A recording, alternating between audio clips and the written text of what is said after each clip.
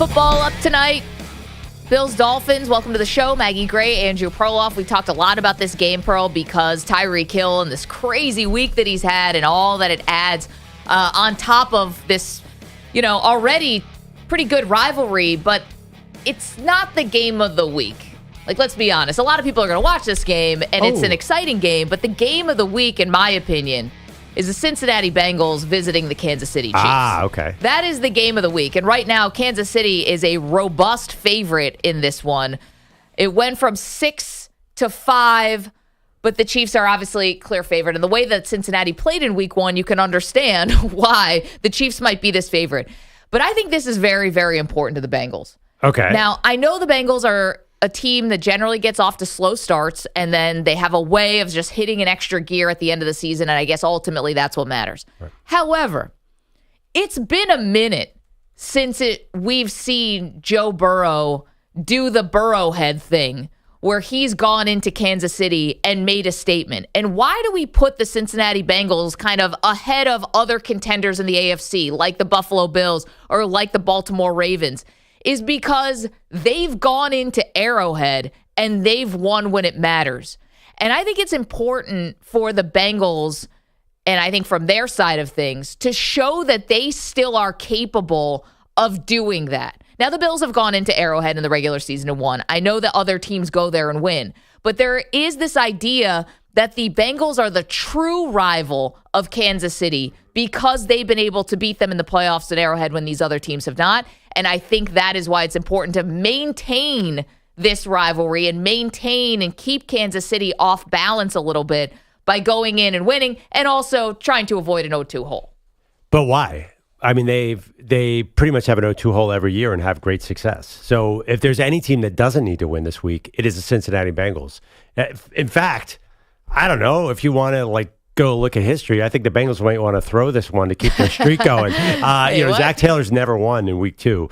They dropped a game the Super Bowl year. They dropped a game to a bad Chicago team in this situation, just like they dropped last week's game to New England. Yeah. They are a different animal. They just have these slow starts. And if you look at their schedule, they have this tough game against Kansas City, but then they got Washington and Carolina to get right.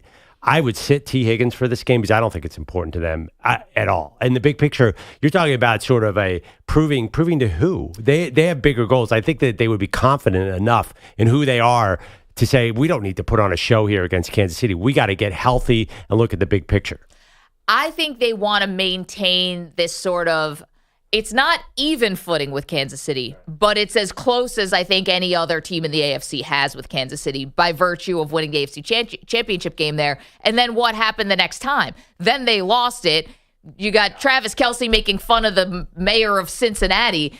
There is something about maintaining your status, I think, as the close rival. You go there, you lose by a touchdown, maybe two. If it looks as bad as it did against the New England Patriots, I think people start to put Kansas City maybe into a different category because you add on top of it Joe Burrow's wrist injury. You add on top of it Jamar Chase slow start because of the missed training camp. T. Higgins is hurt. You had issues on the defense where you had, Trey Hendrickson asked for a trade. Everyone, I think it's important for Cincinnati, and I think it's important to the rivalry that this game look a certain type of way and that Cincinnati be very competitive in this game. I don't think you can just throw it and say, all right, we'll lose 42-10 and it doesn't matter because we'll get you later. I don't think that exists with these special rivalries. Like when Tom Brady played Peyton Manning, we never said, hey, this could be a throwaway game for Peyton Manning. But let me ask you this. Yeah. Say Kansas City wins and say it's even lopsided, 42-10. Yeah. If they played in the divisional round, what would be the first thing you would say about that week two matchup? Three words. Throw it out. Okay, but everybody will say that. Here's a question, though. Let's flip it the other way, right? Yeah. Let's use a different example of another rivalry where they're really not on the same footing, but let's say it's the Dallas Cowboys and the San Francisco 49ers, who did get blown out. Right. What's the first thing that we would say if they met in the playoffs again? They can't beat this team. And the thing is, they can't beat any team in the postseason. I'm just saying, I think in order for Cincinnati not to get left in the dust here in this rivalry, the Chiefs are on the Chiefs, when you think about it, because they played Thursday night last week, and then we had a lot of time. Your team played on Friday night, and then we had a whole college slate, then we get a whole NFL slate. Kansas City looked pretty good. Yeah, and They're a 2-time defending champion. Thanks Right. for that headline there, Mag. Okay. And you know what? It feels like they could be on the doorstep of like leaving everyone behind them. And Cincinnati has been the one team that has actually been able, I don't know if they strike any fear to the Kansas City Chiefs, but at least makes Kansas City think twice. Kansas City's got Buffalo's number. They've got Baltimore's number. Yeah. They cannot say that right now about Cincinnati.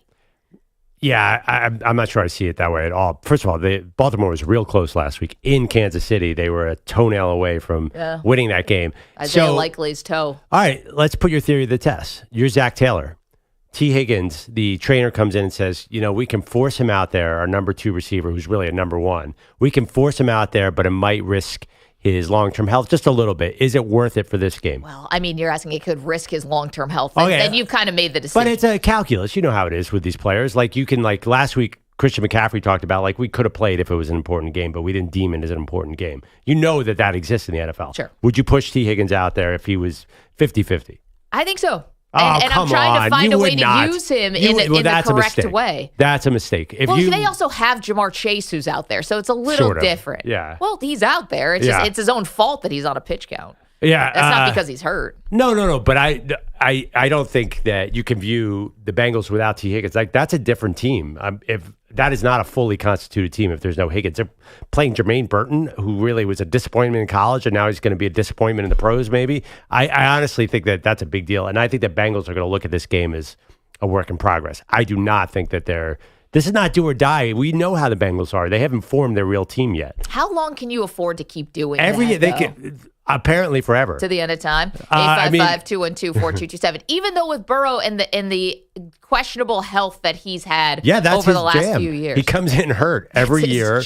Last year it was they were 0-2. Calling card. Last year they were 0-2. Burrow was, I think he was hurt last year, right, in preseason, and then they went to 5-3, and he got hurt. The year every year, it's unbelievable. They are very consistent. In fact, I'd be nervous to be too good. This is not the Bengals are going to have all the excuses in the world. They're not going to walk away and say, they really have our number. It's not going to feel like that at all. And by the way, we don't know who Kansas City is. You say they're not a blowout 42-10 team anymore, are they? They're like, we're going to run and play defense. So I don't know that they're going to embarrass them, even if they're not at full strength. Well, I think they went up against Baltimore, who also is very good. Like, I think if Kansas City, I think, was playing a team, like, I think that first game was that was a better match. It was a great matchup. We know that. And it was because Baltimore is, I would say, in midseason form. They had a lot of mistakes, self-inflicted wounds, all that stuff, but they're a worthy opponent. Yeah, but I don't think the Chiefs blew out anyone last year.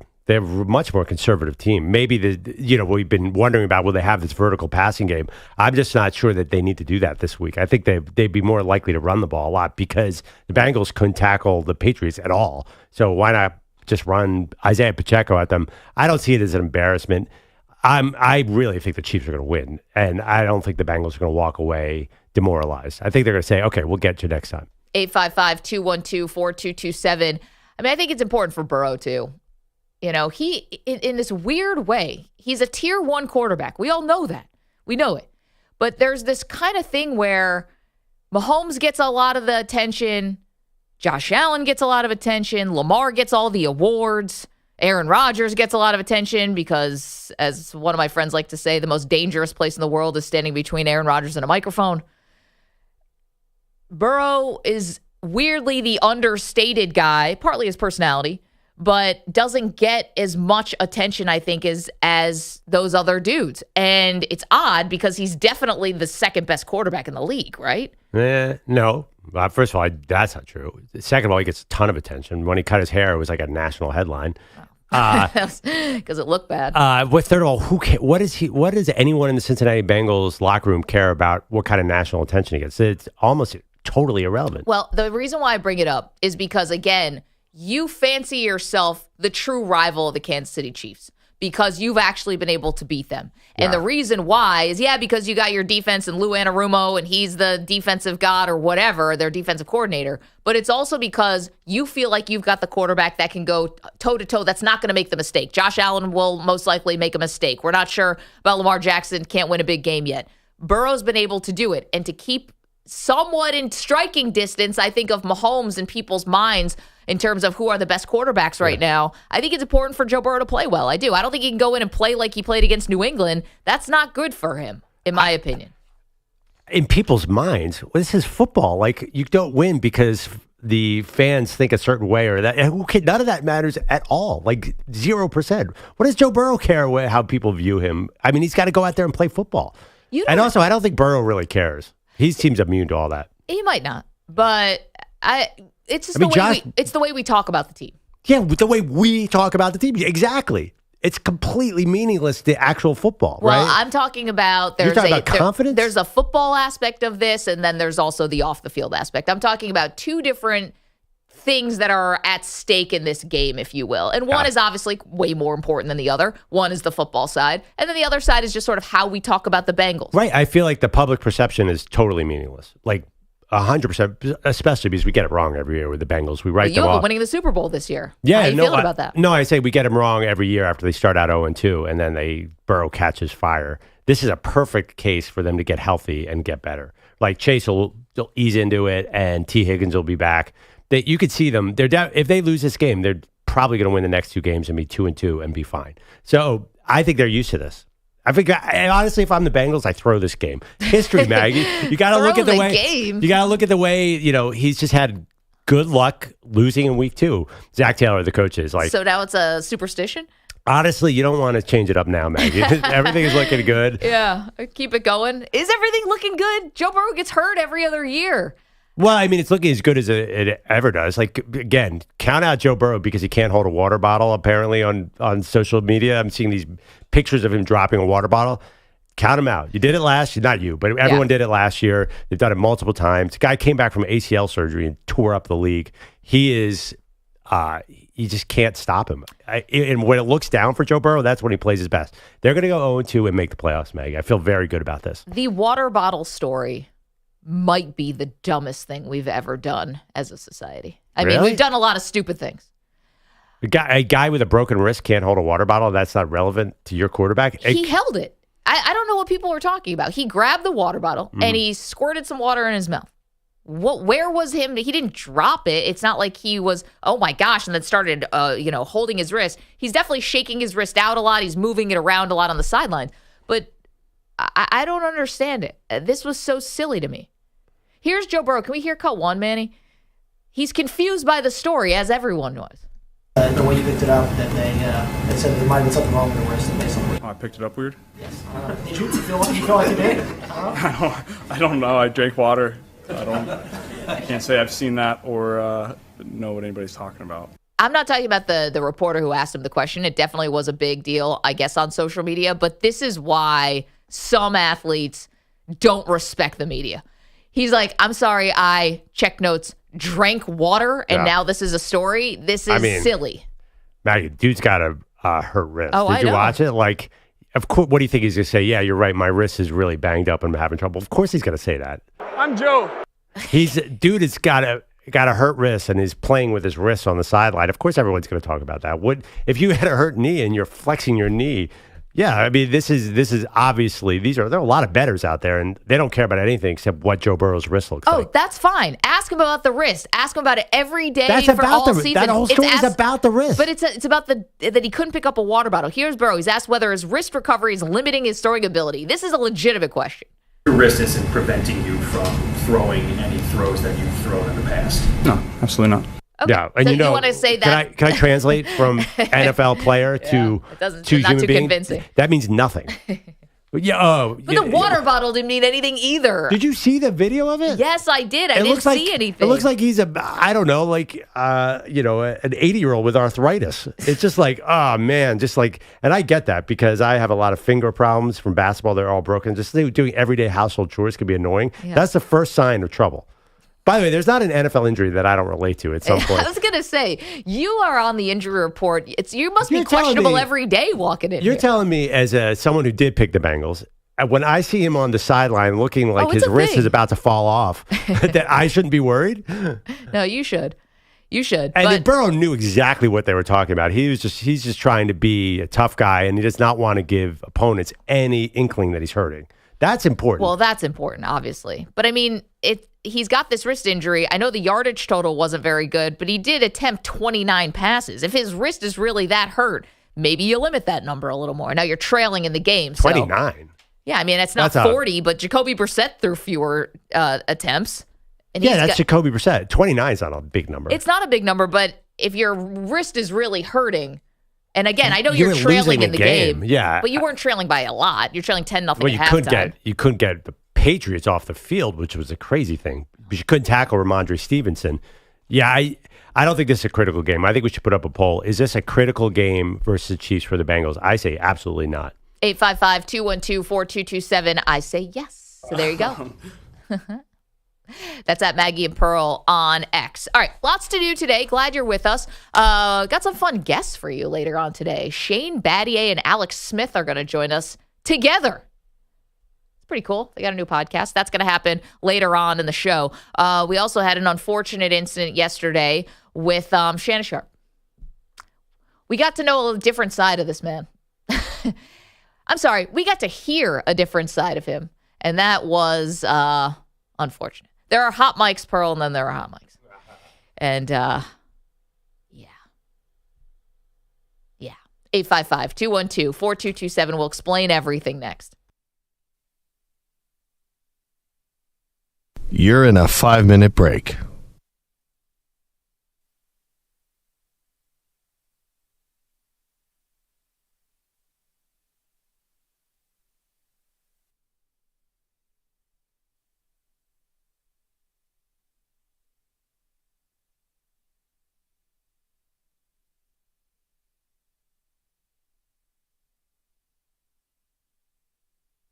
Four minutes, 30 seconds remaining.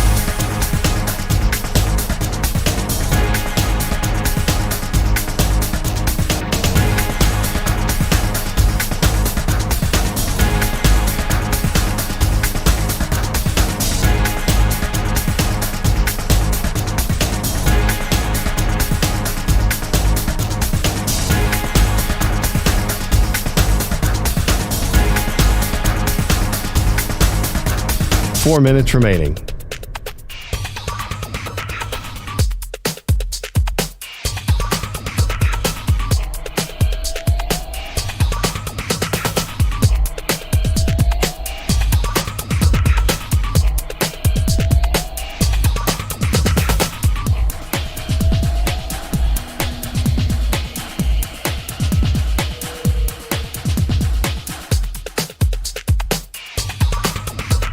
Three minutes, 30 seconds remaining.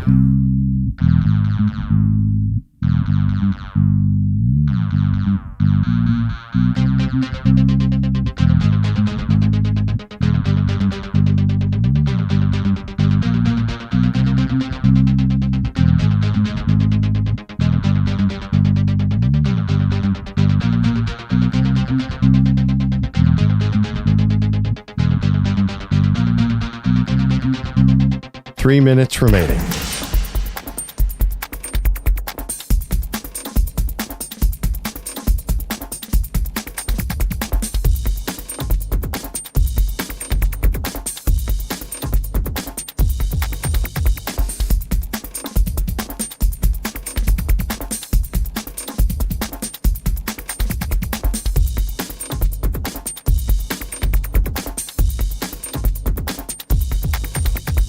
Two minutes, 30 seconds remaining.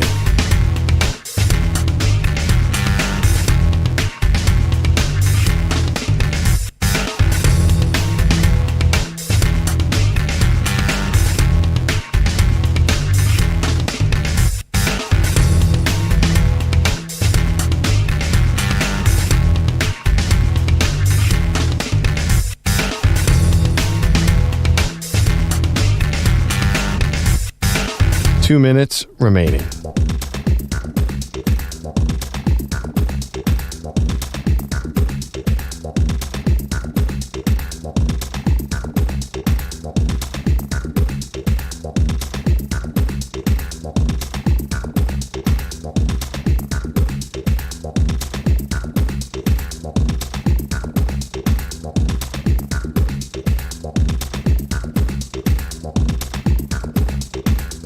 1 minute, 30 seconds remaining.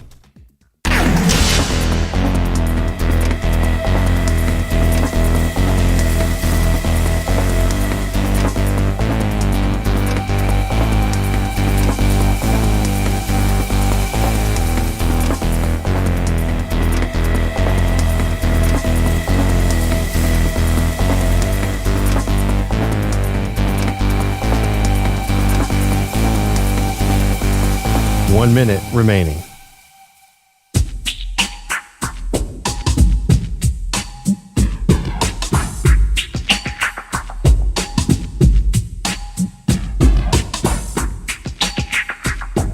"45 seconds remaining.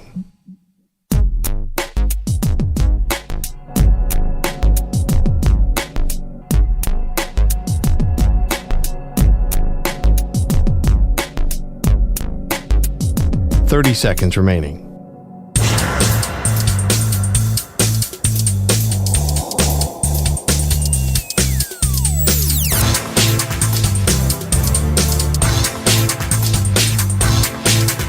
"15 seconds.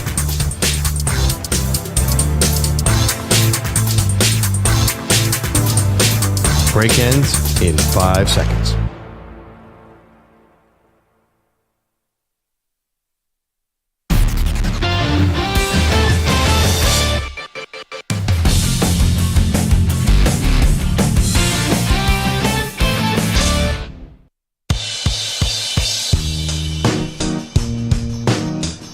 Welcome back, Maggie and Perloff. I hate when stuff breaks overnight, Maggie, because we start at 6 a.m. Eastern. Like, we should be on top of this stuff.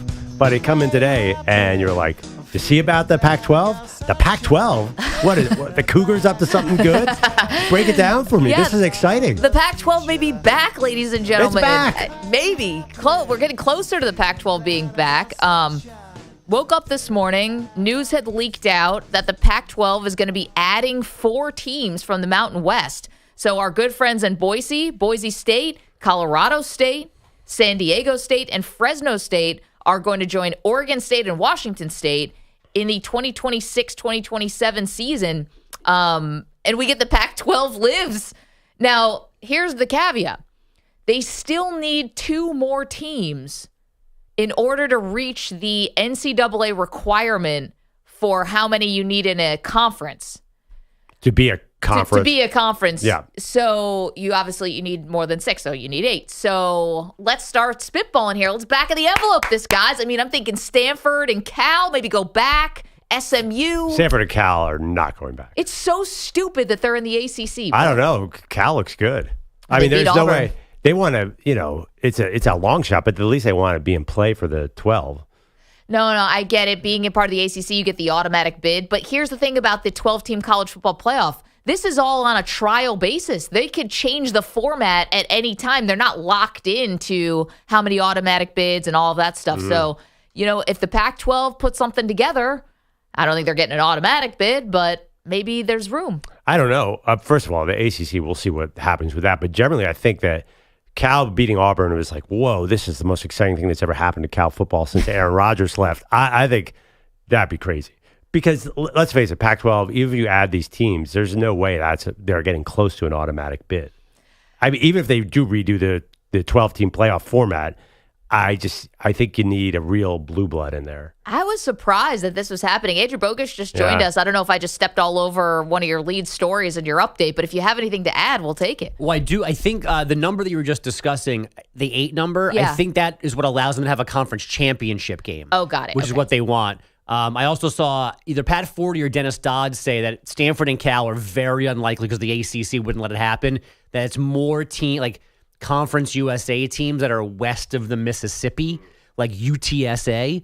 But the 6 that we know right now, there's clearly a pattern. You have to be blank state. Yeah.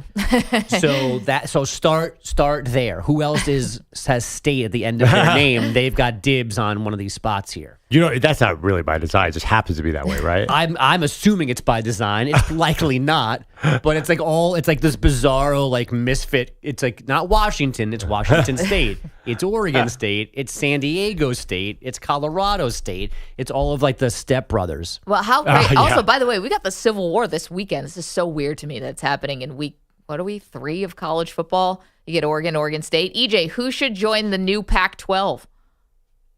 Get the Hawaii Rainbow Warriors into that mix. Oh, that's This a good is not idea. CFB 25, dude. This is not EA Sports. I don't care, man. This is a chance to bring a pretty cool program into a more bigger brand. You know, who doesn't love going to the islands for a game? I mean, maybe not those teams, but it's a fun trip. I mean, it's beautiful. Give the media members more reasons to get out there. Like that's one team for sure. I can't get you the second team.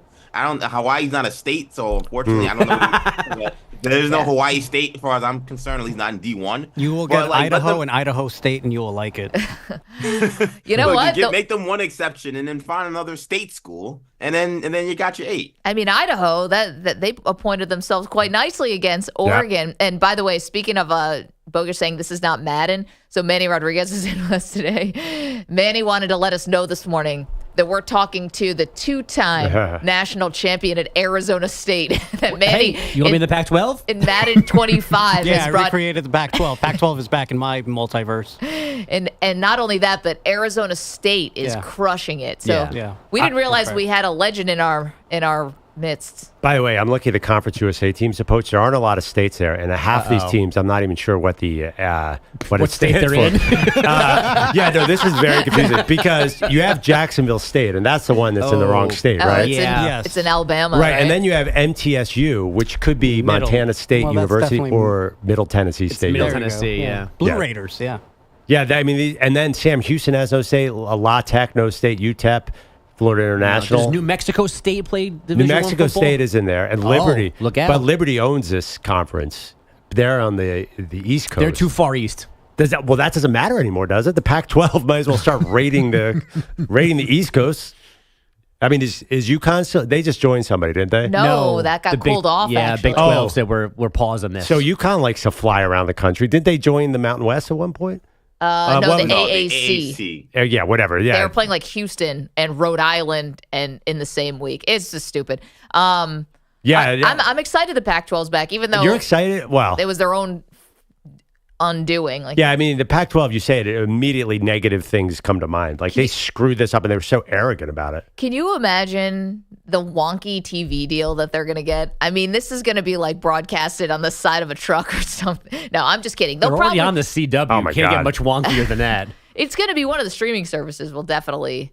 No, I mean, up, right? If you on a Saturday afternoon, if you want to go through if you still have cable, there are literally 500 games on 7. I can't believe the amount of channels that college football is on. By the way, was anyone looking for a game last night? I was like, "Where's my Maction?" And nothing. Oh, that starts later. Yeah, it's too early for action. Yeah. Bum though. I really could have used a game last night. I watched the WNBA game. Yeah, Liberty and the Aces and the Fever. When the Pac-12 was still a thing, and they were looking for schools to initially come in and rebuild, didn't they say that all of these four schools were Boise and San Diego State weren't good enough academically to be in their company? They've changed their team. I mean, when it's Oregon State and Washington State, what are you doing? Yeah. They're checking SAT scores now? Come on. It's just so much easier for those 2 teams to join the Mountain West than it is now the 4 teams from the Mountain West to join the Pac-12. But I can't remember. Is there another example of a major famous conference that became a mid-major? the Big East. Yeah. But I mean, a football. Not football, but basketball. Yeah. But basketball is a little different, right? But like a football conference that has ever downgraded like this. The ACC. No, I mean, the ACC has grown. Yeah. It's just, it's odd. Now they're becoming like, why did the Mountain West and the Pac-12 just join? Well, that's what they thought was going to happen, but apparently that's not the case. So I saw our pal Trista Crick posted the Undertaker, the meme where he sits up out of the coffin. It's like the Pac-12 is not dead yet. The Mountain West still has San Jose State and Utah State, if we're going to keep that trend going, to pull into the Pac-12. Yeah, but Just then keep what yanking. becomes of the Mountain West? I believe a tweet I saw was dust to the wind. That would be a shame. That's kind of a shame. Yeah. But if this new Pac-12 takes off, let's get really far down the road. They should be talking to Gonzaga about coming to play basketball with them. Wait, what are those 2 teams you said that are in the Conference USA? No, Mountain West still has San Jose State right. and Utah State to pull out if they wanted to. Yeah. I'm looking, by the way, I'm so sorry. I gave you the wrong Conference. I gave you last year's Conference USA. You have Kennesaw State is now in play, too. That's Georgia, right? That's too far east. I have no idea. Perloff, that could have been in Nevada. He has no clue. I mean, talking about a confusing conference, Jack State in Alabama, Kennesaw State, Middle Tennessee State. I know where that is. Well, Middle Tennessee an Ivy State. Education doesn't get you what it used Middle to. Tennessee State in Kentucky. And then Sam Houston, that's got to be in somewhere. Is that in Houston? What city is Sam Houston in? I always assumed it's in Texas, right? Is it San Antonio, right? It's definitely in Texas. That's all I got. Actually, right. I don't look into this league. I don't know where Liberty is. Liberty is in, wait, I think I know. It's in South Carolina? Sam Is it Houston really? is in Huntsville, Texas. Okay. Liberty's in Virginia, if I'm not mistaken. Yeah, Lynchburg, Virginia. Okay. Okay. Beautiful this time of year. Bogish, what other headlines do you have for us? It's all sponsored by Progressive Insurance. Protect your home and auto. Save when you bundle. Get a quote at progressive.com. I think this is the timeline of some AL East, Central, and wild card developments last night going back and forth. The Royals took a 3-2 lead, top 10 at Yankee Stadium on a wild pitch. The Orioles were winning at Fenway, so the Yanks were in danger of giving up the division lead, but then Boston outfielder Tyler O'Neill came to the rescue. Keegan Aiken is ready. Here's his pitch. And he swings and drives one to left. High and deep. And this ball is long gone. A walk-off home run. Tyler O'Neill. And the Red Sox have won it. Their first walk-off home run of the year. The final 5-3 Red Sox. That's Joe Castiglione on Red Sox radio. So Boston steals back a 5-3 win in 10, and then Jazz Chisholm really made it count for the Bombers. 2-1. Jazz grounds it. Diving stop Witt. Throw to the plate. Not in time. It's wide. Birdie scores. Jazz Chisholm wins the game. And the Yankees walk off the Royals 4-3-11. Our friend Emmanuel Barbari on Yankees radio. The Bombers extended the game in the 10th. They won it in the 11th on that hit, 4-3 over the Royals. So the Yanks lead the Orioles by a game and a half in the East. KC falls 4.5 behind Cleveland in the Central. And the Sox stay 4 games behind the Twins for the last wild card spot. Minnesota topping Anaheim 6-4. Week 2 in the NFL is now. Dolphins and Bills in Miami tonight. The Fins without Raheem Mostert because of a chest injury. Fellow running back Devon Achane is a game-time decision with an ankle. Lamar Jackson back at Ravens practice yesterday after skipping Monday's session with general soreness. And Asia Wilson set the WNBA single-season points record in last night's 86-75 Aces win in Indiana. Wilson finishing with 27 points. She is now 17 clear of the mark that Jewel Lloyd set just last season. In the loss, Caitlin Clark missed 9 of 10 threes, scored 16 points and 6 assists. And maybe most importantly, guys, I have a ray gun update this morning. Yeah. You all remember sweet Rachel Gunn and her 0.0 breakdancing at the Olympics. Legendary. She and this sport doubling down because Ray Gunn is now the number 1 breaker in the world according to the new world rankings. Now, that's going to sound confusing post-Paris. So the World Dance Sport Federation had to issue a clarification earlier this week. Their rankings are based on points earned over the previous 12 months. But they did not include the Olympics or any qualifying events in these last 12 months. They also cleared the calendar pre-Paris to let the breakers get ready for the Olympics. So this batch of rankings is based on just a handful of old events, and Ray Gunn won one last October, almost a year ago, and that sole victory has her the number 1 breaker in the world right now. You sound upset about this. Well, just this poor lady does whatever she did in Paris. They got a 0, and the world mocked her. And then she becomes the number 1 breaker, and we re-mock her. And now we have to explain how this happened. Well, if she was doing the kangaroo thing, I can understand why she went right to the top of the charts. Listen, you don't mess around with the Dance Federation. They will end you, all right? These people seem like they're nice, cutthroat. I wouldn't be surprised if they're taking names right now of anybody who mocks their organization, and it's going to be curtains for you. So I'm not messing with the dance people. Have you ever seen Dance Moms? Yeah. These people are psychos. You can't get in their way. Any kind of dance person. I know it's great, but the ballroom dancing, the jazz and tap, they seem like normal. They're kind of next to the cheerleaders. It's insane. So I'm not saying anything about these dance people. I feel like it's going to be my ass. Like, I am not doing it. She did a great job. The rankings are very valid. Where was this competition? It was not in like... It was last October. In the United States. It was the Oceania something. Right. And she won it. We don't know how she won it. She's a national treasure over there. Around the world, not so much. I mean, she's like is it a president of Australia whoever the head of state is had to defend her and tell her to calm down. And then this happens. Like, they almost should have, before they released the rankings, went, let's not release the rankings. Why are we going to do this girl dirty again right now? She does not need this. Close your eyes and hit send.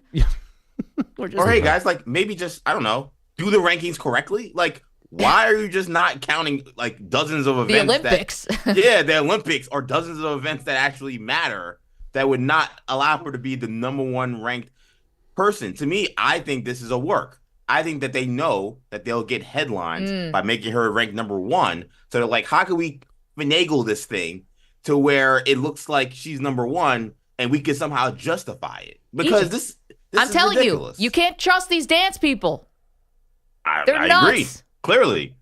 And this is why that's why they're not coming back to the Olympics. Because of shenanigans like this. Wait a minute. Oh, no. They're It's not not coming coming back back? because it's breakdancing.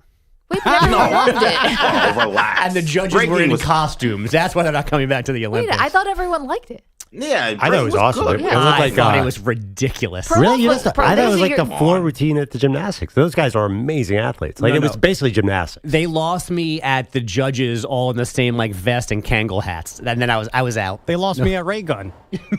Well, she came in dead last. I mean, we don't say the person who comes last in the marathon. We're not like, oh, we got to take this, take the event away. You guys have seen Ray Gun is obviously is a really good breakdown. You've seen other moves of her. Like, there's these videos. She's just as good as anybody else. I'm Like, sure she has she is. totally normal moves. Yeah, she did something weird for her routine. Yeah, she tried. No, like there's videos like she could do like the 3/4 spin, the head spin. Like she could do all those Oh things. yeah, the famous 3/4 spin. She's like a never good mind. break. By the I way, take she's it like back. she's Put totally it a in good the winter break games dancer. too. No, Perloff became a low-key expert on Oh, this. I- It was the one thing you were looking forward to. You're They should do this tracking on it ice. like... Yeah. And by the way, they took breakdancing was not going to be there already. It wasn't Ray Gun that killed it. It wasn't part of the 28 games. But I thought those guys are incredible athletes. I'm not saying they were incredible Yeah. athletes. It just did not feel like the Olympics. It felt, and watching it, it felt more like a skit than a sport. to Oh, me. okay. Compared to the floor routine in gymnastics where Simone Biles does like 10 flips and does jazz She hands didn't for have 30 a hype seconds. man following around. She didn't run on the mat and slide across and do like a What's the difference? jazz hands. Yes, I mean, the floor routine, when they pause between their actual moves, is the silliest thing. They're They're like, catching their breath because they just did 18 somersaults in a row. that's what the breakdancing is. It's just basically a bunch of gymnastic moves. And they all weigh like 83 pounds. Those dudes are breakdancers. They couldn't be gymnists. Yes, It's like they could. these Oh, they totally could. cornerbacks They just couldn't had be never had wide access. receivers. No. You don't know what it's like out there on Did the you say street. it's access? There's access. Dude, honestly, did you see the story about Victor, the Florida guy? Like, you think he was getting on the U.S. Olympic team?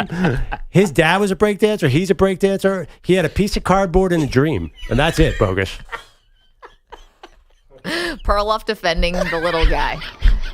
A piece of cardboard and a dream. Honestly. You think Ray Gun had a piece of cardboard and a dream? clearly- I think hers was a little... Outback. Watch a half hour on Victor Montalvo, and you will totally change your mind. Like, this is a great sport. Well, I call it a sport. Yeah, that's where we are. I just don't think it's not an Olympic sport to me. Well, all the other Olympic sports are ridiculous, too. Because they're ridiculous because they've been in the Olympics since like Athens. So, you mean like... Wait, what's more ridiculous, though? Having to, like, ski through the woods Yeah, and with the shoot gun. something Yeah. or go on a snowboard through a half pipe or, like, break Yes, thank you. And like, by the way, There's room for everything, by you're the telling way. me all these sports have been around since Athens? No, but that There's no I half know. pipe in stupid Athens. skiing biathlon thing like has like military roots from like the 1800s. It's ridiculous by its from a nature James to Bond been in movie. the Olympics. Do you remember when I asked if the triathlon is back to the ancient Greeks and Bogus had to remind me they didn't have bikes back then? By the way, can That we was just- a low point of Can we my just life. pause on Bogus saying that the biathlon has military roots to the 1800s? That is something I did I not bought expect it. to hear. I totally believe you, The but I history never. of that event has some kind of military background. I'd hope. The winter, hunting. the winter one where they ski and shoot, that Yeah. has some kind of military connection. Perloff said, yeah, back to James Bond. Yeah, there's a James Bond movie where Roger Moore is skiing and shooting at the same It's time. actually great. Then he skis right off a cliff and his parachute comes out, and it's the Union Jack flag. I've Yeah. watched that one. I just think breakdancing is too late. Like steeplechase. If you introduce steeplechase now, I'd call BS on it, but it's been in the Olympics for a long time. Yeah, because running in wet shoes is And jumping over puddles. It makes annoying. total sense. Yeah. I don't know. I like these weird sports. Like flag football. Is that going to be fun? 3-on-3 basketball was not fun. I don't was watch that very at all. specifically not fun to Yeah. watch. The rules are weird. But yeah, I it's don't know. not watchable. I thought, okay, Bogusch, will you at least acknowledge that they are good athletes? the Yes, Breakers? and Okay. I'm sure they're all the cardboard and dream stories. I get it. I don't need it in LA in 2028. Oh, I that's do. where it's got to be. In America, we invented Right. it. It was invented 100 blocks north of where we're sitting right now. Let's and you're go not there. into it? No. Let's go stand on the corner 100 blocks north of here. It's been so completely gentrified. There hasn't been anyone breakdancing 100 blocks from here in at least 25 years. 200 Probably a blocks. Starbucks. There's probably a Starbucks, but they don't breakdance. Totally. There's 4 Starbuckses just on every corner. There's actually street signs, no breakdancing zone. All right. Well, thank you. 855-212-4227. Maybe a poll question. It's a little maybe out of left field. Do you want breakdancing in 2028? Yeah. Again, people are going to be like, There's is this July? That's 100% yes. Coming up, a message from Aaron Rodgers that might be falling flat. Get to that next. You're in a 5-minute break.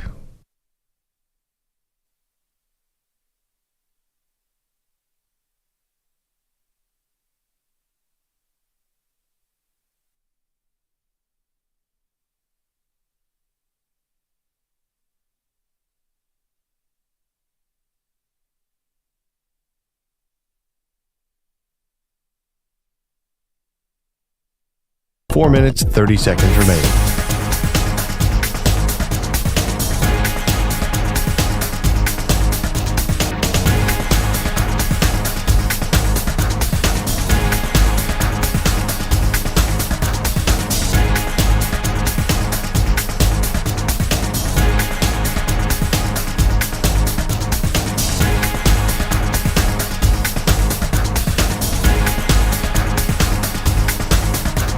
Four minutes remaining.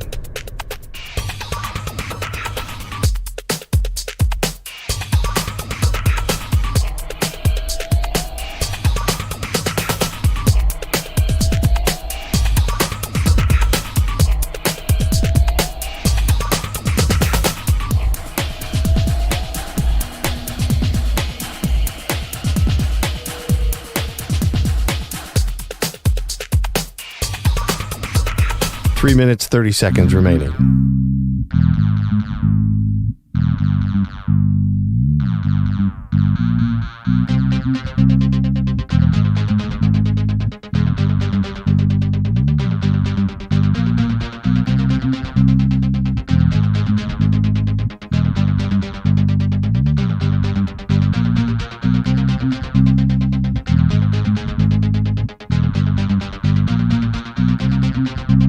Three minutes remaining.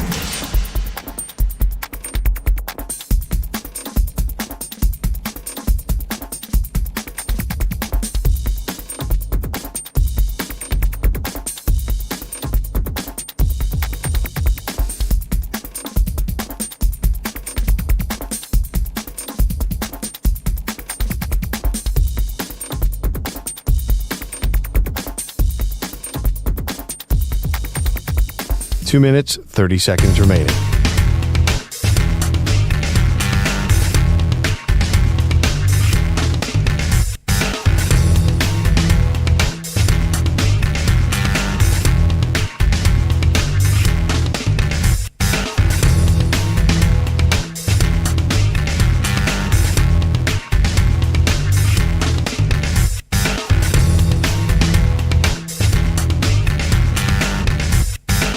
Two minutes remaining.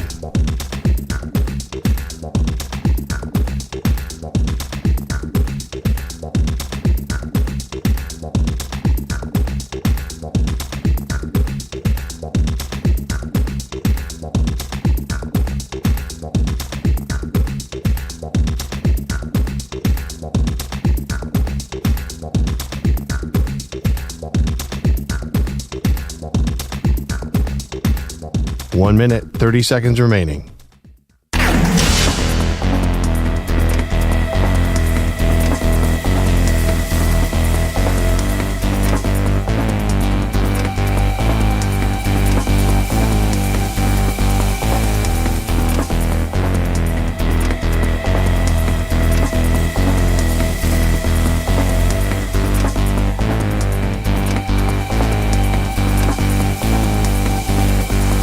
One minute remaining.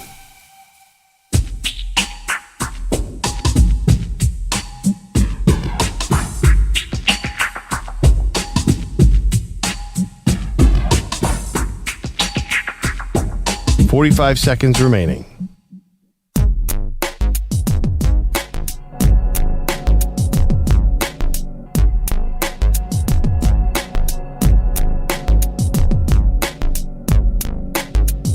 $30 seconds remaining.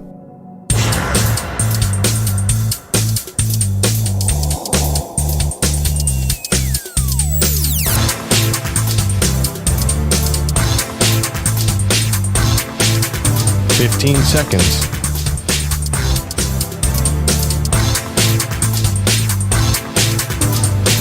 Break ends in 5 seconds.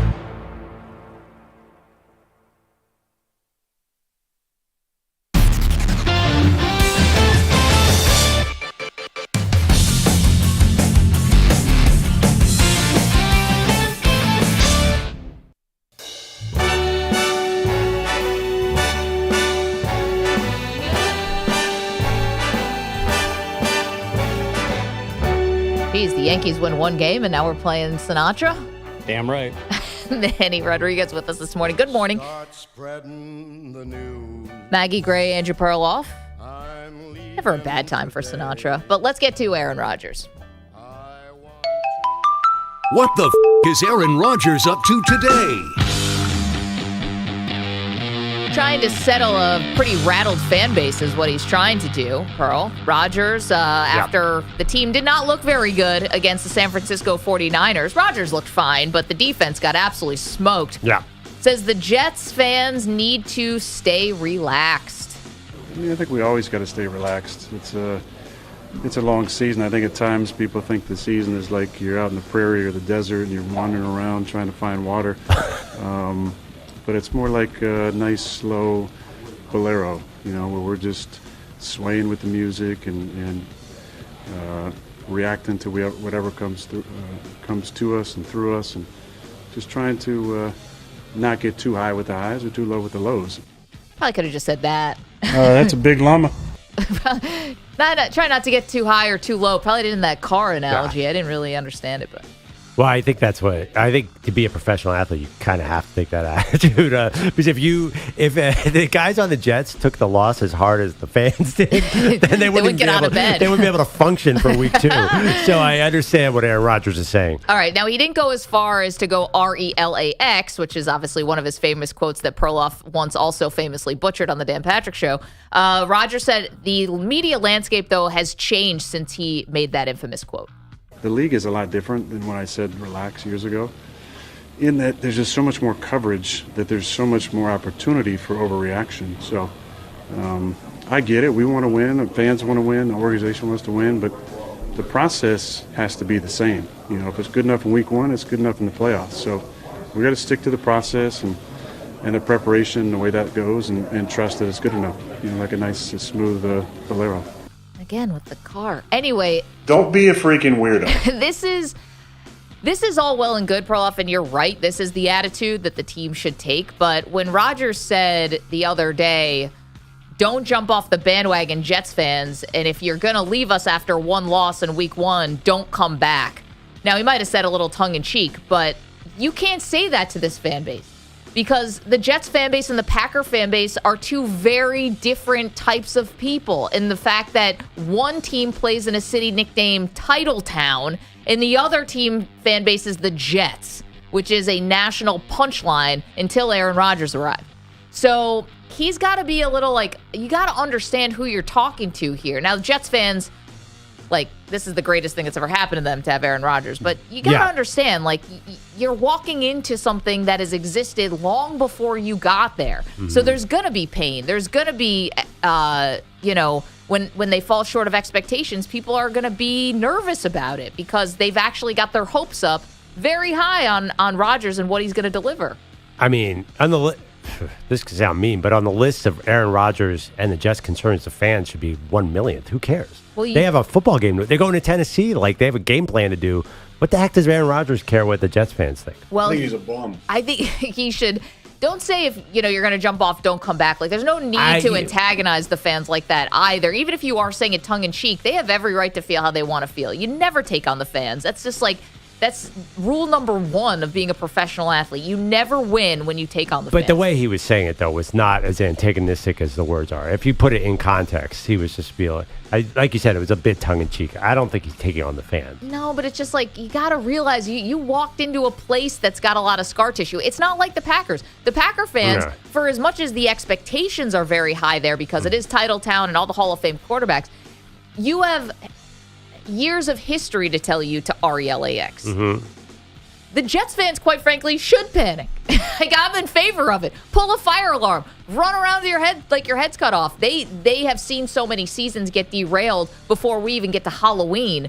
It's not the same as Green Bay. Yeah, I don't think Aaron Rodgers cares about any of that because he mentioned the process. Like, the process is the same whether you're in New Jersey or you're in Green Bay. Or I think, he has a job to do Monday to Friday. I don't think he's really, like, he doesn't interact with any fans. So I think that I understand what he's saying. Like, I think he's trying to calm fans. But you said car. He keeps saying. What's he saying? Bolero. And I'm trying to think. I thought I'm like, oh, that must be some kind of wine. I think it's a kind of music. But I'm trying to Google that. Well, I was just picking up on the context clues. He said you're in a bolero swaying to the music, right? On the prairie? Bolero, is that a type of music? Help me out. Maybe is there a car called a bolero? I have no idea. I don't know what he's talking about, but he is emphasizing this word. So I think we need to figure out what it is. I'm not trying to lean into the gender stereotypes around here. Big shout out to all the women backing up the fellas. But I got three guys sitting here with me. Yeah. Manny, Perloff, EJ on Zoom. EJ, you don't have a license, actually, so I'm going to disqualify you from this. You are clearly not a car guy. Yep. I'm sorry. You dudes don't know. Is he talking about a car? I feel like this is your bolero, territory. Like bolero, like the flamingo. Like, I don't know. Like, is there a bolero? Is there a movie called, or there's a song called Bolero? Well, there is a Mexican toy called the bolero, which is not at all what I think Aaron Rodgers is talking about, because I don't think he knows what a bolero is. Yeah, there's an old movie called Bolero. I thought it was a dance, but or a song, like a The music. Bolero is a rugged Jeep-looking car, I think. Oh, okay. Yeah. I don't know that. I mean, ESPN quoted him as saying Bolero. A Mahindra Bolero. According to the always trusty Wikipedia, bolero is a genre of song which originated in Eastern Europe, in Eastern Cuba in the late 19th century as part of the trova tradition. So apparently it's a Cuban dance. I feel like we're playing a game of Balderdash here. Like, everyone comes up with their own definition of what this thing is. I'm seeing the Mahindra Bolero is a rugged MPV known for its value. It's tough, built, tackles any job, and the torquey diesel engine delivers power for most road surfaces. It's a no-nonsense choice for those who need a reliable, reasonably spacious, and affordable vehicle. He's a bum. I thought he was talking about Bolero, like the movie Bolero, which I actually don't even remember, but I know it was a thing way, way back in the day. I don't know what that is. Wait, play the quote again. Let's get the context clue here. The league is a lot different than when I said relax years ago, in that there's just so much more coverage, that there's so much more opportunity for overreaction. So I get it. We want to win. The fans want to win. The organization wants to win. But the process has to be the same. If it's good enough in week one, it's good enough in the playoffs. So we got to stick to the process and the preparation, the way that goes, and trust that it's good enough. Like a nice, smooth bolero. That doesn't help. The context is not helping me. Well, you want to know what's funny? So I'm looking at these Mahindra Boleros, and I'm trying to see how much they cost, right? So it's this rugged Jeep, and I can only get it in, like, the Indian denomination. Like a lakh, LAKH, the money in India. This is a rabbit hole I did not expect on a Thursday morning. My dumps were super smooth. All right, coming up, which team needs to avoid an 0-2 start? We get back to things we know. Football, next.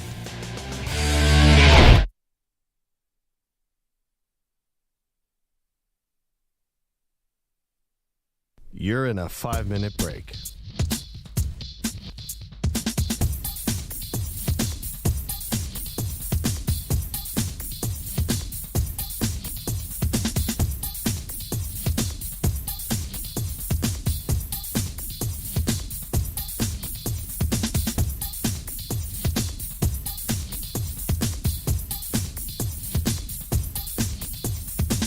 Four minutes, 30 seconds remaining.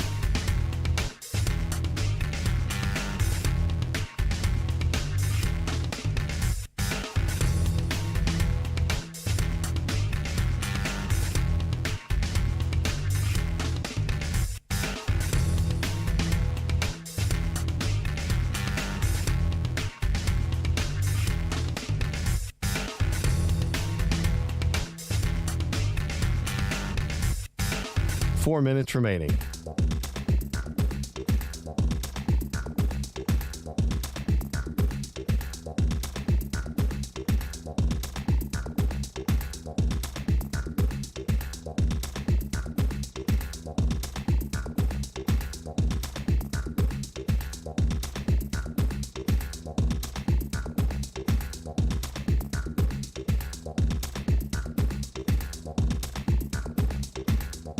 Three minutes, 30 seconds remaining.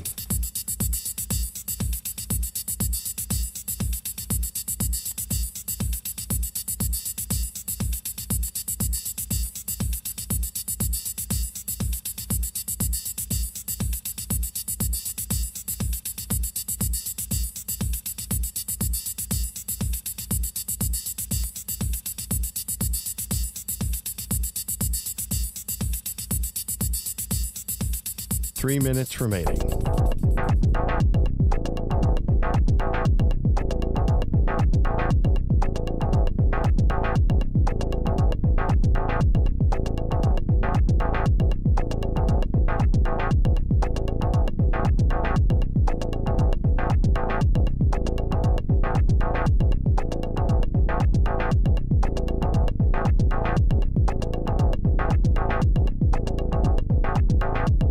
Two minutes, 30 seconds remaining.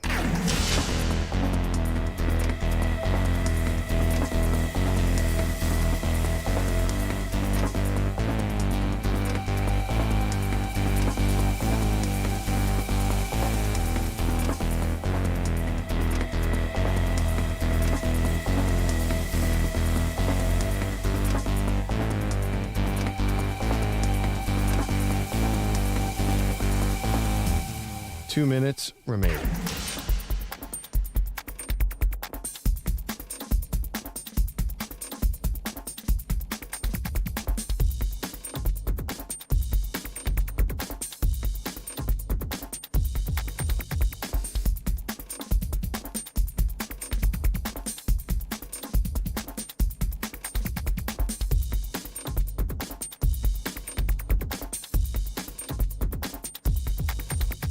One minute, 30 seconds remaining.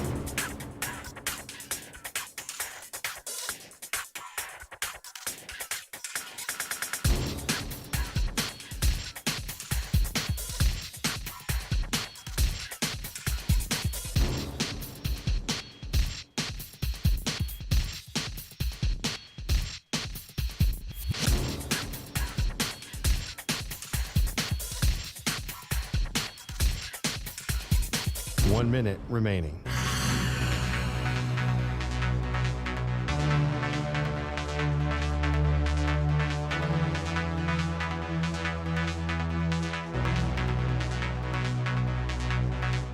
Forty-five seconds remaining.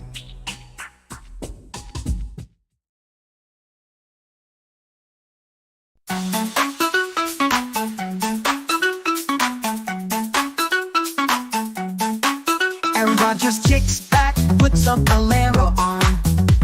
Smooth guitar strums, he's feeling calm. But wait, what's that? There's a vacant chair.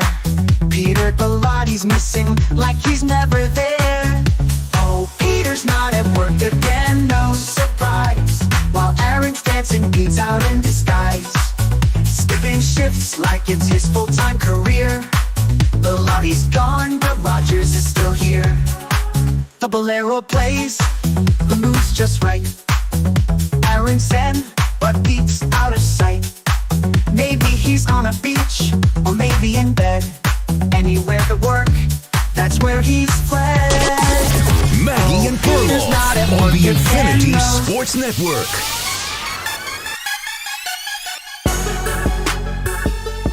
Week 2 in the NFL starts tonight. You got the Dolphins, you got the Bills. Perloff, we're not going to be that kind of show that's declaring anything a must-win in Week 2. We're smarter than that, quite frankly. And we know the audience is smarter than that. However, it doesn't mean that there aren't teams that, some teams more than others, that really could be best served to avoid the 0-2 start. We talked about earlier last hour about the Cincinnati Bengals. The Bengals are the type of team that have shown they can overcome a slow start. Even back in the day with Bill Belichick and the Patriots of Tom Brady, this was kind of a team that treated September almost like an extended preseason. Right. They'd come out of the month 2-2 or 3-2, and you really can't get too crazy about it because you knew they were building towards something. But there are some teams out there for a variety of reasons that would just be better served to not go 0-2 because we're not sure how this could impact the season. So you want to go first? It also depends big time on your schedule. Like, what do you have? What's coming up? Exactly. Maybe in the spirit of what you said, I feel bad about my choice because they can afford to go 0-2 and still make the playoffs. But there feels like there's a lot riding on the New York Jets. They go to Tennessee. They're 4-point favorites.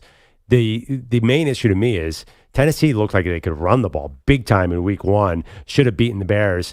Tony Pollard looked great. He looked totally different than last year. Yeah, so can the Jets stop the run? Or to me, this is an important game to show that they're not just that they don't have this huge vulnerability that they showed in Week 1 against San Francisco. So that's one aspect. The other thing is Aaron Rodgers showed us he could get through 21 minutes or actually about 18 minutes of football without getting hurt.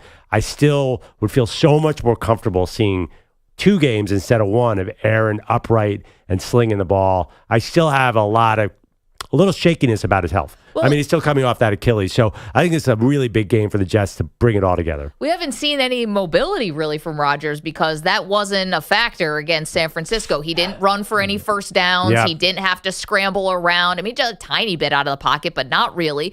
And, I mean, easy for me to say on my couch, but it didn't look like he took any big hits. It's not like he got popped and decleated and then had to get back up. Now, he barely got touched. Now, if you do get decleated as a quarterback in this day and age, you're getting 15 yards. So I guess that's the silver lining. You'll get a roughing the passer, but he didn't get he didn't take any big shots. I don't think he can run. I don't think we're going to see that at all. I mean, he's generally been a scramble to throw guy in his career. I don't think he can move. Well, but every quarterback at some point has to, seize the green grass and has to go. And even if you slide a yard or two ahead of the first down, you don't have to be Brock Purdy, who's like going head first, or Josh Allen, who's going head first. But I don't think at some point he's going to have to do that because it's going to be the correct play. I don't know. I think we're see really minimal Aaron Rodgers running. I know what you're saying. Yeah, he probably will have to do it, but he's going to save it for a big moment. I just can't see him. I don't even care about the run for 8 yards. Is he going to move around the pocket, or is he just going to throw the ball away? They did a great job actually against the Niners front line. Like that old offensive line they brought in with all those old guys worked really well. Who knows if it'll last? I think injuries are the concern there. So, but I need to see him on the field for like a full game. Yeah, but Rodgers hates to throw picks, so he's not just going to throw something wild up there to avoid a sack or something. Well, he might throw it out of bounds. He could. But yeah, I mean, I don't see him moving around. I'm not sure that part's going to come back to his game. We watched, I rewatched the interview he did with Alex Smith before the season started. Alex Smith is going to be joining us later on in the show, along with Shane Battier, which is kind of cool. The two of them together have a new podcast. But that aside, they were talking about this, like what's going to happen when you need to run for a first down and slide, and Rodgers said this is like the last thing I need to tick off on like the checklist of how I know I'm fully back. That and take a big hit. I'll agree with you on the Jets. They're a team that would likely need to avoid an 0-2 hole. They do have, by the way, just one caveat. They have an incredibly easy schedule after this. So, But so that kind of goes against what we were saying. Like, it's not necessarily, they're not out of it. Like you started out, we're not dumb enough to think 0-2 means they're out of the playoffs. But this does feel like a lot for them. Yeah, and also Will Levis is not Brock Purdy. Yeah, that's the thing, too. And the offense has some weapons for Tennessee, but if you make Will Levis look good, or if he's making good decisions out there, or he learned from last week, or any of that stuff, and the Jets defense looks bad again, then you're going to see some panic set in. Oh, I'll even take it a step further. If they don't dominate Will Levis, then something is wrong with this Jets defense, because last year they would have destroyed that guy. That is true. The team for me that needs to avoid an 0-2 hole, not because it means they're out of it, but just for a lot of reasons, are the Cleveland Browns. Now, I would never suggest that simply winning a football game should take any of the heat or smoke away from Deshaun Watson and his latest allegations of sexual misconduct. I would never say that. I'm just talking about Deshaun Watson as, let's just take the football side of it. He is embattled right now, right? It looks bad. And you have Jameis there. I don't know if that's like a real thing. I don't think it is that they would actually go to Jameis Winston, but this is in danger of being the worst trade in the history. Like, move over Herschel Walker trade. We now would have the worst trade and contract in the history of the NFL. And Kevin Stefanski, I think, is legitimately on the hot seat, even though he's the reigning coach of the year. I actually didn't think of him being on the hot seat. Why would he be on the hot seat? It's the Browns, man. The Haslams are, there's a reason why this franchise is embattled, or why it's such a loser over the years, is because they have terrible ownership.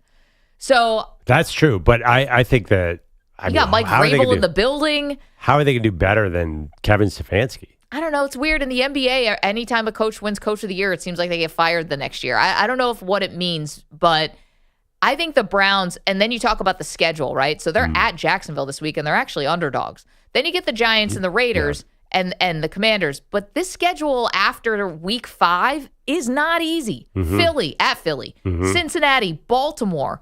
The Chargers, let's see what they look like after a couple weeks of Jim Harbaugh in the building. You're going to have to play, of course, your division rivals. You end the season going Pittsburgh, Kansas City, Cincinnati, Miami, Baltimore.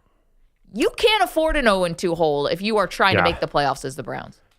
What about the injuries, though? Like, Njoku's out. Jedrick Wills hasn't practiced yet. Like, I know. Aren't they going to be healthier at the end of the season than they are now? That's the one caveat with the Browns, where even Stefanski, if he starts to get heat on him, you can say, well, we're all hurt. Yeah, you get your tackles back maybe just in time to play TJ Watt a couple times. Like, he makes guys who are fully healthy look bad. It's a big difference, though. That's true. They really were terrible last. So I was just reading, they got Conklin will come back this week. Jedrick Wills might come back this week still. And also, this is not an excuse again, but maybe Deshaun Watson will get healthier and more comfortable. The dude is super rusty because he just hasn't played since 2020. Well, and the fact that he didn't play in the preseason because he already had shoulder soreness, should have been a major red flag, which is funny because we talked to his personal quarterback guru and friend of yours, Perloff, Quincy Avery, who said the way they were clocking the football, he's throwing the ball harder than he ever has. He was throwing but how long can you keep that up when you have this big shoulder injury? Unfortunately, he was throwing it hard to nowhere on Sunday. I mean, there was some really embarrassing highlights where he would overthrow guys by 30 yards.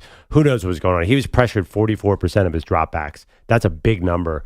We'll see if the Titans the Dallas get defense is good, but yeah, I mean the Titans defense would look really good too. Really, really good. They totally just destroyed Caleb Williams. Well, and now they're playing Jacksonville this weekend. Oh, sorry, Jacksonville. Yeah, Jacksonville's their front line is good pretty too. Good. Yeah, they tortured Tua. Yeah. So I'm sorry, I had but anyway, we'll see. I would hope for Browns fans, even if you do lose this week, that you can say we're going to get healthier and we're going to get better. They did last year. They had that crazy run at the end of the season. I mean, if you're a Browns fan right now, you've got to just be feeling like it's tough. You didn't ask for this.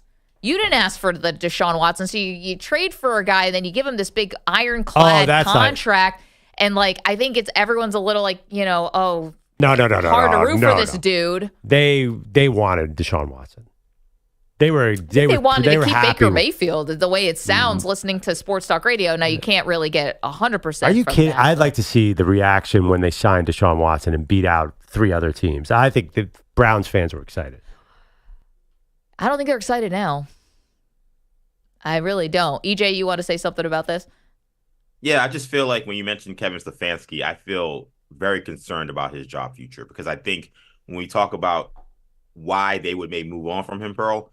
At the end of the day, yes, he won Coach of the Year. Yes, they went to the playoffs, but his job right now, number one job, is to maximize Jimmy Haslam's biggest investment, which is Deshaun Watson. And it's an investment that no other owner or no other franchise has ever made. And in order for that investment to come through, then not only do they have to win, Deshaun Watson has to play extremely well. And it's gone the opposite direction. He's playing worse than he's ever played, maybe worse than even his rookie year. That's how bad he's been in Cleveland. And I think it would be extremely unfortunate because at the end of the day, it really should be Andrew Barry and the ownership of the Browns looking themselves in the mirror and saying, hey, why did we pitch our wagon to something that clearly was a mistake? But someone's going to wear the fact that Deshaun Watson has not figured it out under Kevin Stefanski's offense, especially with Kevin Stefanski being an offensive coach. And I think that he's going to be one that wears it. It's going to be unfortunate because I think Kevin Stefanski's a hell of a football coach. But for whatever reason, Deshaun Watson has not been able to figure it out in Cleveland. And then there's going to be a fall guy. You're going to go right to the head coach. We'll see. I mean, that's a good point. I agree with both you guys that this could unfold that way. I think it's more likely we'll see Stefanski with Jameis too sooner rather than later, maybe by week 3 or 4. So, and that's going to be an interesting experiment as well. I think he could put up some big numbers. By the way, I don't think Watson's beyond getting benched here. See, I don't see that. If he gets hurt, it's one thing. He had enough power with the contract that he has to force them not to bring Joe Flacco back.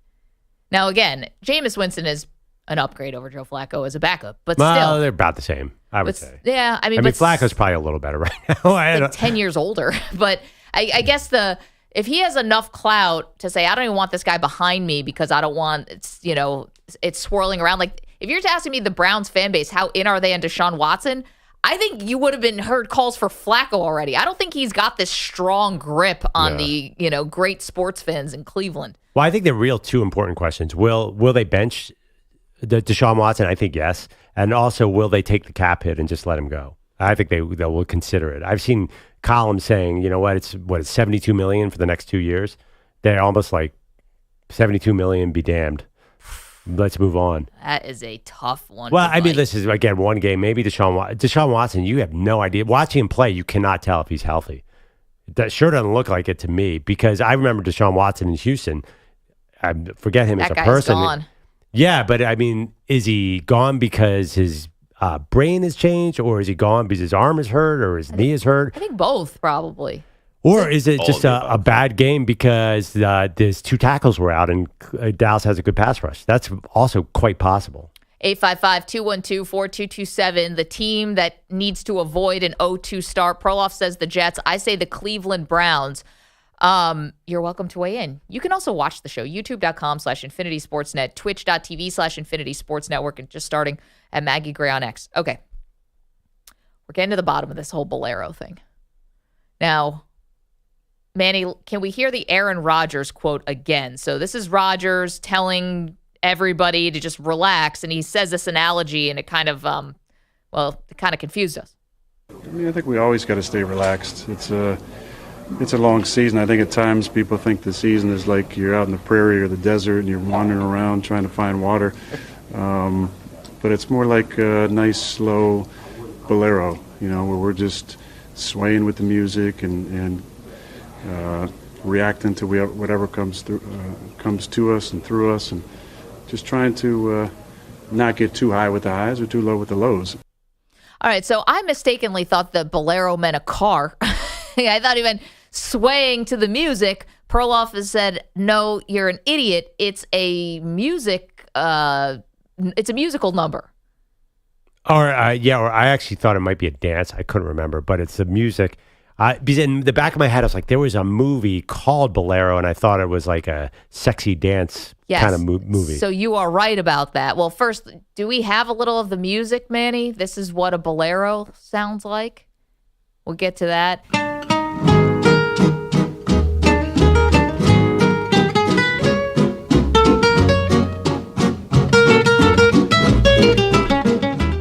This song is called La Mentira by Álvaro Carrillo, who was a Mexican composer. This song was written back in 1965 and actually has a translation into English as well called Yellow Days. There's a lot of information on that song there. Yeah. Who published it? Álvaro Carrillo. There you go. Yeah, you could sway to this music. That would fit in we're trying to put context clues. This could work for Aaron Rodgers' quote. Yeah, so I also did not, I was not familiar with this movie that is called Bolero. It's called Bolero, An Adventure in Ecstasy. It's starring Bo Derek. I'm going to be honest. I know Bo Derek mostly from that scene on the beach with 10. Right, yeah, okay. And that's then, a famous scene, right? But I have never actually even seen that movie. I just know Nobody's actually seen that movie, but everyone knows that scene because it's been in every kind of comedy. I'm going to be honest. I know her mostly from Tommy Boy. Yeah, sure. Okay. I did not know this movie exists. Holy moly. Why? Because it's like R-rated or X-rated? It's got to be more than R. Manny. We just lost Manny. Manny's going to be gone for the rest of the show. It's set in the 1920s. A young woman sends out to lose her virginity. Her mission leads her to a Moroccan sheik and a Spanish bullfighter. And when I tell you they are leaving nothing to the imagination here, Tommy Boy. This is different. I didn't know that Bo Derek was in this kind of movie. Oh, Bo Derek wasn't she one of the most famous women alive for a long time? Oh, yeah, but I didn't know she did anything erotic. I thought she was just a model and like an actress. I didn't realize she was getting fully nude in this movie. I think she probably got nude in a couple movies. So this is the movie that Perloff remembered, huh? Yeah. No, I remember yeah. This is George Kennedy also, the same George Kennedy from Naked Gun? So, by the way, speaking of that genre of movies, the other day I mentioned a movie that I couldn't believe you have not seen. What's that? Top Secret with Val Kilmer. I've never seen it. And so the guys who did Airplane, they did a war movie called Top Secret, where Val Kilmer is a rock and roll musician / spy. You will love it so much. I can't It's even. like a spoof. It's a Airplane kind of movie. Yeah, no, I should like that. Yeah, I talked about it last night because my daughter was asking what language she should take in 7th grade. And I said, well, I know a little German. He's standing right over there. And she's like, what do you mean? And I'm like, that's a famous line from Top Secret. You haven't seen Top Secret? And then they cut to a little guy wearing lederhosen and waves to them. It is, you will love this movie. It's like Spaceballs, but way better. Is it a Mel Brooks movie? No, it's a Zucker Brothers. Oh, it's the guys the who same did guys from Airplane. Airplane and Naked Gun. That's they so funny. They squeezed this in right between Airplane and Naked Gun. They did Top Secret, and it's just as good. It's funny because Val Kilmer, in my mind, is so serious as an actor. You know, Heat, The Doors, all that stuff. Well, remember he did Real Science. What's that? Where he's a genius at Caltech. Real Genius. Real Genius, not Weird Science. No, this was his. I think this might have been his first major role, and he is. He's not just funny; he's hysterical. I'm a gonna huge watch it. fan. I think it's funny that you it. asked your own daughter if she's seen some spoof comedy from the '80s. Where else should she have seen it unless you showed it to her? Yeah, no, I actually didn't say that to her, but I was gonna say I don't think her and her girlfriends are getting together on a Friday night to be like, "What should we watch? The latest Taylor Swift documentary or Top Secret from 1988?" I'm watching Bolero after Thursday Night Football tonight. Manny's gonna watch Bolero 100 times in a row. In the '80s, the gratuitous frontal nudity was such a thing. Yes, it was. Like, I watched part of Conan the Barbarian the other day. What? That was basically a softcore porn. On your hands? I actually had to go on YouTube because I was watching the Schwarzenegger doc and I was curious about that movie. And it was like, basically, I think that the lines between mainstream movies and softcore porn was a lot more fluid back then. So was John Derek, who wrote and created this, was her husband. Okay. He was married to Bo Derek and Linda Evans and a few other women. Imagine putting your wife in this kind of movie. Or all of a sudden it's like, she's just out there. Wait, I mean, you just watch Emma Stone. You just watch Emma Stone and Poor Little Liars, or what is it called, Poor Little Things, and she's I didn't see beyond out there. I mean, she makes Bo Derek look like a nun by what? I don't think that's possible. Oh, you have not seen this movie yet. You will be shocked at the amount of sex in this movie. I'm looking at Bolero starring Bo Derek from 1984, and I feel like I'm about to get in trouble with HR. Like, I need to get this off of my computer actually right away. Yeah, clear that search history immediately, man. It's a work computer. I don't think they're going to think this conversation, like, this isn't going to hold up under questioning. Like, why were you searching this out? It's like, I don't know. Something about Aaron Rodgers said something. You would not be able to avoid it because they will see your earlier searches being like Bills tickets and Bills information, and then Bolero. They were like, we're pretty sure this is Maggie Gray's computer. Gonna be honest. More like a nice, slow I think Maggie's looking for a new car. She's like, well, of course, the Mahindra Bolero. why is it? Can we dive into that a little bit? She's like, why is the only price I see in rupees? You're like, well, of course, the Mahindra Bolero. I'm like, the what? The what? you made it sound like it's a Nissan Altima. Yeah, it's a Toyota Corolla of India. 855-212-4227. The Bolero. Yeah. Well, now Rodgers this is just blatant. But the guy wanted to host Jeopardy. He's going to pull facts out of everywhere. You know that Aaron Rodgers wants to sound smart. Honestly, I would not read too much into any of these comments. Manny just fell into his phone looking at the movie Bolero trailer. They put all that stuff in the trailer. That's crazy. 855-212-4227. Coming up, something I did go and watch last night that I did not put on the work computer because I'm smarter than that. Shannon Sharp, as you've never heard him before. Next. You're in a 5-minute break.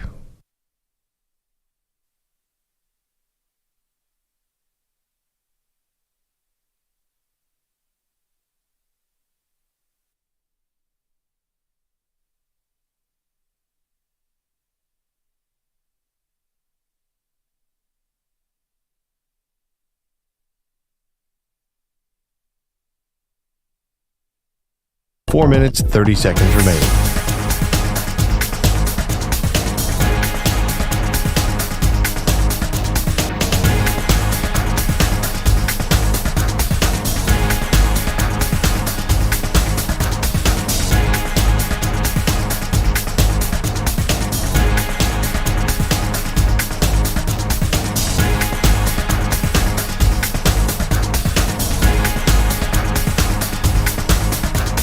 Four minutes remaining.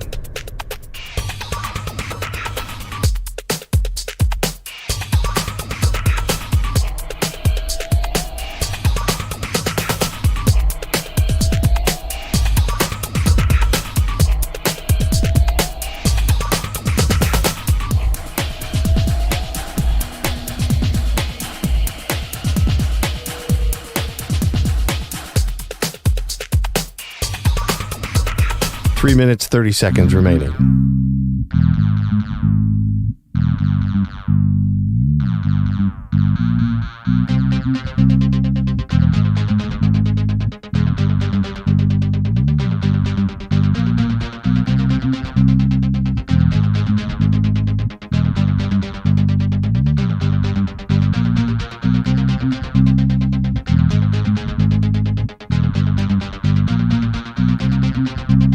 Three minutes remaining.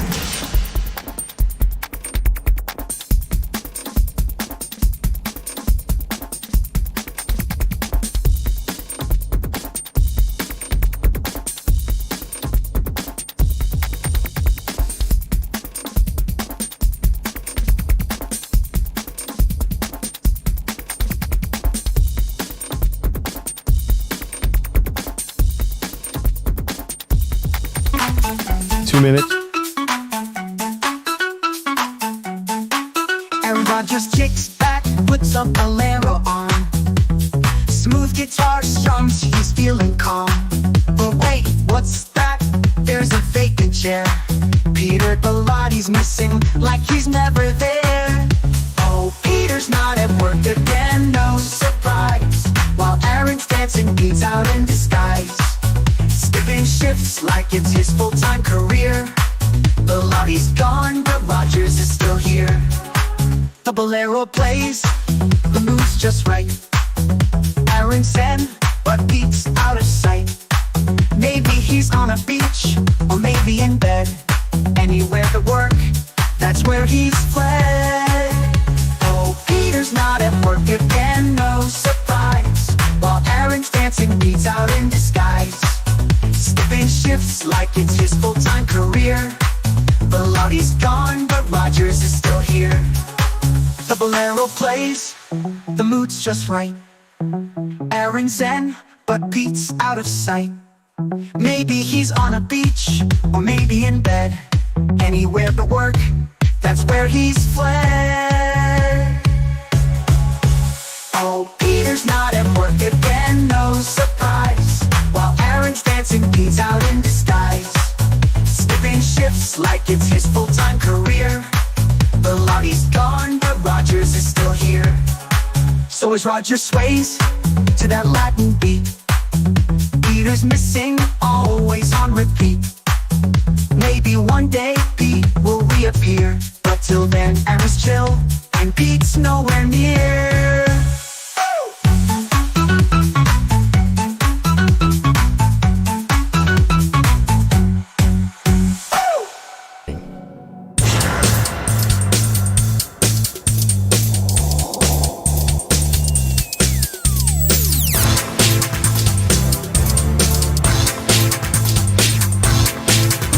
15 seconds.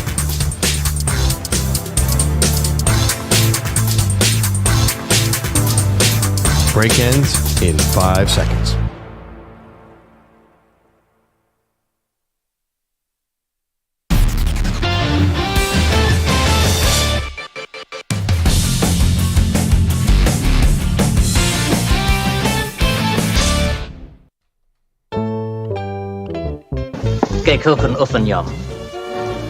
I'm sorry, I really don't know any German. That's all right. I know a little German. He's sitting over there. The visual is amazing. I'm sorry I can't share. That's from the movie Top Secret. Welcome back, Maggie and Perloff Show. Top Secret, I think I'm going to say 85 movie from the guys who did Airplane.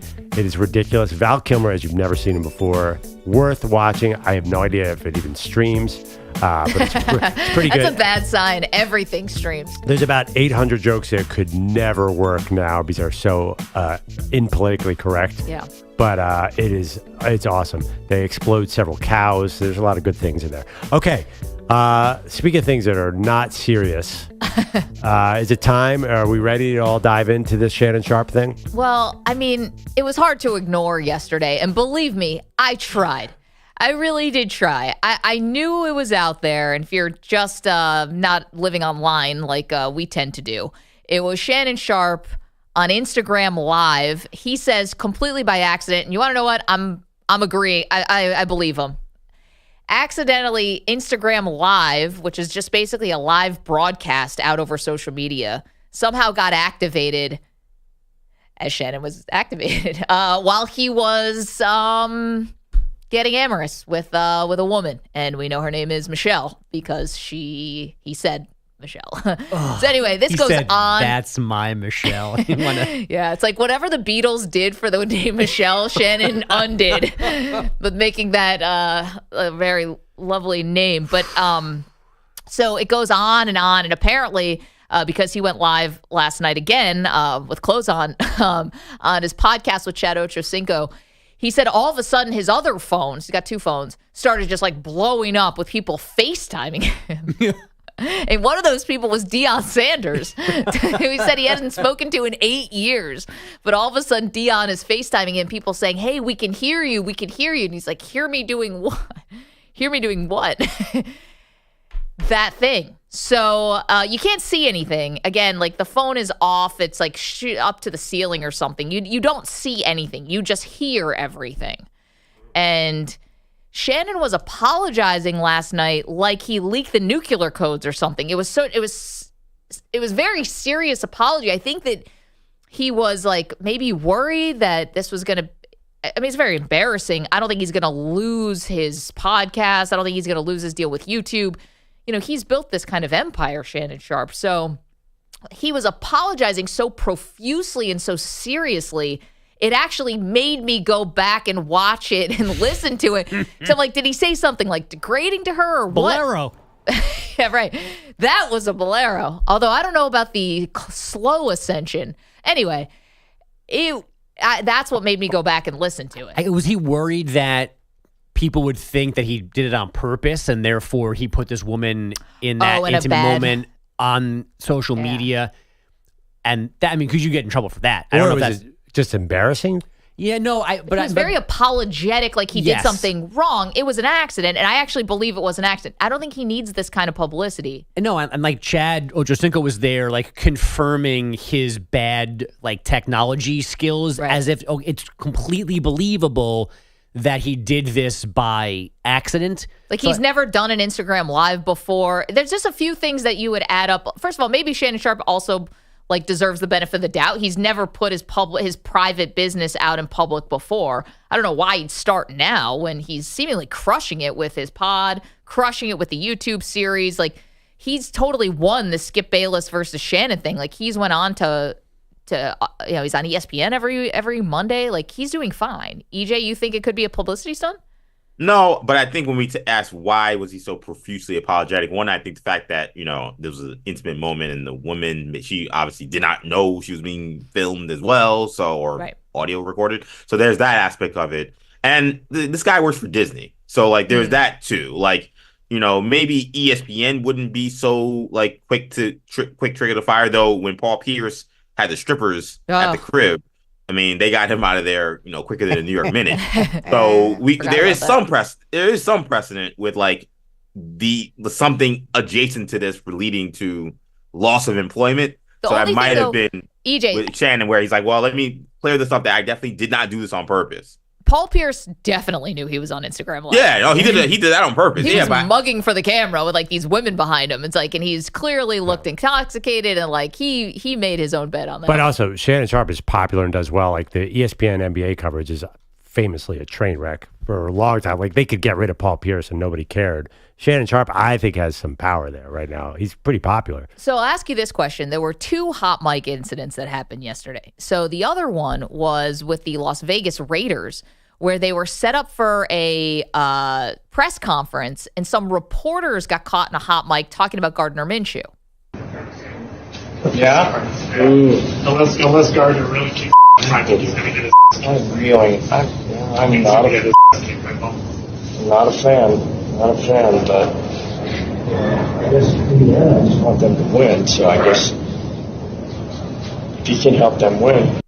Yeah, so saying that Gardner Minshew is going to get his butt kicked by Baltimore, if you couldn't hear that, is some of the reporters sitting around right before Gardner Minshew is about to go talk in a press conference. What's worse for you professionally? Is it the accidental, you're in your own private time, this is very much accidental on Shannon, or you're at a team's facility there to cover the team, saying that the quarterback's going to get his butt kicked? Oh, boy!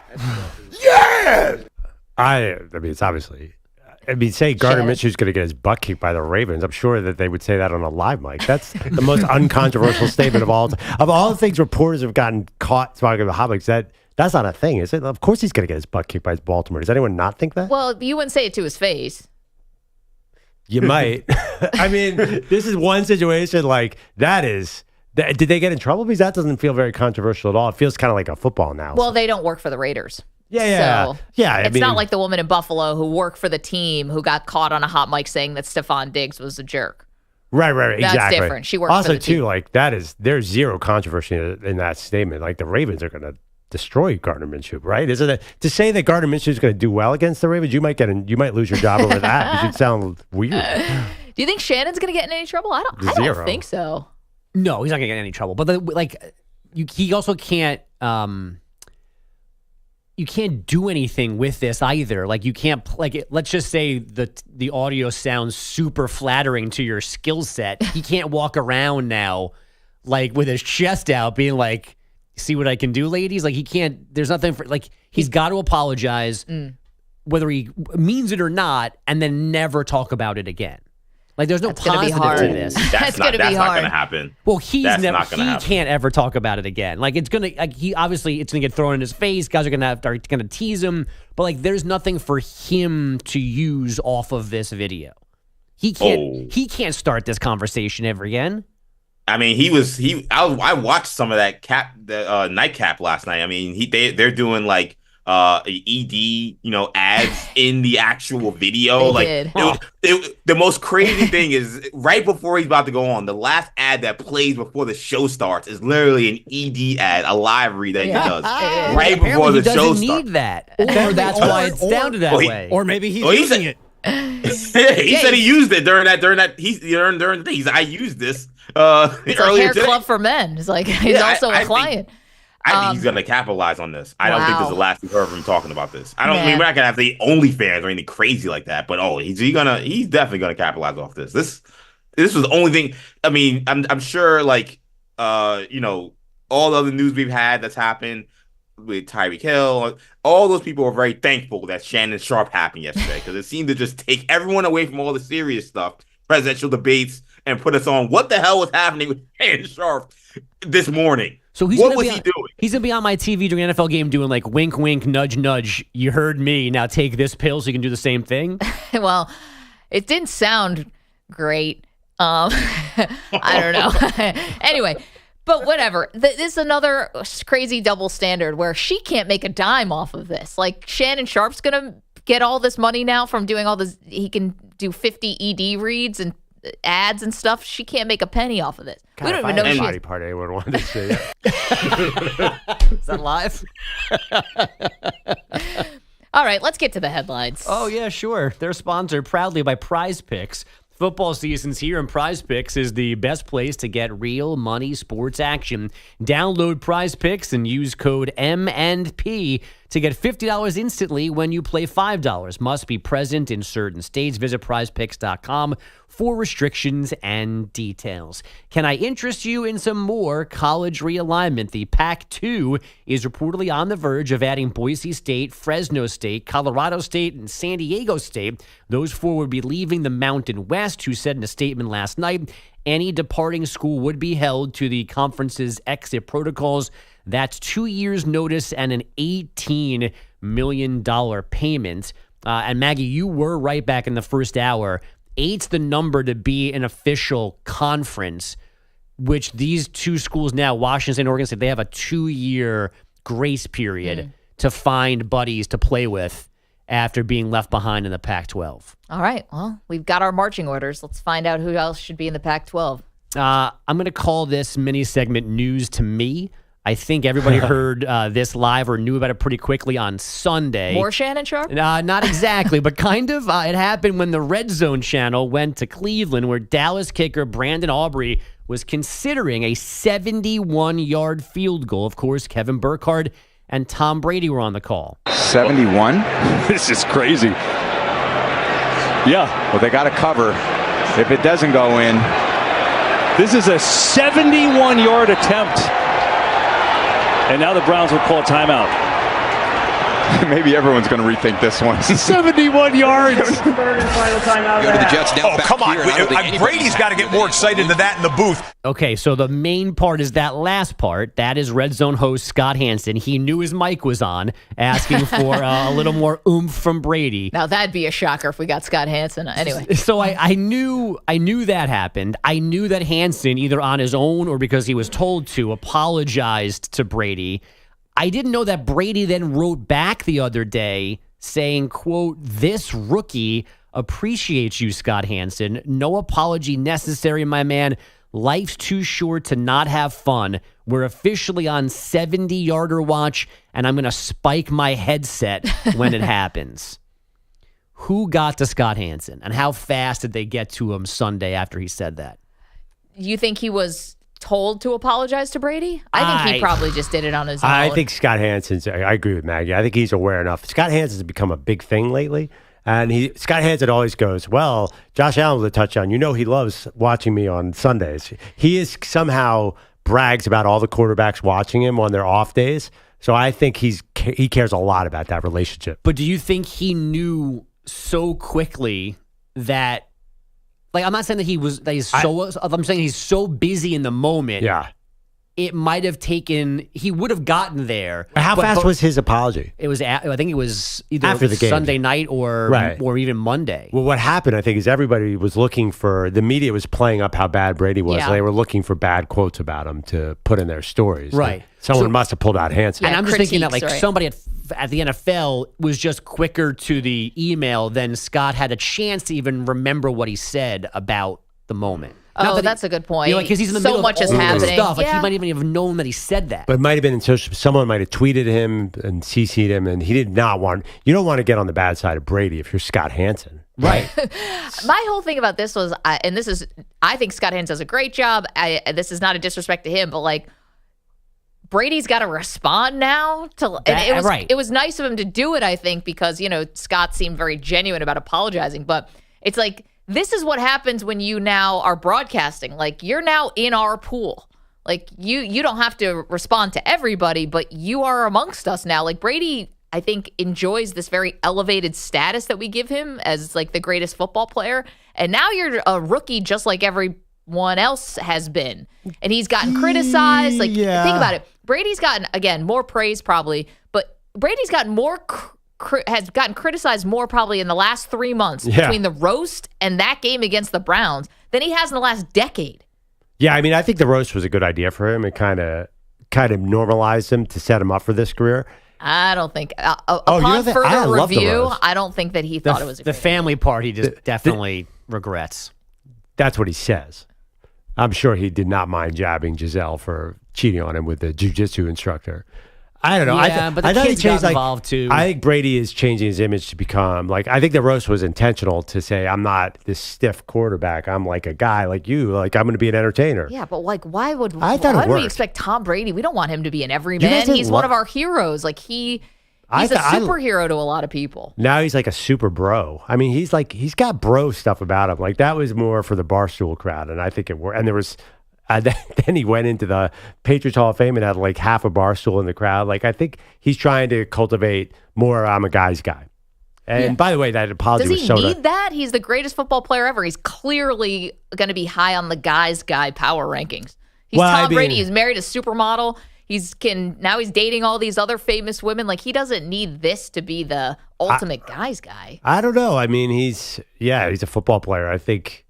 No, I don't think he doesn't want to be the professional avocado ice cream eater guy. I think he wants to be more of the chugging beer Tom Brady. I think he wants to put out the image of I'm just like you. I know that's been hard to do. I don't know if I get that from him. Let me ask you this. Now, if I insulted somebody in this realm, I'd go, "Hey, can somebody give me his or her cell phone number? Shoot him a text." Do you think Scott Hansen asks, Can I get a number for Brady to apologize? Someone just goes, just tweet it. Yeah, no, I don't think he's getting that number. Just tweet. Oh, maybe. I don't know. He works for the NFL, so maybe he could get his number. Scott could probably get his number. Yeah, I take that back. Scott, he's a big deal. Is it a big commercial? I'm not judging. These are not Mahomes Hansen judgments. These are Brady judgments. Like the way to get to Brady, like how hard is it to track down like what the right email or cell phone number is? I think Scott Hansen is a big thing now. What's his commercial? He's in a major ad campaign for AT&T or something with Mahomes. So I think he could get Kevin Burkhardt. You don't think Scott Hansen and Kevin Burkhardt are friends? He could just text Kevin and say, "Hey, can you tell Tom I'm really sorry?" Yeah, I just feel like Brady's cell phone number is probably like the highest regarded secret. Wow, which in cell Fox phone? circles? Which cell phone? The one that could get destroyed at a given moment. So wait, self-destruct. I love that you brought this up, and it means like, what's your overall takeaway from this? I don't need Brady.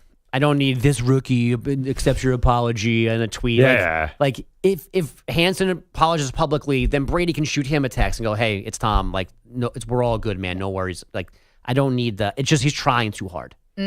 It's got a little A-Rod-ish to me. Like he's just trying too hard. Oh, that's not fair. To be cool. That's not fair. I mean, come on, dude. I said a little. One sort of stiff game, and you're comparing him to A-Rod. No, you just gave me 3 examples. I'm trying to fit in and sound cool with Barstool and the Rose and stuff like that. I don't need all of the Tom Brady like redux here post career. Yeah, he's trying to cultivate an image or something. He's coming on a little strong. I'll give you that. I'm like, he posted a video when Belichick went on Instagram, like, "Oh guys, Bill's here now. Everybody's got to watch out what you're doing." Like, I don't need all of this. Just go about your business. Too late. That's all. I know. And by the way, Maggie, when you said that Tom Brady does the same thing, he's in the same pool with us. I don't think so. He's not, but he kind of is. I don't know. Even kind of. Broadcasters, professional broadcasters. Human. I'm going to be honest. You and I could have done a better job on that Browns game. Maybe so, but still, I just don't think. We know the mechanics of broadcasting. If you walk up to Tom at the Super Bowl week and say, "Hey, Tom, we do the same thing. I'm Maggie." Hey, colleague. Thank you, Bogush. 855-212-4227. Yeah, you, me, what? We host want the to National compare Morning notes? Show. I'm the you of Morning Talk Sports Radio. Got a couple notes for you. Everyone else did. You might as well. Just broadcaster to broadcaster, Okay, coming up, we have some injury news for you. We'll get to that next. Oh, boy. Yes. You're in a 5-minute break.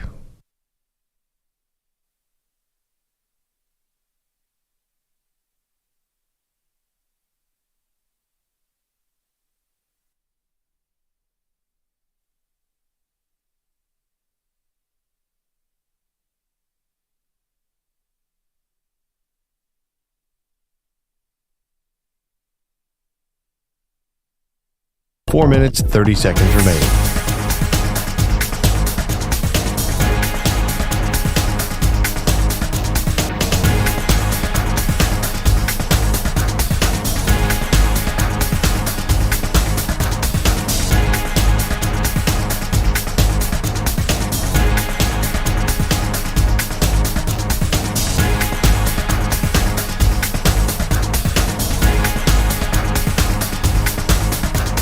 Four minutes remaining.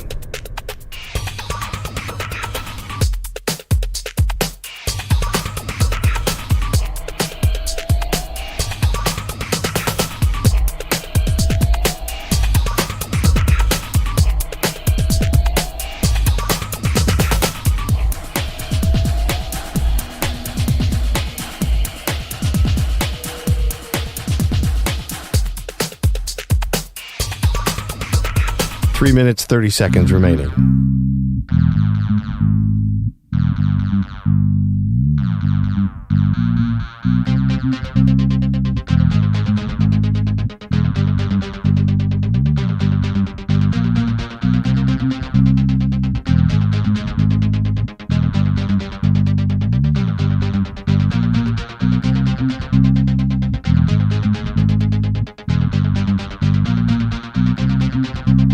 Three minutes remaining.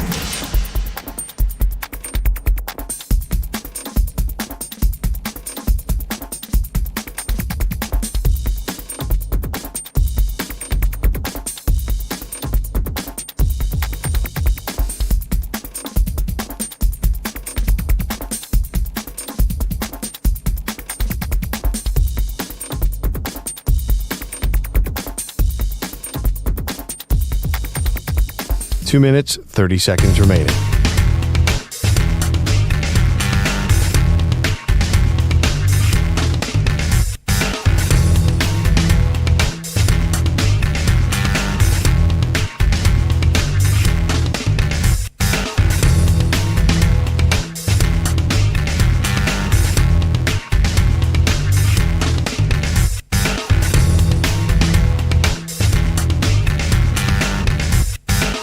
Two minutes remaining.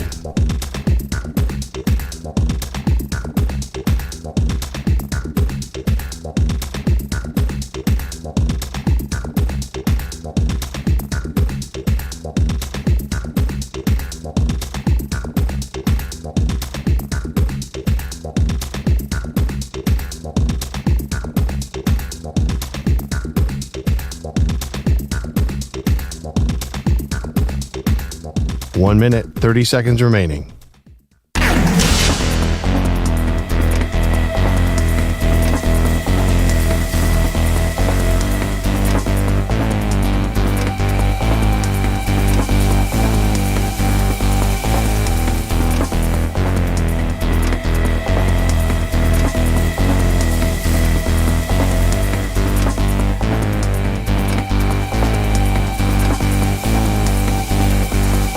One minute remaining.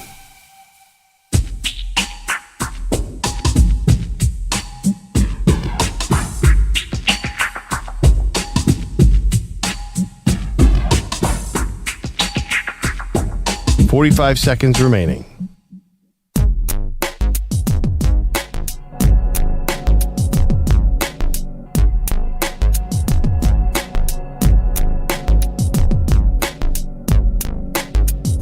Thirty seconds remaining.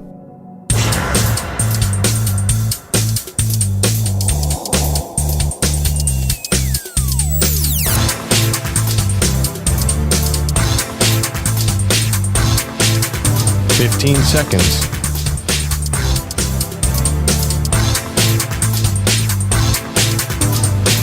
Break ends in 5 seconds.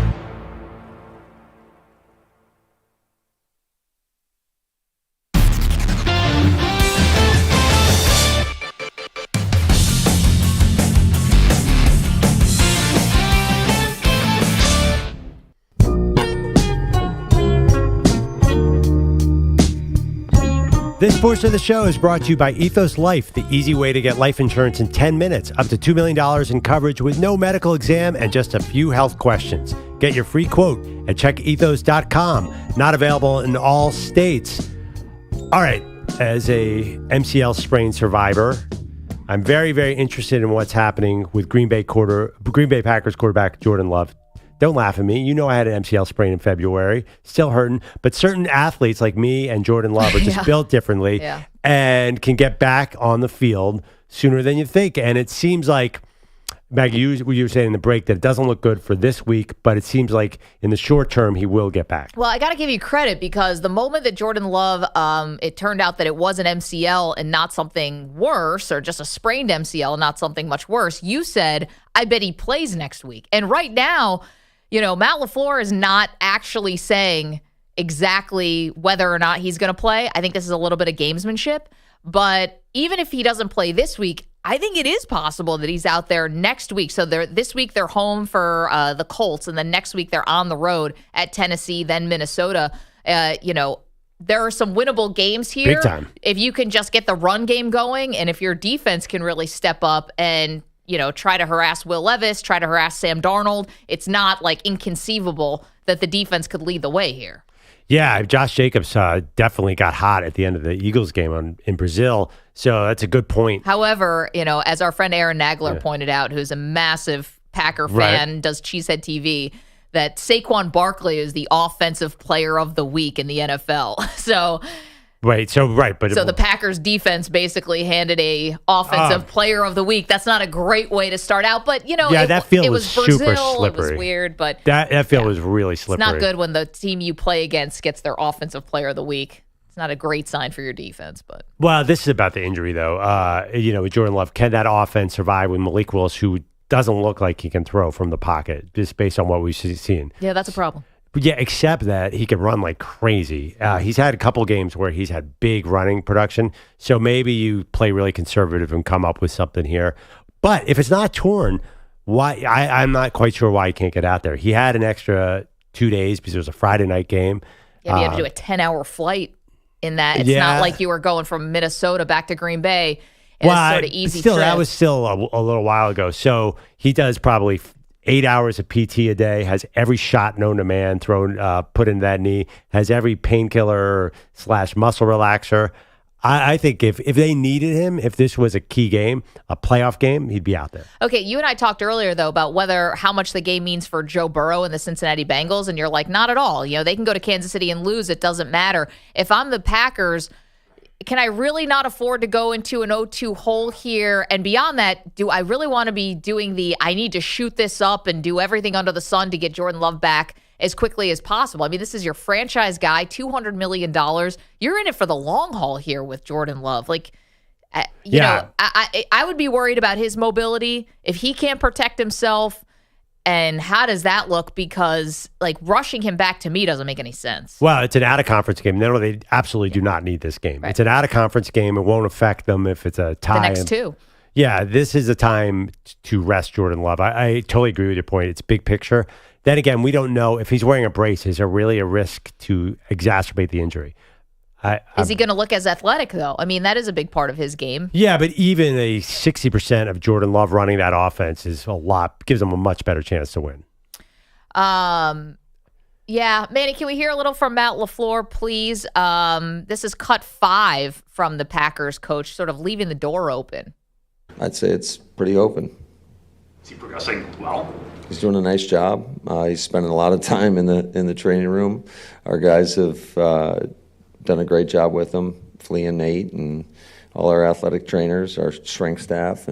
Yeah, so, he still said there's some hurdles he's got to clear before he can get cleared. But, I think this is gamesmanship for this week. They don't want to show their hand to Indianapolis, but I have to admit, you were right about this. I thought he'd be out for 4 weeks minimum. Well, the rule with young players is they always come back earlier than you think. Trevor Lawrence was supposed to miss a game last week, and he was, not only did he come back that week, remember Trevor Lawrence was out and he came back and he was perfectly fine. Yeah, but what did the rest of the season look like? I mean, he was hurt and they were bad. But he was fine. I mean, one game against New Orleans, but it clearly affected him. Really? I thought they didn't have trouble moving.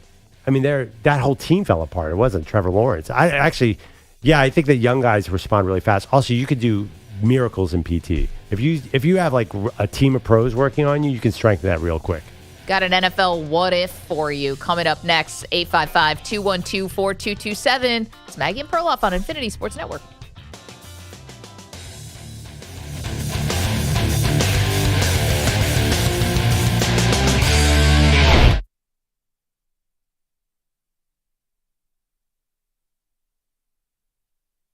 You're in a 5-minute break.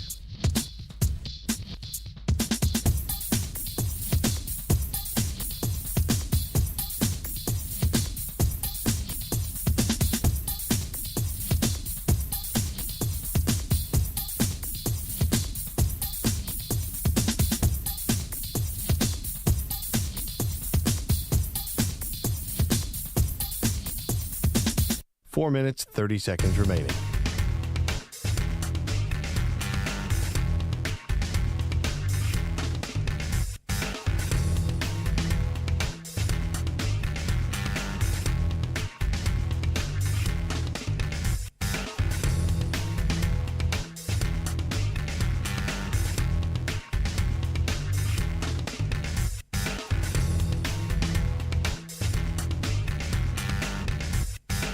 Four minutes remaining.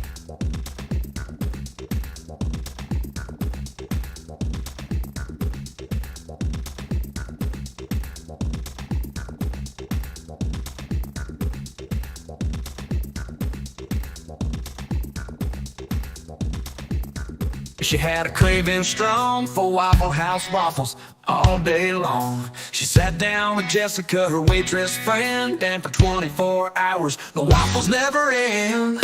But now Maggie's feeling queasy and green, regretting that last waffle supreme. Meanwhile, Peter Belotti's got a problem of his own. He's missing work and his boss is getting unknown.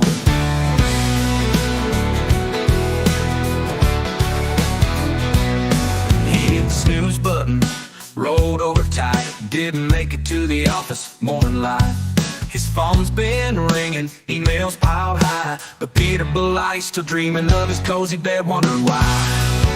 Maggie's getting sick, Waffle House to blame, but Peter Belotti's in trouble, missing work's the aim. He's gotta get up, shake off the night, before his job's in jeopardy and everything's not right.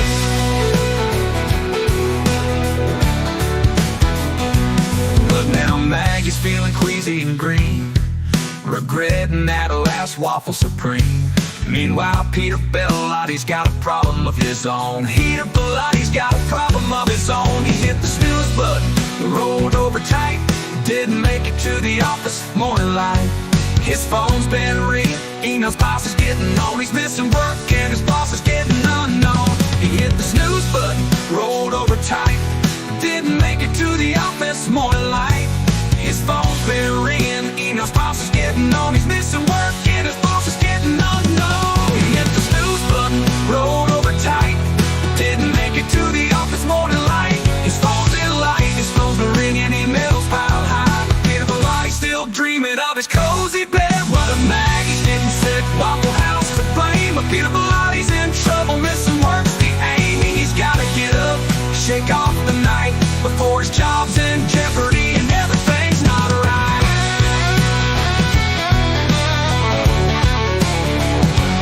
Jessica is still pouring coffee as Maggie stumbles out. Waffle Karma's got her without a doubt. But Peter Belotti's the one who's really in a bind. Got a meeting at 10 and he's still left behind. Talking about Caitlin Clark or Angel Reese, but Angel Wilson, the two-time and soon-to-be down the hall. Don't be fooled by his I'm on it call. He's just trying to survive another day after a morning of missing work in a major way.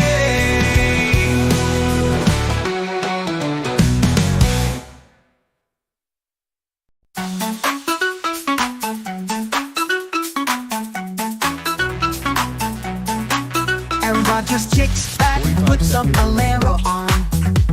Smooth guitar strums, he's feeling calm. But wait, what's that? There's a vacant chair. Peter Belotti's missing like he's never there.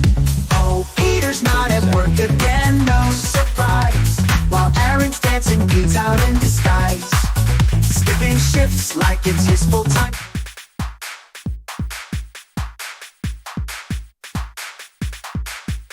15 seconds.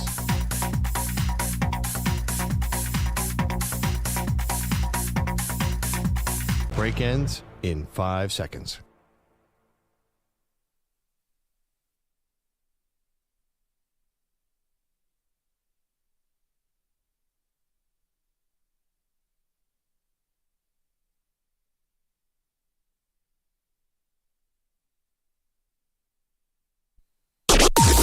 Maggie and Perloff on the Infinity Sports Network.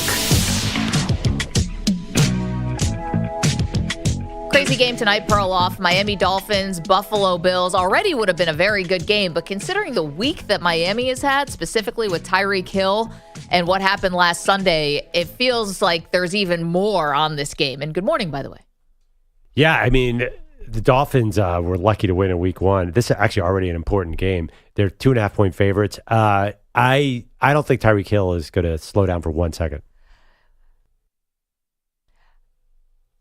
You're right about Tyreek Hill. Listen, it was a weird and wonky first half for the Dolphins after the arrest and the detainment and all that stuff happened with the cops. They settled in the second half. Tyreek Hill scores a massive touchdown in the game, and it was really one of the difference makers. I'm getting back into this against Jacksonville, along with obviously the great play by Javon Holland that knocked the ball away from Travis Etienne at the goal line, kind of totally switched the momentum of this game. And yes, he was able to compartmentalize and go out there and perform, but now we've kind of had a couple days for this all to settle in. You know, there is like a delayed, maybe sometimes a delayed reaction. Now, do I think it's going to impact the product on the field? I do not. I do think that you're going to get up for this game because it's division rival. Miami has already said, in order for us to be considered a legit team, we have to be able to consistently beat Buffalo. And I think this is a very, very important one for them. Yeah, and also, too, here, I have a question as a Bills fan. Josh Allen just sold out his body completely in week one and risked hurting his wrist, actually, on a touchdown. Did the coaching staff say, hey, Josh, you got to stop doing that? I mean, this is sort of a 4-year story right now. Yeah. But is he going to sell out to win a divisional game again? Because I think if you're going to bet on the Bills, then you need Josh Allen to be Superman. I mean, that's a reality. But that was a little scary. Like, you have to realize, yes, he's not going to get hurt until he gets hurt. Like, at a certain point, he's got to slow it down. We've been saying that since he basically got into the league. But there's a thing about Josh Allen where, and you say, you know, would he do that again for a division game? He's doing against the Arizona Cardinals, which would have basically no impact, really, if you expect the AFC East to be tight. This is going to have like little impact, I think, on where the Bills go. Yeah. And he was selling out because you want to know why? Because he had to. And did he? Yes, because you might want to throw the ball too in the red zone. That's possible. Hand it to James Cook. He doesn't have to. Can somebody get open? Because this is Cam Newton 2015. The quarterback wants those touchdowns. I don't think he wants to be at the goal line making a decision with Budda Baker. And I actually think that in theory he made the right decision, which is to try to jump over him, because you're not going through Budda Baker. He's basically the best and one of the only good pieces on that Arizona defense. Like, that's the guy you don't want to meet right at the goal line. So he went up, and it's not smart, but it's never been smart when he takes this excessive contact. I can't tell you as a Bills fan, I think it's like a great game plan. I also know the guy can't turn it off. Well, I'm just wondering, it just reminds me, like, we've seen this. The Eagles are this way too. Certain quarterbacks want to carry the ball in the red zone. And I think that for him, he's just like jumping up and down. You know what? Just go down the one and hand the ball to James Cook. Like, can you do that for me for once? You might see it. You might. But when the game's on the line and when you need a momentum shift, he's the guy. And so, like, this is the thing about you take the good with the bad with Josh Allen. He's never going to be a perfect quarterback, but what he does and the tone he sets and the leader that he is, like, on the field, and how he single-handedly changes momentum for the Bills. They let the Cardinals get back into it because they gave up a kick return for a touchdown. That has nothing to do with Josh Allen. He had to wrestle the momentum back for a second time. And so he feels like it all comes down on his shoulders. And in some ways, I think it kind of does. No, I think that's a false belief by him. I think that he's making some bad decisions. Like, I don't remember the incident. What was it, a fourth down when he was jumping over the guy? I don't think it was fourth down. So. Yeah, I mean, once he gets going, he can't help himself. Like, he sees the goal line, like he sees the end zone, and the Bills were having a lot of trouble scoring. And They don't have a number one receiver anymore. This is now all work in progress. So I don't think he can turn it off. And I think a division game, I mean, you saw 2 seasons ago, I mean, when the Bills lost the game, he played like 100 snaps. I mean, it was crazy. He was basically dead on the field from exhaustion. I mean, 2 TDs running, and he had a third one that was called off a penalty, which was a little silly, by the way. But I think he's making himself vulnerable. Like, I'm starting to wonder because of the wrist injury. Yep. I'm like, oh God, this guy's going to get hurt just like Cam Newton. Non-throwing wrist, but that impacts how you take the ball under center. It impacts doing quarterback sneaks. It impacts, everything. So yeah, I mean, is it reckless at times? It's effective. It's both. Miami's defense is okay, but they got some big ones coming up. Like, are you gonna do that against Baltimore? Are you gonna do that against Houston, against the Jets? Like, there's a lot of big hitters coming up on that schedule. I don't know. That wrist injury makes me feel like Superman might be vulnerable.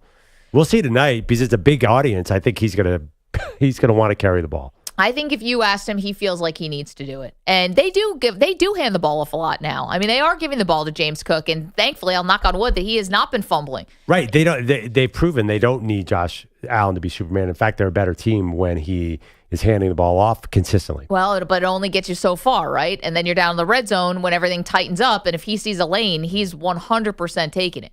And that's what makes him different. It's what makes him special, quite frankly.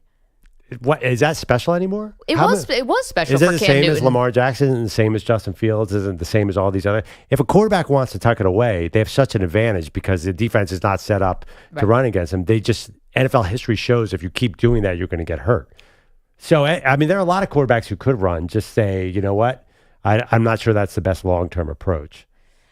Yeah, it feels like when you're watching the game that they need it. Yeah, I mean, I'll tell you right now, I think Josh Allen ran too much. I think Lamar Jackson ran way too much. And I think if the coaching staff doesn't sit him down and say, you gotta throw that football, because he's already banged up after week 1, 16 carries. Like, what are we doing here?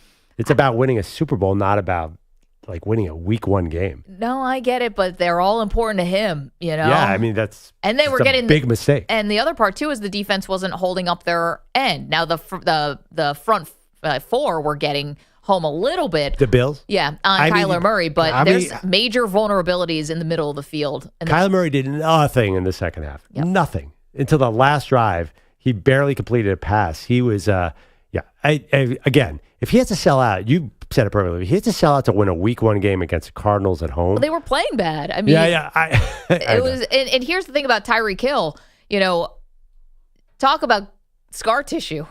I know it's a different uniform, but his speed. The Bills have absolutely nothing on defense that could possibly compete with Tyreek Hill's speed. They're going to have their hands full. I know few teams. There's one thing they do. They got to get to Tua. If you give Tua time, then Tyreek Hill's speed is going to kill you. You got to get to Tua. It is Thursday, so with Tyreek Hill in mind, Manny, let's hit the multiverse. Exploring sports' biggest what-ifs and could-have-beens.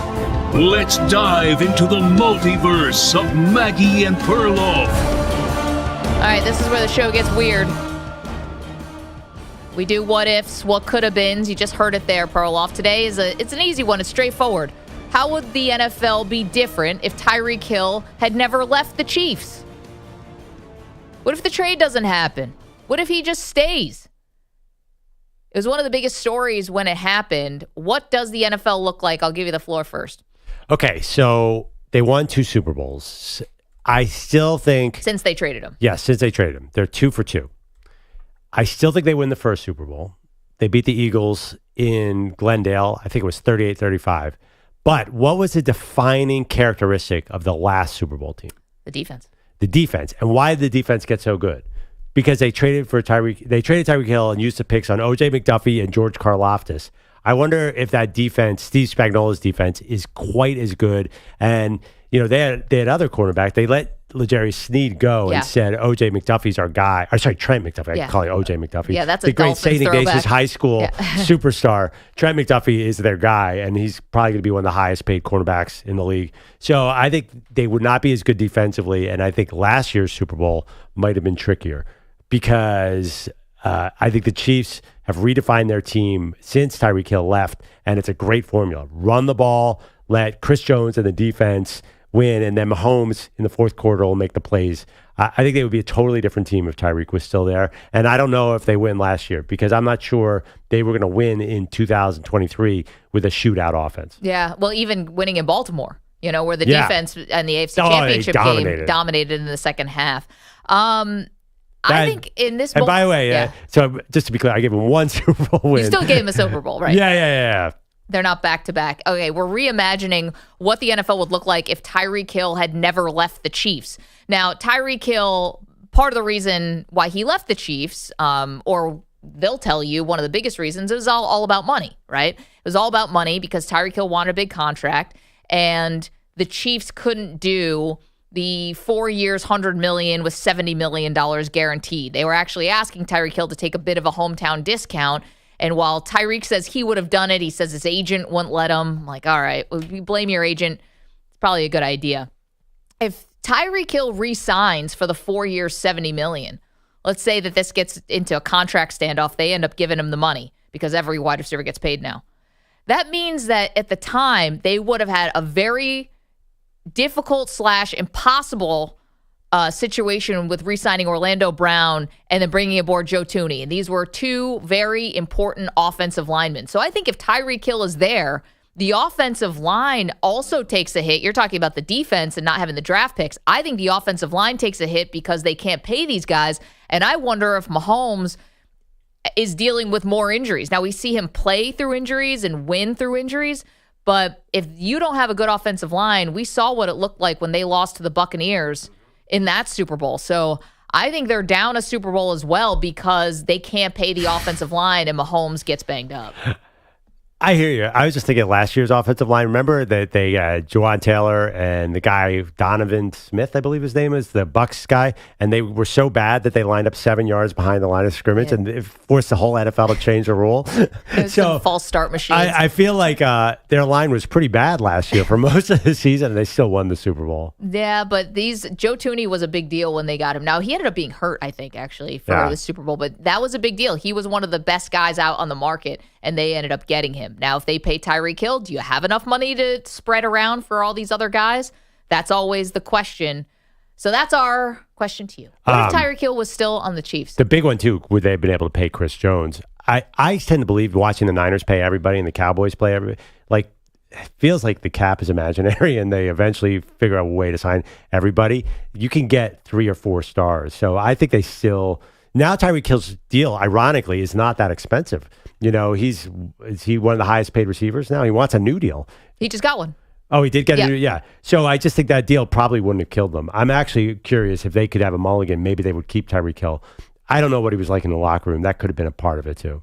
855-212-4227. Quickly, EJ, how is the world different in this multiverse where Tyreek Hill stays with the Chiefs? I think you guys made some good points about the defense, potentially in the O-line, potentially having some issues. I worry about 2 big names on this team, Travis Kelce and Chris Jones. Chris Jones got a massive deal just now. I know they would have won one Super Bowl before that, but I don't know if Chris Jones is on this team right now if Tyreek Hill is still here. And I question whether or not Travis Kelce is still there, only because I know Kelce is always taking a little less than I guess the market would be for the top end tight end. But even that money is still a lot for a tight end. And who's to say, these agents talk to other teams. They know what the market is out there. Who's to say that maybe the Chiefs came to give him what they've been giving him the last few years, and you don't have one of these teams say, hey, we'll give you top of the market. And they kind of whisper in his ear, hey, like, we'll get you this, we'll get you that. And maybe he doesn't say, hey, it's been great. I've won my championships. Let me go off the greener pastures and go somewhere else. And if that happens, this Taylor Swift thing, the one I think that they don't win. Yeah, definitely they don't win one of these championships because he carried them this past playoffs. Also, this whole Taylor Swift thing is just not a thing if Tyreek Hill is still on the Chiefs, because I don't think that Travis Kelce not being attached to that Chiefs brand, that dynasty that we have, if that's not part of the Travis Kelce brand, then Taylor Swift wants something to do with him. So I think that a lot of this world is different if Tyreek Hill is still on the Kansas City Chiefs. A lot of assumptions in that right there. A lot of assumptions. You don't believe in true love between Taylor Swift and Travis Kelce? You think it was based on their win-loss record? That's awful. So, hey, look, it's a butterfly effect. One thing affects many things, Perloff. This is the craziness of the multiverse. So yes, if Tyreek Hill stays, then the Taylor Swift is dating some other guitarist or some other. If they don't throw that guy. flag on James Bradbury in the Eagles Super Bowl and the Eagles win that Super Bowl, Taylor's like, nah, you're not really a two-time champion. When you're a billionaire like Taylor Swift, you're a front runner. You're going to that's why this works. That's why this whole thing works. She's going to the most famous, besides Cowboys, obviously, but they lose. But like the most famous current NFL brand, the most visible guy on that brand that's not Patrick Mahomes, who's married. Like, oh yeah, there's no doubt that he would have had no chance at Taylor Swift if he was not on the Kansas City Chiefs. Okay. None. Who knew Cupid was so big? I'll disagree with that, EJ, because in your multiverse, we're asking, what if Tyreek Hill was still on the Chiefs? What's the ripple effect there? How is the world different, the NFL world? I think everyone else would have gone on just fine. But you're saying Travis Kelce might be gone. Who's to say he's not going to one of the teams on the coasts, and he's either playing in New York or he's playing in LA or maybe Nashville, not even on the coast. That's Taylor's adopted hometown. They still may have gotten together because... Of course they would have gotten together. This had nothing to do. He was a huge fan and sent her a note. You don't think Travis Kelce was already hosting Saturday Night Live before Taylor, He could find Taylor Swift. The other thing, too, first of all, Travis Kelce's not an idiot. He was never leaving Mahomes. He's going to New York or LA. Get at it. Not in a million years. He barely gets paid anything. He gets paid like an off-ball linebacker. There's no way. Yeah, I mean, Travis Kelce, he will not play with another quarterback. Can you imagine going from Patrick Mahomes to Zach Wilson? Well, Tyreek Hill almost did. I mean, but Kelce and Mahomes are way different. No, I get it. And even Tyreek Hill said he's been jealous of their relationship in the past. But we're talking about what would happen if Tyreek Hill stayed with the Chiefs. But let's go back instead of the multiverse. Let's get back to reality. Tyreek Hill, you could say the same thing. Why would he ever leave Patrick Mahomes? And he did. And he almost went to play with the Jets and Zach Wilson, and he picked Tua. Tyreek Hill is a famous egomaniac. He doesn't think... Travis Kelce, no ego there. Oh, totally different. Travis Kelce's a tight end. Did you see him play in week 1? He was out blocking for everybody. This dude wants to be more famous. He is the thirstiest person in America. Travis Kelce is definitely a team first guy. The former Cincinnati tight end. I mean, this guy is there. Yes, he does nothing for fame. Give me a break. But you don't think he's a team player? No, I think he's a team player, but I think that Tyreek Hill on the Dolphins is a team player. No, he's a wide receiver. They are never team players. Okay. Wide receivers are about one thing, themselves. Actually, tight Tyreek ends Hill are about the team. Wanted 2,000 yards more than they Tyreek Hill. win, No. There's no team in Tyreek Hill. There's no I in Tyreek. There's a Y. That's like, true. why didn't you roll down your window? No, I'm just kidding. Jeez, bro. The thing about Travis Kelce, he barely gets paid, so I think he would still be there anyway. And he does have a magical connection with Patrick Mahomes and with Taylor Swift. It's not about money. It's not about Super Bowl rings. Yeah. It's about love. Can you guys just wrap your head around the fact that these are two young people who have found each other and are dancing at the U.S. Open? No, it's about love. It's about love, all right.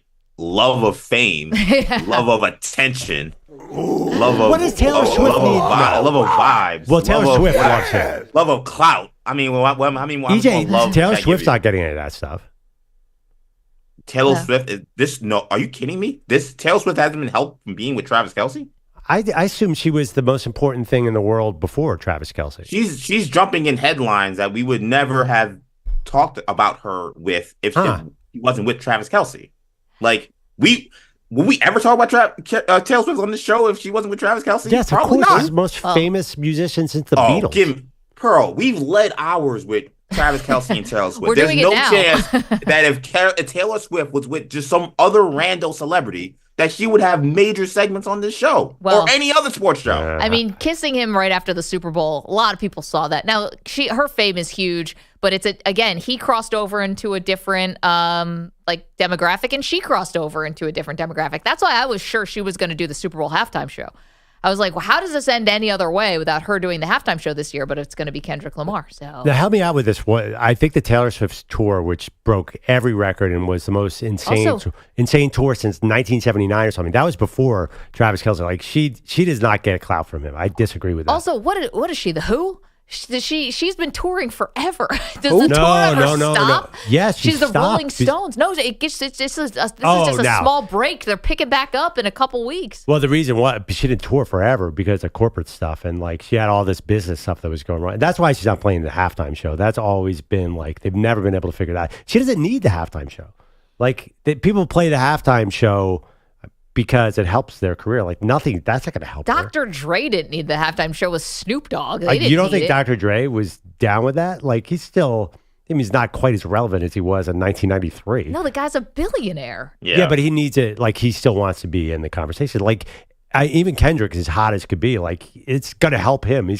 Taylor Swift doesn't need clout from anybody right now. I don't think. It's like saying like the Beatles needed clout. And I'm sorry I'm talking about her like that, but that's the reality. I see the way my daughter and her friends talk about Taylor Swift. It's so different. That's right, but that's your daughter and your friends, Pearl. But we would not be having these conversations about Taylor Swift. That's my point. Is yes, there's a certain demographic where there's maybe even billions of people. I don't know. There's a certain demographic called America.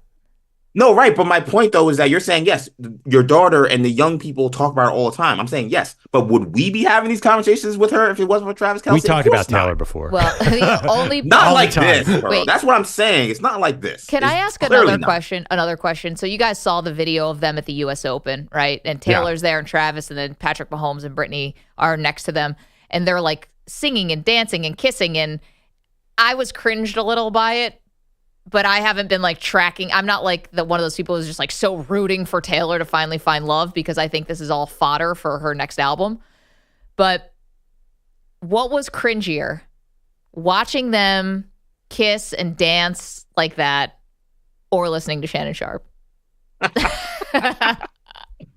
Still Shannon. Poll question. Oh, boy. Yes. Nothing. What's harder Shannon. to watch?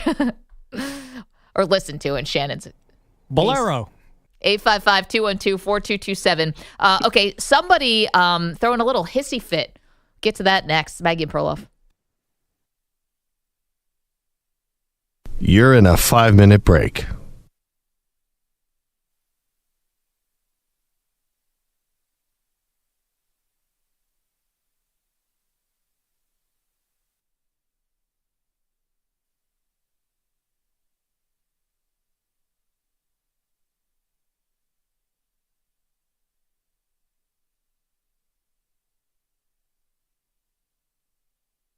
Four minutes, 30 seconds remaining.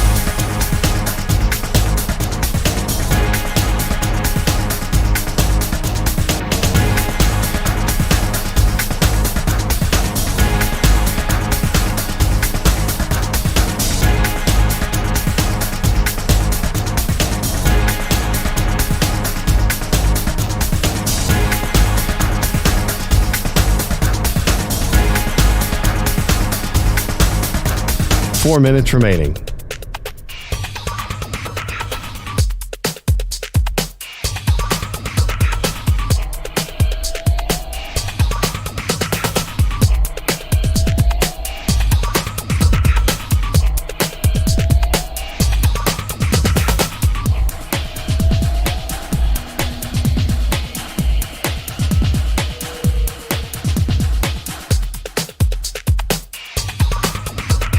Three minutes, 30 seconds remaining.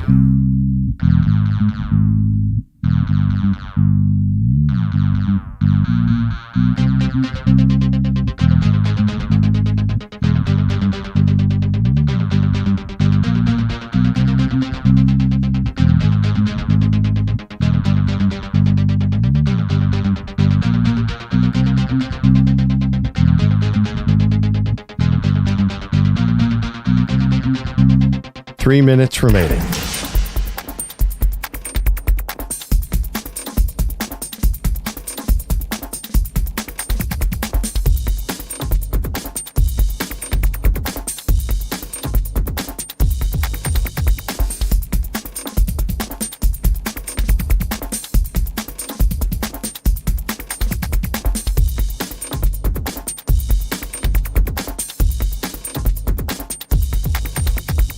2 minutes, 30 seconds remaining.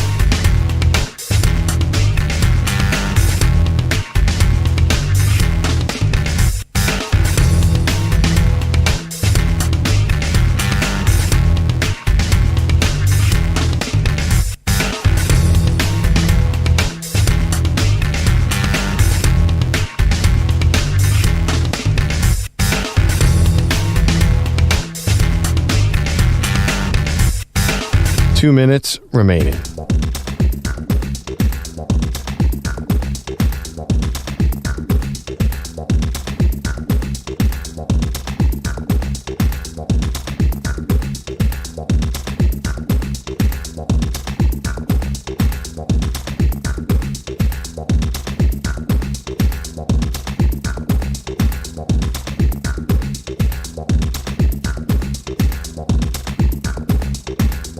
One minute, 30 seconds remaining.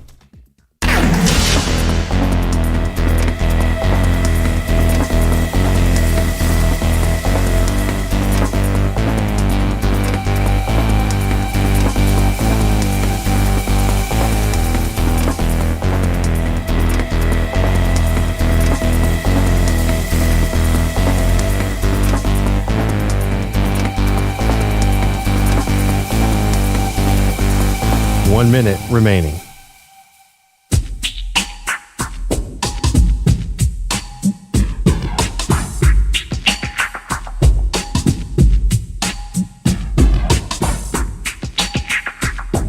.45 seconds remaining.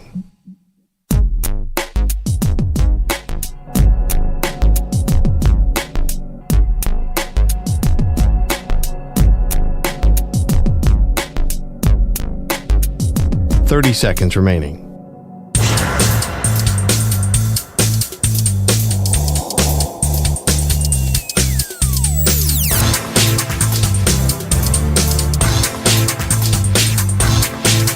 .15 seconds.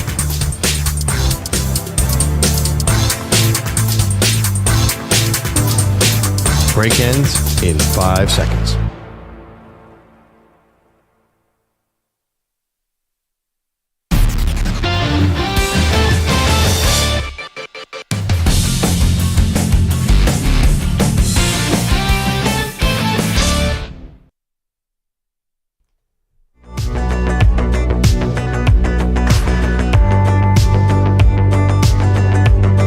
This portion of the show is sponsored by the Hyundai's bold family of EVs that bring a new kind of energy to your journey. The Ioniq 5 and 5, Ioniq 6, and Kona Electric, the most electric EV lineup. Did I get that? 5 and 5N. I apologize, Andrew Bogus. No, it's the Ionic. Yeah, Ionic. You put the emphasis on the wrong syllable. Yeah, it's not Dominique Wilkins. It's Ionic. Says it right there at the bottom, too. Yeah. Well, if you'd handed me the paper, Manny. No, I took it from Manny, and then I handed it to you in a sandbag move. It's my fault. Well, the reason I took it back is because I wanted to steer the conversation to Robert Kraft here, which is a story that you were not interested in the pre-show meeting. I'll be honest. I'm just going to tell you. You're like, enough of Robert Kraft in the Hall of Fame. Because I get it. Because this thing has been, if you follow Robert Kraft at all, he put out 2 documentaries, has had countless reporters talk about his Hall of Fame candidacy. The Patriots owner has been dying to get in the Hall of Fame. It's been a huge, huge thing. Yeah, it turns out it's like the one thing money can't buy. Right. So ESPN's Don Van Natta put out a story about his efforts and some of the things he's done. He basically, Van Natta said the 2 documentaries were about his legacy and were to try and get in the Hall of Fame. But the reasons were interesting. By the way, those backfired big time. Big time. So that's what I was going to say. Van Natta polled a bunch of the voters of the Hall of Fame, and there were multiple reasons that they're not putting Kraft in. One was the cheating. 2 was they thought the documentaries were self-serving, and that turned them off. Oh, wow, that's petty. Okay. He said multiple voters told him that. Well, that's why people think some of these Hall of Fame votes are BS. It's like you kept T.O. out because he was had issues in the locker room. Like, what did he do on the field? You're going to keep Robert Kraft out, who probably does deserve to be in because he put out some documentaries, because he's the first person who's ever wanted credit for something. But my big question is the whole thing with the Patriots dynasty. Everyone wants credit for it. But is the cheating so bad? Like, are they sitting in that room and saying that Deflategate and Spygate are keeping him out? And if so, like, you're not going to keep out Belichick and Brady, so why Kraft? Well, I'm thinking about that now. I wonder if Belichick does not get in first ballot. Maybe they make him sit a year like they made T.O. sit a year just to kind of show, hey, you were getting an advantage. And by the way, the Spygate stuff didn't stop. They did it again later, and they would say that we're coming from Robert Kraft Productions, and then they'd be filming the sidelines of games that the Patriots were not playing in. Also, one more thing. Other people cited the massage parlor incident where he was caught in a sting. That's a little unfair, too, because here's my point. You're getting into a lot of outside stuff, and there's a lot of people in the NFL who've cheated. There's a lot of people, they're going to put in PED guys soon, if they already haven't done that. I think Antonio Gates is supposed to get in. He was busted for PEDs. I just feel like it's a weird precedent. It just, honestly, I think this guy's trying too hard, and they're holding it against him. Which is weird, man. It's like trying to date the pretty girl. It's like you're just you're trying too hard. Now the thing I think that really chapped him more than anything has to do with our good pal Jarrett. Yeah, definitely. It's the fact that Jerry Jones got in. You want to talk about off the field scandals? That's May a I good point. introduce you to Jerry Jones, who's like currently in litigation about what money he owes to a child he had out of wedlock. I mean, well, yeah, and I think Kraft in the story had a good point. He's like, he hasn't been to the conference championship game since '95. How is he in the Hall of Fame? And me with 6 rings is not. He kind of pulled the Tom Brady on the shop. You're going with this MFer over me. But the thing is, and EJ, you made this point, I want to give you full credit for it, which is whatever we think about Jerry Jones and his impact on the Cowboys, he definitely has a say in player personnel. Robert Kraft doesn't. He's signing checks from the suite. I mean, I guess the one thing he did, he traded Jimmy Garoppolo out of town because Tom Brady didn't want him there. You're right. He probably did not have any influence on Belichick. And he shouldn't. And that's what made him a good owner, quite frankly, is he stayed out of the way, even when he probably wanted to get involved even more. What's the best draft pick Jerry Jones ever made? It was when everybody held him back from taking Johnny Manziel and said, you have to take Zach Martin. So I don't even know, Well, that's the most famous one. I don't know. I think, Jerry, do you think Jerry picked Cooper Beebe? I'm just saying, I don't know. Did he draft Emmitt Smith? Yeah. What are we talking about? Well, Jimmy. I don't know. EJ, I'm just saying. He was the owner. I think Jerry's a front man as a GM. I don't think he's a GM like Howie Roseman's a GM. Only thing, I don't think he's breaking down the film of Kansas State football and saying, wow, I mean, I really like the way Cooper Beebe pulls on this play. I don't know. I think he's got a lot of help. I don't think he's a traditional GM. Is that when you're general manager, of which I am? I don't know. Look, I will defend Jerry Jones here. I think he should be in before Robert Kraft. But also, he hasn't been back to the Super Bowl in 30 years. That's fine, but he still helped engineer as the general manager and owner, the greatest dynasty besides the Patriots dynasty that we've seen, which was the Cowboys of the 90s. And he took them from being absolute garbage, one of the worst run organizations at that time in the NFL, and he created that whole thing. So if Jimmy Johnson get in the Hall of Fame, Troy Aikman's going to get in the Hall of Fame, Emmitt Smith's going to get in the Hall of Fame, Michael Irvin, why wouldn't the general manager get in the Hall of Fame? Forget about the 49ers, by the way. Because Jimmy picked all those players. Because Jimmy is the one. I mean, Jimmy picked Russell Maryland. Jimmy picked those guys. But that's the general manager of those teams was Jerry Jones. It was not Jimmy Johnson. So at the end of the day, yes, he gets credit for that. So when we're talking about the overall totality of his career, I'm sorry, Robert Kraft signing some checks and okaying guys with some cameras on the sideline. I mean, look, I would put him in the Hall of Fame, but to me, it's more impressive what Jerry Jones did in resurrecting the Cowboys as a football executive and the owner. I just think it's interesting about Kraft being so influential and, who really runs the NFL and all that. And they're holding him out of the Hall of Fame. It's kind of amazing. It's the pettiness level is like a Steph Curry. It's like a 10. By the way, they should night him, the next time they pass him over on a vote. Absolutely. What did that mean? The Cowboys are the greatest dynasty. The 90s Cowboys are not the second greatest dynasty of all time, are they? I said since the Patriots. I said since the 90s, the Cowboys are the second No, I mean dynasty. the Steelers. I think the Steelers, the Pack, whatever. Yeah, 49ers. The Cowboys are in that mix, but I don't. I made it sound like you think the Patriots are the greatest dynasty of all time and the Cowboys are the second best. That is not. That's not canon, dude. They won 3 championships in 4 years. They absolutely have. They absolutely could be in that conversation. Steelers. The 70 Steelers, they went 3 and 4? I don't think they did. They won 4 over a decade. I mean, that is not like some crazy off the top rope take to think that the Cowboys 90 could be the second best dynasty. I wasn't even saying that. I was saying since the 90s, but we're going all the time.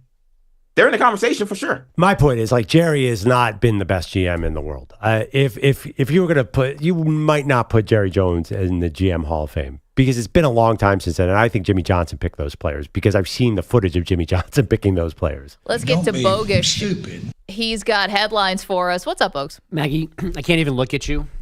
I can't believe we're still doing this. I heard you guys last segment. Heartless. Still non-believers. Oh, yeah. Even after hearing things like this last night. Something that I'll always remember is that when I would finish a take, I would always just hear like someone like cheering and like, woo! Like from across the studio where we were shooting it, and that one person was my boyfriend, Travis. Everything this man touches turns to happiness and fun and magic, so I want to thank him for adding that to our shoot, because I'll always remember that. Yeah, that's Taylor Swift accepting the Video of the Year VMA for Fortnite last night and talking about the guys she is scheduled to break up with later this month. Apparently, this makes them award show official because she had never called Travis her boyfriend in public before. So that was a big deal last night. And you can't make up those emotions, Maggie. She's not winning Oscars. She's winning VMAs because she's a singer and she's up there with her emotions. I'm surprised I didn't get an alert on my phone about that one. She actually went to this thing? Yeah. Wow. I thought her and Katy Perry, who was honored last night, were rivals. Yeah, that's the whole song. That's Bad no longer Blood. a thing. Sure they are.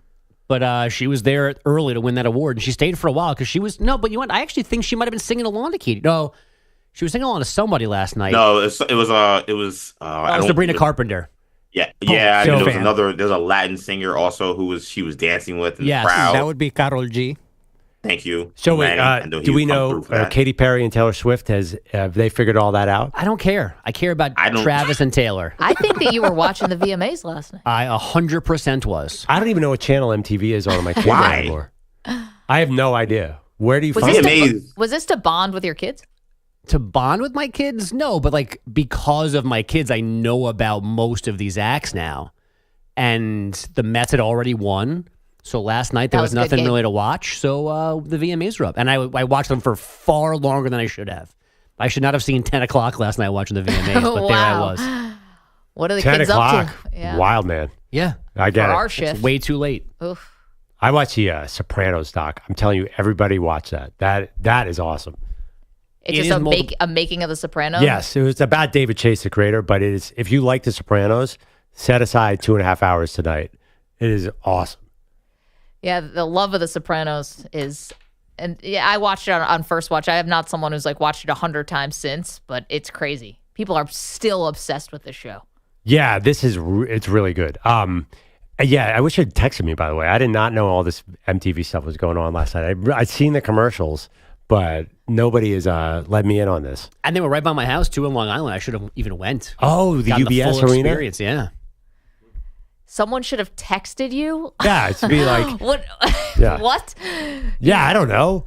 I saw Lenny Kravitz was playing. Lenny Kravitz played. My girl Chappell Roan was there. Sabrina Carpenter did a whole 5-song montage. God a lot bless. of Katy Perry. You know, I've seen Megan Thee Stallion live. At Govball? No, in Houston. She was playing right outside my hotel at the Final Four. So I sat on the balcony and we all watched Megan perform. She was awesome. From your hotel balcony? Yes. Do you get credit for that? I was so close. I'll show you the picture. She's funny, though. I don't know how she did as a host, but she's really good. I thought she wasn't bad, but she wasn't doing stand-up. Really? Yeah. It's not like the ESPYs where they come up with 3 minutes at the beginning and do funny jokes. I missed the very, very beginning, so I don't know how the show started. But Who won Best Kiss? That's one of my favorites. No, that's the movie awards. That's a movie. Duh. Yeah. Who's the front How runner? dare you make that mistake? Who's the front runner this year? I don't think we're there yet. It could have been Bo Derek and whoever was in this movie that I just learned about 5 minutes ago from 1984. It's Shannon Sharp Michelle. I know. It's Shannon and Michelle. Were they even kissing? I think they got way ahead of Which face were they on? I'm still young. I think they skipped that and went You could right in. You have Shannon and Michelle, Travis and Taylor. Yeah. Zendaya in that tennis movie apparently gets naked. I have no idea. Oh, God. She wins that award every year. I think she's going to be in the play. You guys know what I'm talking about, right? There's yeah. Yeah. Oh, I know. Yeah. Big time. Was she, by the way, was she there? I did not see her there, no. Okay. She's a big deal in our household. Zendaya. I don't think she has a musical thing right now. Like, I don't think she has. Why she'd be at the VMAs? I don't know. Yeah. I again, I didn't watch because you didn't text me, Bogus. Let me I'm in sorry. on I this didn't know next that. time. That was the text you were waiting for from me. My bad. Yeah, the last text we got from Bogus was, haha, Dak Prescott. So, I don't know if we were getting yay for waffles. By the way, and has anyone else here seen Sabrina Carpenter live other than Andrew Perloff? And what'd you say about her? I said, oh my gosh, can you pretend to be singing and not lip syncing for 2 seconds here? I think you called her the worst musical artist on earth. Yeah. I was like, give me Sexy Red. I was waiting at the stage so I could twerk. I honestly did see the same stage. I was at this music festival in New York. It was Sabrina Carpenter straight into Sexy Red. Am I saying? And it was the fun. You should have seen me standing there looking awkward. It was an all-time. Maggie, it would have been my Christmas present to video that and send it to you because you've never seen a more awkward middle-aged man than me at the Sexy Red concert. I can close my eyes and I think I can get there. That visual is one that I wish I could have seen. I know. It's a shame that America hasn't seen this visual. Perloff going, ski! Yeah. I'm like, I said to my wife, I would twerk, but I'm afraid I'll throw out my back. Really tapping your foot, at least anything? Nothing? You gotta have a backside. First of all, you gotta have a backside to twerk. So I don't think you gotta worry about your back, bro. No, there's a lot of reasons I can't twerk. God, if I had a body part anyone wanted to see it. That always works, huh? That's our most popular drop. Do you remember, Maggie, that you and I were talking about twerking one time on the show? And I met you. It was like the shootout at the OK Corral. It was like, all right, be here noon, and we're going to do the twerk off. And I showed up, and you bowed out. You were out in the newsroom twerking alone. Billy Jockolo was like, what the heck is Maggie doing right now? It's called showing up. Billy's never recovered. Yeah. He called HR. Maggie's twerking. Maggie's having a seizure. It's like, no, I'm dancing. you jerk. He went to get the AED device in the hallway. On himself. God. He's like clawing his eyes out so he doesn't have to see it anymore. Just like, Oh, God, we need video. Get acid to throw in my eyes. Video of me at the Sexy Red concert and Maggie alone in the newsroom at 11 in the morning twerking to no music. It's because I never dodged the smoke. No music that we could hear. It was in Maggie's head. Come on, Maggie, jump in here. In my head, it's like, work. Oh, my God. Rihanna. Maggie. That's more in my space. My space. We can't even do the update. Baseball happened. It's online, guys. It's a secret I like to keep from you usually, but you don't need me for your information. I was expecting more Shannon in that You update. kidding me? You are our main primary source because everything was happening at these VMAs. But This I didn't is tell awesome. you. I can't believe I let you down last night. I finally had a chance to be your friend, and I missed it. Oh, come I've tried so hard and turned away all the time, and I missed the VMA heads up. Yeah, so if you don't text him before the movie awards, you can consider this thing just dead on arrival. Do you need a Thursday night football reminder? That I do not need. Okay. All right. That's all. That's it. Okay, coming up, let's talk about college football. Can we please? Which one-loss team would you bet to make the college football playoff? We've got our answers to that next. You're in a 5-minute break.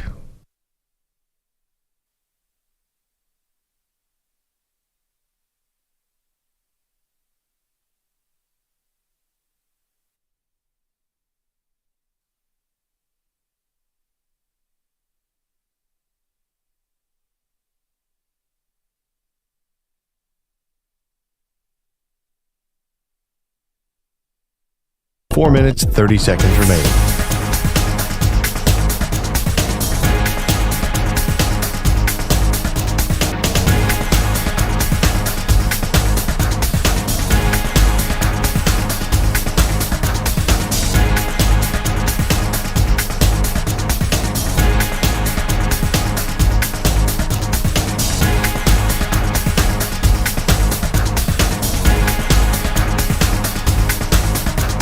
Four minutes remaining.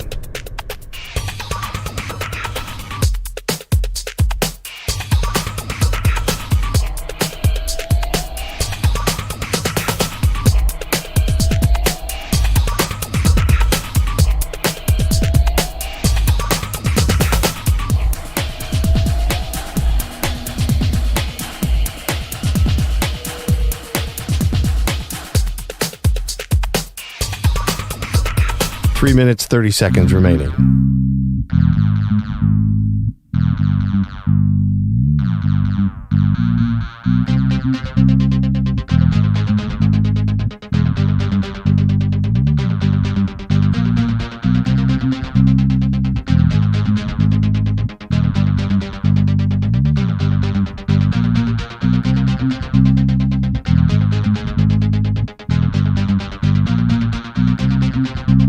Three minutes remaining.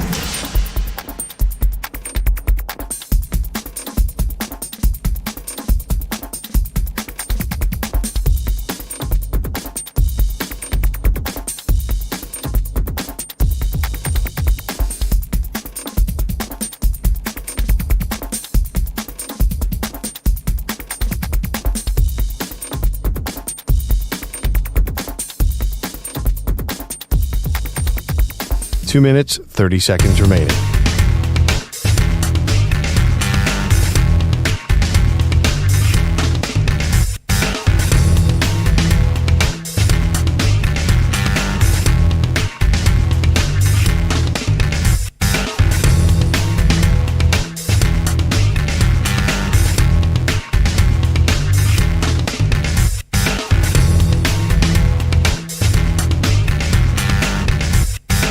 Two minutes remaining.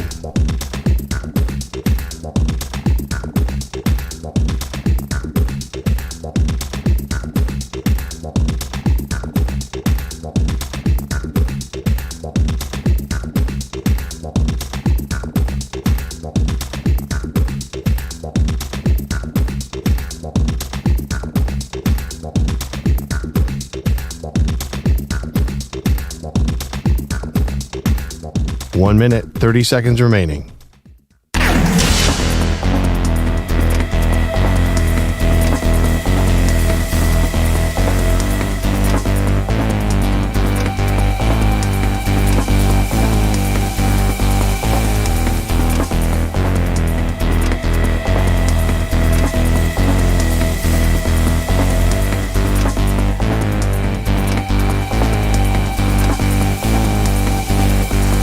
One minute remaining.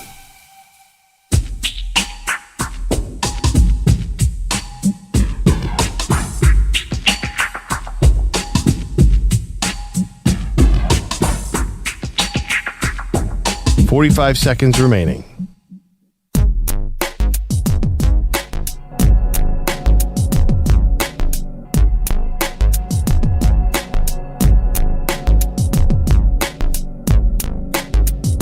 $30 seconds remaining.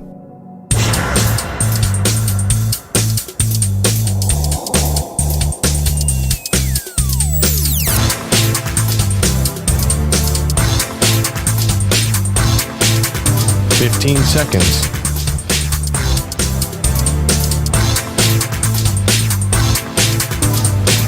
Break ends in 5 seconds.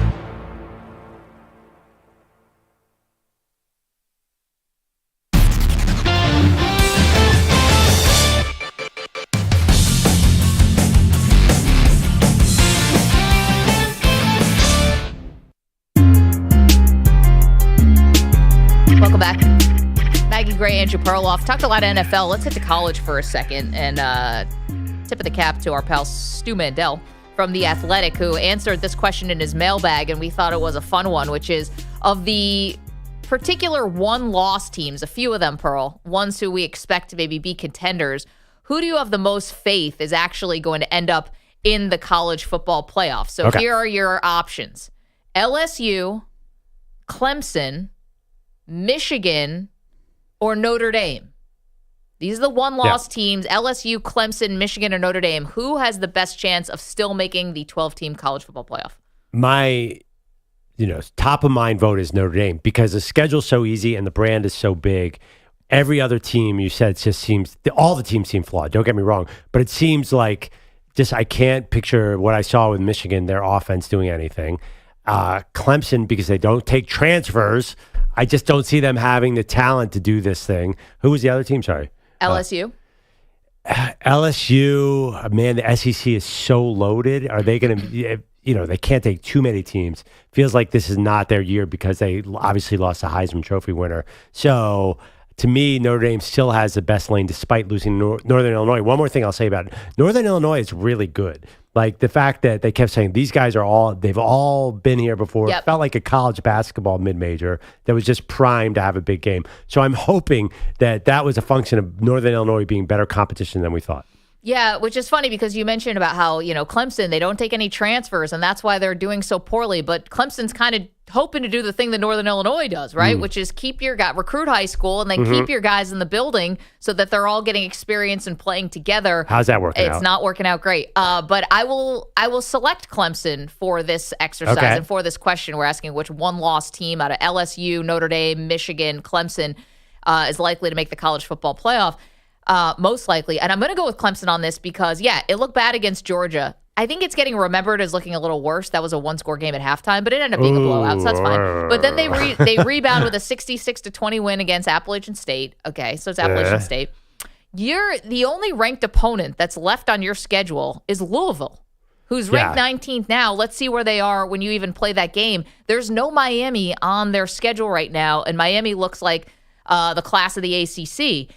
So all you got to do is get to the ACC title game. If you find a way to win that one game, you're in. So to me, for Clemson, this is still, I don't have to worry about the brand of Notre Dame and how that's going to play in. I don't have to worry about USC maybe being a boogeyman at the end of the season to give me a second loss. If I win, I'm in. And this schedule is setting up quite nicely for them. They do play Virginia Tech at Virginia Tech, but I don't know. I think Clemson has a shot here, and I would pick them. Yeah, I don't know. I don't know why you think it's going to be so easy for Clemson to run this ACC table. Feels like it's going to be. I mean, the ACC. Let's see how many other people play Georgia and how it looks. I don't think that's really an indictment on how you're going to look against Virginia and how you're going to look against Pittsburgh. Well, it's not just that. To me, it's the way Clemson's been in the ACC the last couple of years. Like, they're not dominant like they used to. They used to be. Yeah. And listen, we saw Cal be.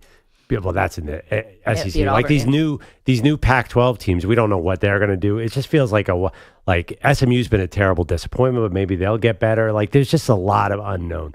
We saw Georgia Tech go out and kick Florida State's butt. I feel like there could be to Syracuse. Yeah, and Syracuse look good too with Kyle McCord. So and they don't play Syracuse, but they're weird landmines all over the ACC. That's all I'm saying. Like, and you know what I mean. Like, don't just instinctually. Don't you feel like Dabo is on such a downswing right now? Yeah, but I think it's working. It works out for them particularly well this year because Florida State obviously doesn't look very good. They're at Florida State and at Wake Forest can sometimes be a tough place to play, but. Like, the ACC feels very much up for grabs, and maybe I'm wrong. Maybe EJ's Miami Hurricanes will just run the table, and with Cam Ward, it could just be a foregone conclusion. But I like my chances there as opposed to you're saying there's landmines in the ACC. Well, then what's the SEC? My SEC is ridiculous, but they're going to let a lot of teams into the playoff from the SEC. Probably only one will get in from the or zero. Maybe there's a possibility that only the ACC champion makes it in. Right. That's what I'm saying. Probably only one team gets it in from the ACC. Right. So if I'm Clemson and I win that game, I'm in, as opposed to having to wait around for an at-large bid and hoping that I get in. I'm just talking about them getting there. Yeah. Because there are, but the other thing, the ACC is gigantic. There's like 1,000 teams. They all are now. Somebody could go on a run. It's not, to me, it's not a foregone conclusion. Also, if you think Clemson can turn it around, then why can't Notre Dame turn it around and beat all the Purdues of the world? Because there's no USC waiting for them at the end. Like, Miller Moss could be the Heisman frontrunner by the time we get to that last game of the season. USC? I mean, they look good. Are they so much better than the teams Clemson's play? I think, we'll see how they look against Ohio State. No, I'm sorry, Oregon. Yeah, I don't know. No. Did they play Ohio State, USC? Oregon plays USC. Let me get the schedule up real quick. So, yeah, EJ, you're an ACC fan. Don't you think that it's kind of TBD about who the powerhouses are going to be here? It feels like it's Miami, and we're trying to figure out who the second team is. Could it be Clemson? Could it be Syracuse? BC? Syracuse looked pretty good. BC's ranked right now. I think a lot of people. I'm not sure about BC. I think Syracuse is the weird team in that conference that maybe people are starting to get interested in. They actually played Miami the last game of the season, which is going to make that whole thing weird. at quarterback. So, Yeah. sorry, USC has the bye week this week and then back on September 21st at Michigan.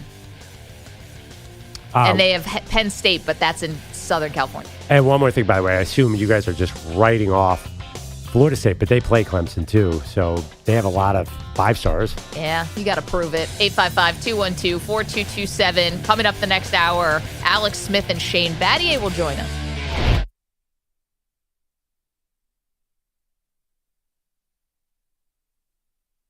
You're in a 5-minute break.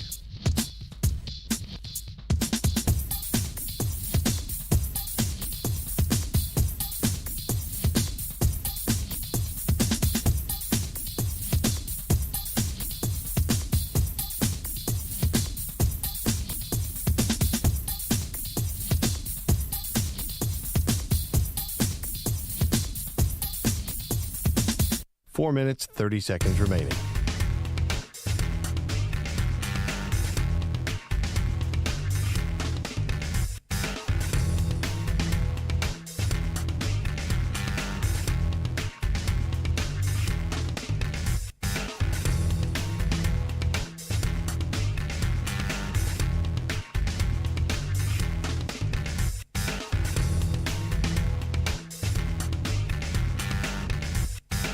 Four minutes remaining.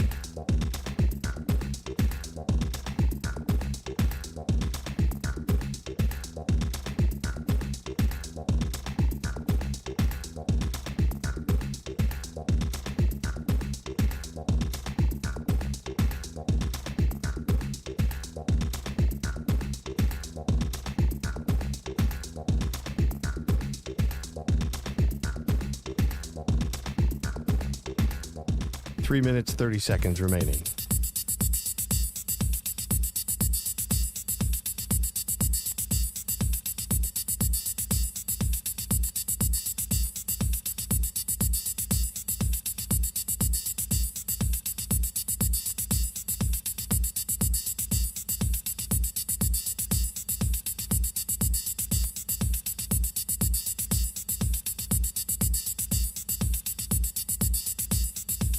Three minutes remaining.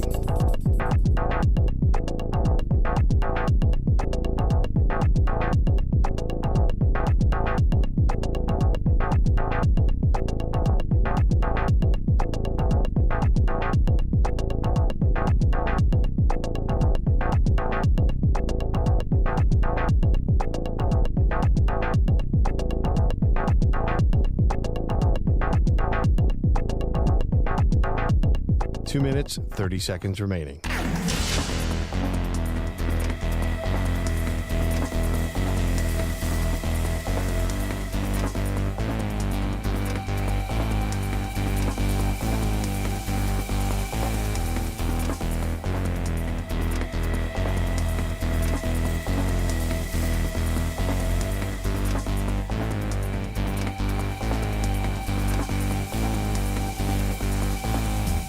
Two minutes remaining.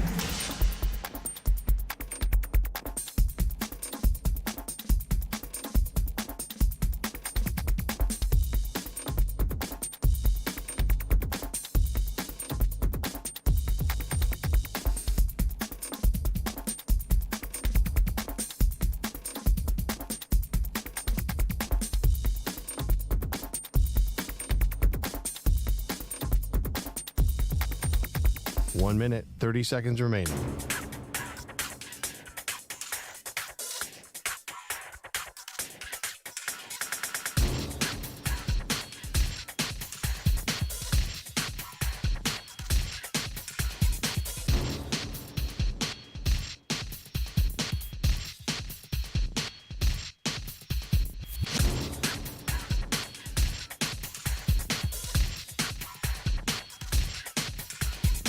One minute remaining.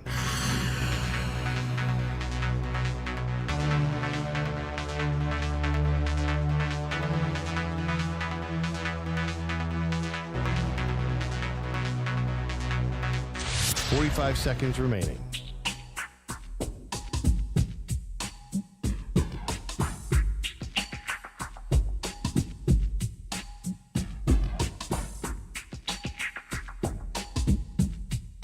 30 seconds remaining.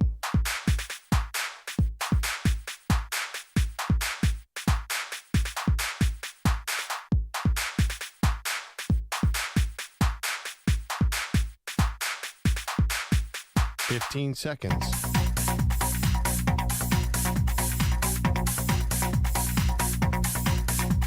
Break ends in 5 seconds.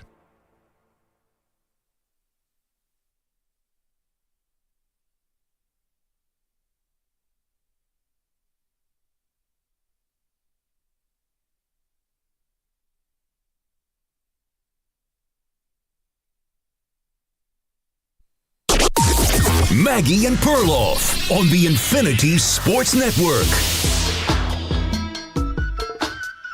Football tonight.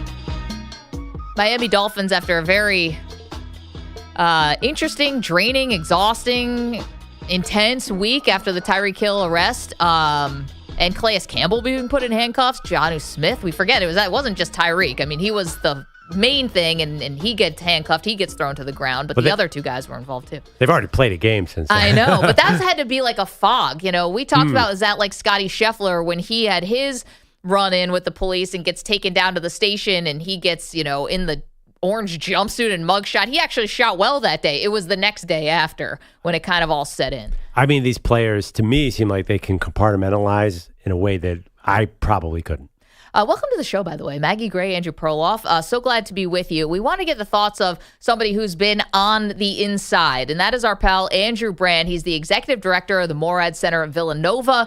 Of course, business of sports and former executive with the Green Bay Packers. He's a former player agent. Andrew, thanks so much for the time. Good morning this morning. How are you? Hey, Maggie. Hey, Andrew. Always good to be with you. I was listening about Tyreek. It really dawned in my mind. I probably speak differently than everyone else. When I saw that, I'm thinking, okay, what's the team doing? What's the agent doing? What is the security doing? What is Tyreek's team doing about this? So when those things happen, I've been on both sides of that.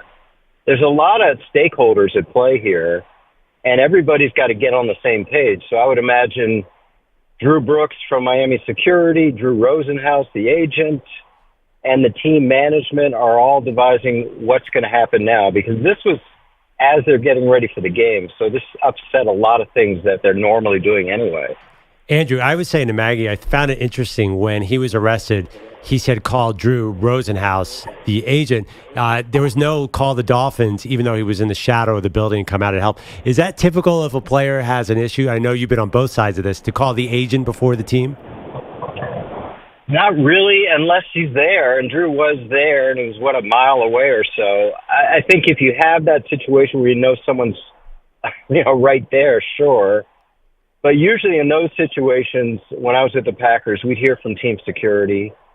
We had three guys, and they would be called, or they would know from law enforcement. Now, Green Bay is tiny compared to Fort Lauderdale, Miami, so we sort of had a hold on everything going around there. We knew all the cops. That's how small it was. So it was a little different. Andrew Brandt is joining us. Andrew, sorry, just to follow up on something. You said there's just like a lot of stakeholders, right? Like a lot of people. It's not just Tyreek Hill and Calais Campbell and Jonnu Smith who went through that. A lot of stakeholders. Right. Is that like in a galvanizing way, like everyone pulls together tighter, or is that in like there's a lot of tension type of way? No, you try to get them all together, because what's going to happen is it's, as we know, gets very public.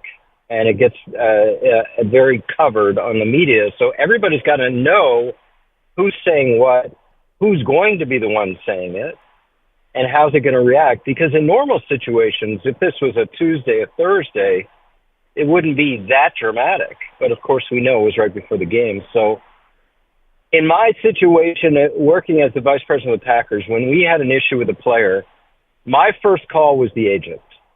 Okay, what's going on? What's your view of this? What are we going to say? Who's going to say it? And are we on the same page with what's coming out? So getting everyone on the same page. Yeah. I mean, have the Dolphins done that? I feel like that team's had a lot of turmoil. I'm thinking of like some of the Stephen Ross stuff. I don't really do you think the Dolphins have done that so far? What's your sense of how they're handling this? Yeah, I saw the statement, Andrew. I thought it was very, very empathetic and pro Tyreek. which I get it. You're going to support your player, especially a star player like that. You know my saying, greater talent, greater tolerance. But when I read it, I'm like, oh, okay, because the police union, the local police, they got to deal with them on a regular basis. They're a stakeholder. So I wondered when I read that Dolphin statement, like, oh, okay, you're going to be on one side of this, and I get it. You have to pick a side. That's probably the side you pick. But it just seemed to me like, okay, now someone in that office is doing some back channel trying to soften the blow with the police union. Do you expect the NFL to make a statement on this situation? It's a good question. I think this might be more of a team aspect than a league aspect. So I would expect this to be handled internally with the Dolphins and not the NFL.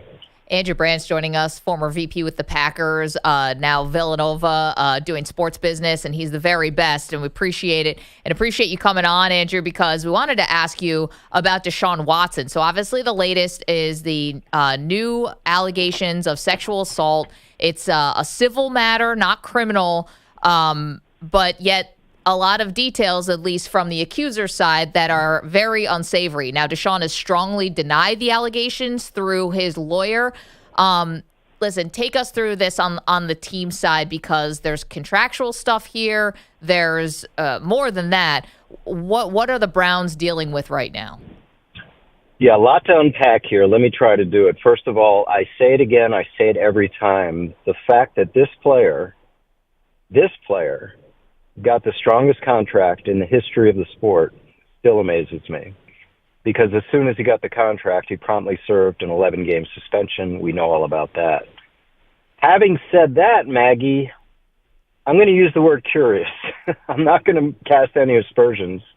But it's curious this report is coming out now, and that a 4-year-old charge is being filed the day after he plays a bad game against the Cowboys. It's just, to me, it's like, wait, what's going on here? This was 4 years ago. The other thing about it is I know this is a date, and this is not a quote-unquote massage. I get it. But to me, Maggie, this is exactly the same behavior we read about in 2021 and 2022 that got him the suspension. Everything we're hearing about is like, yeah, I remember reading about that in New York Times and Jenny Venters and all these people that said he did the exact same thing he did with this woman. My point in that is the Browns knew all that and, of course, signed him to this massive contract. And I get it. This is a date. This is not a massage, so maybe there's some differences.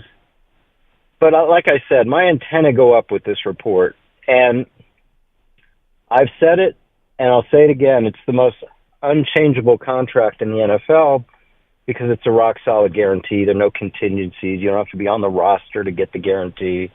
It's guaranteed at signing as the language goes.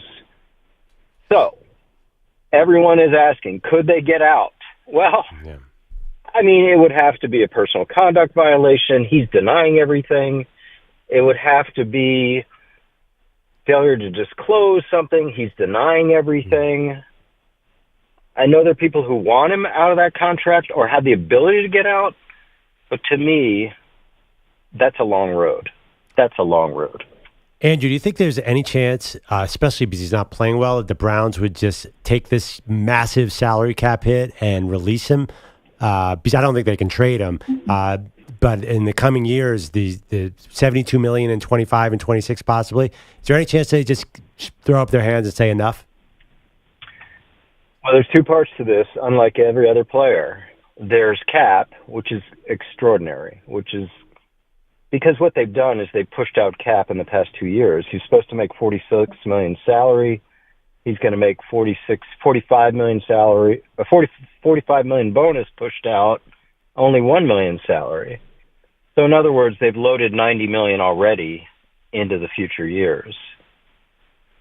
If they cut him or release him or trade him, of course, they have $92 million of cash left. Forget about cap. So in most situations like Russell Wilson, you're dealing with cap, not cash. here you'd be dealing with both, unless they get out from the guarantee somehow, some way. All this is to say, Browns fans, I don't think he's going anywhere. And listen, I know Andrew Berry, general manager of the Browns. I think the world of him. I knew him in Philadelphia. He's bright. He's Ivy League educated.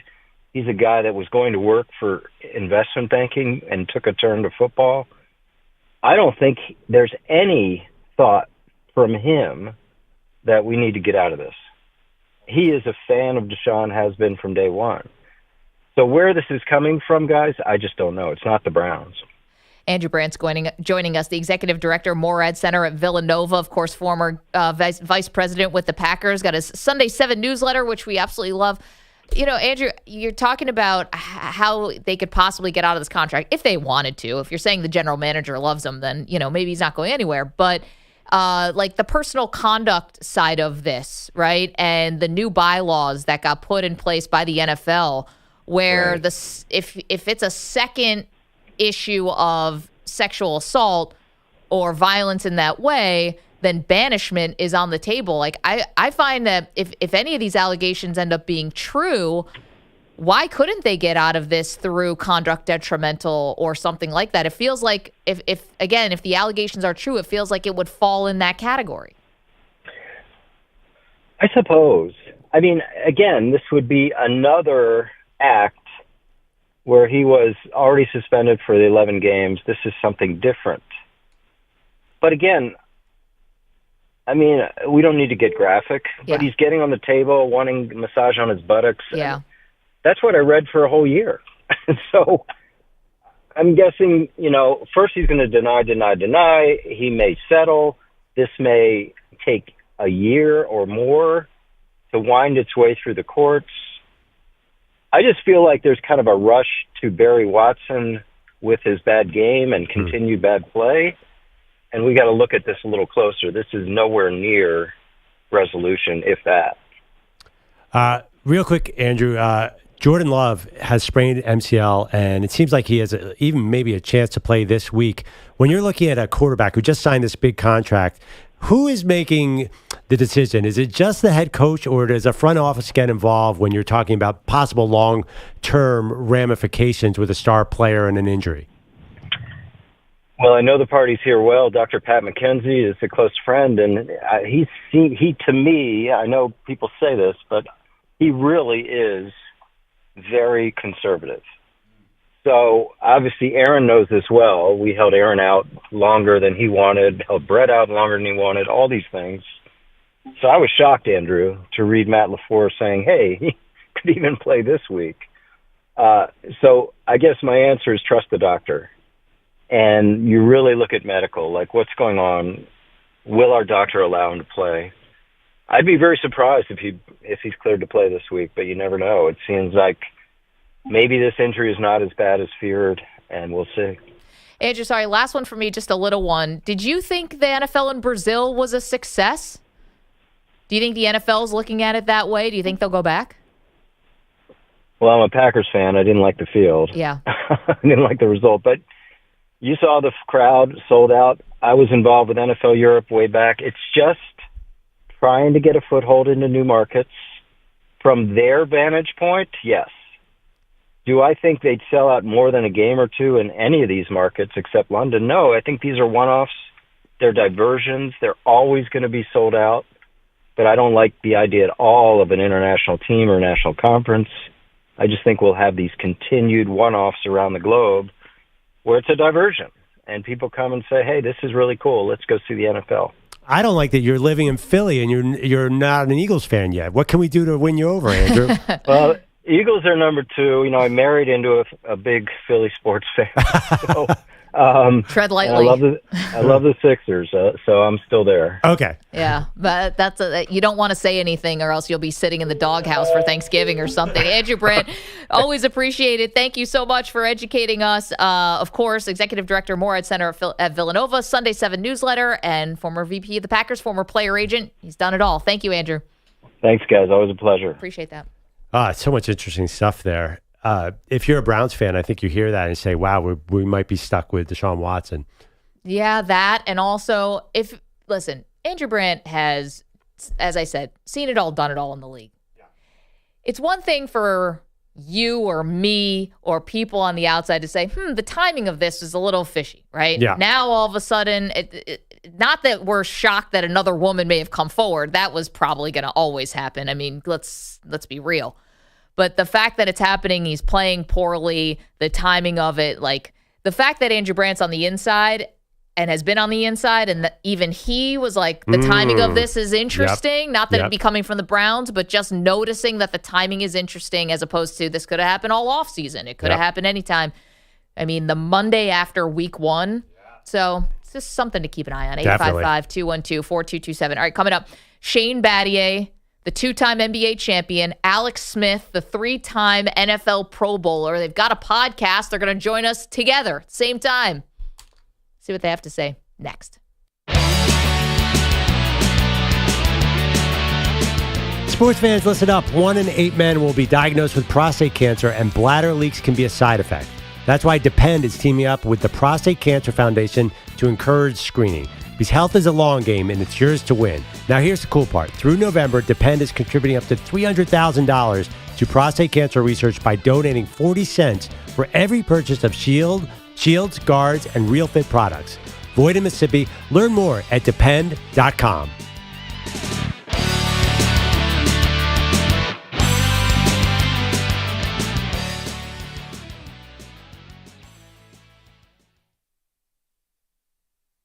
You're in a 4.5-minute break.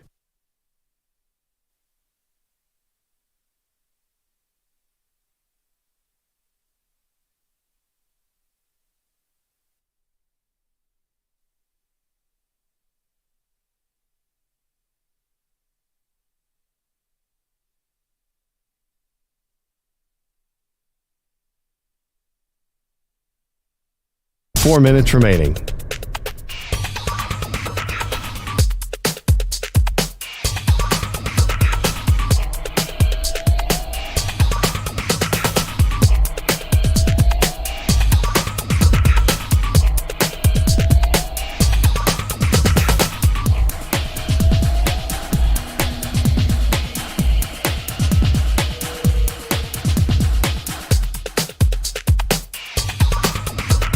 Three minutes, 30 seconds remaining.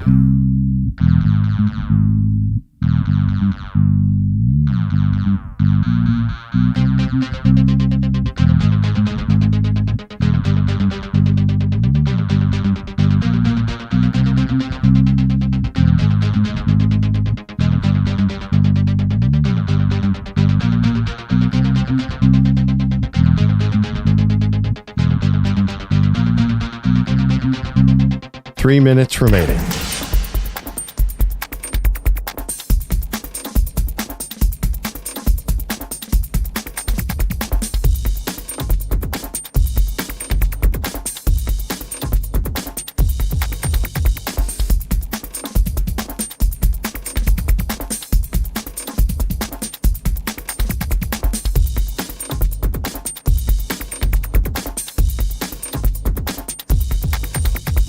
Two minutes, 30 seconds remaining.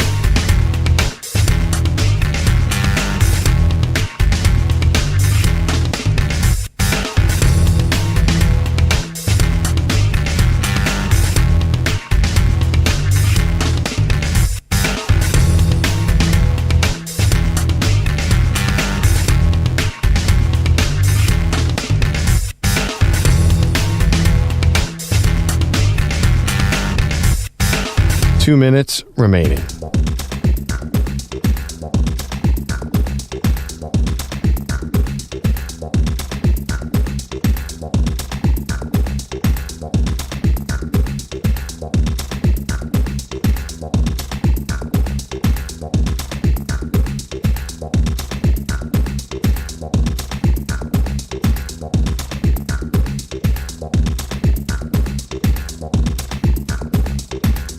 One minute, 30 seconds remaining.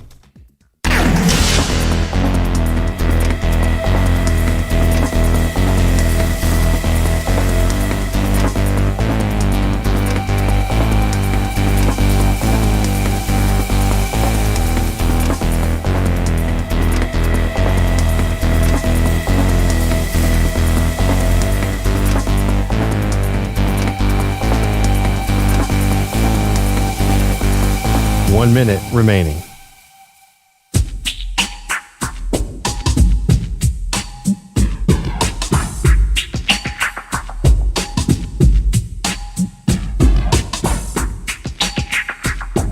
"45 seconds remaining.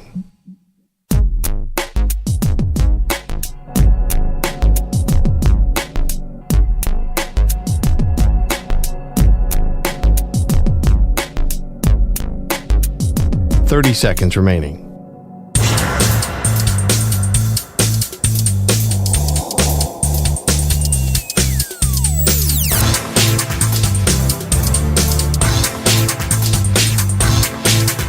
"15 seconds.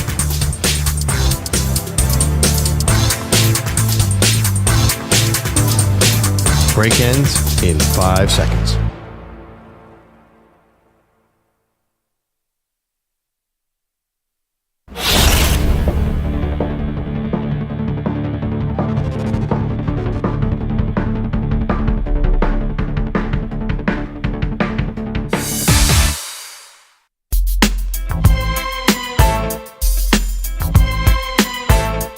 You know what I love?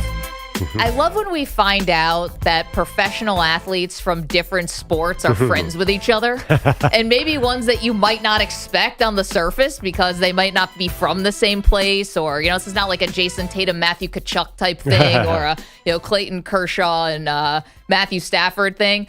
But when we found out that Alex Smith, the 3-time Pro Bowl quarterback, and Shane Battier, the 2-time NBA champ and the national champ in college, these guys are not only friends, they're friends. They've got a podcast together. It's brand new. It's called Glue Guys. Really cool stuff about how to be great teammates, how to be great leaders.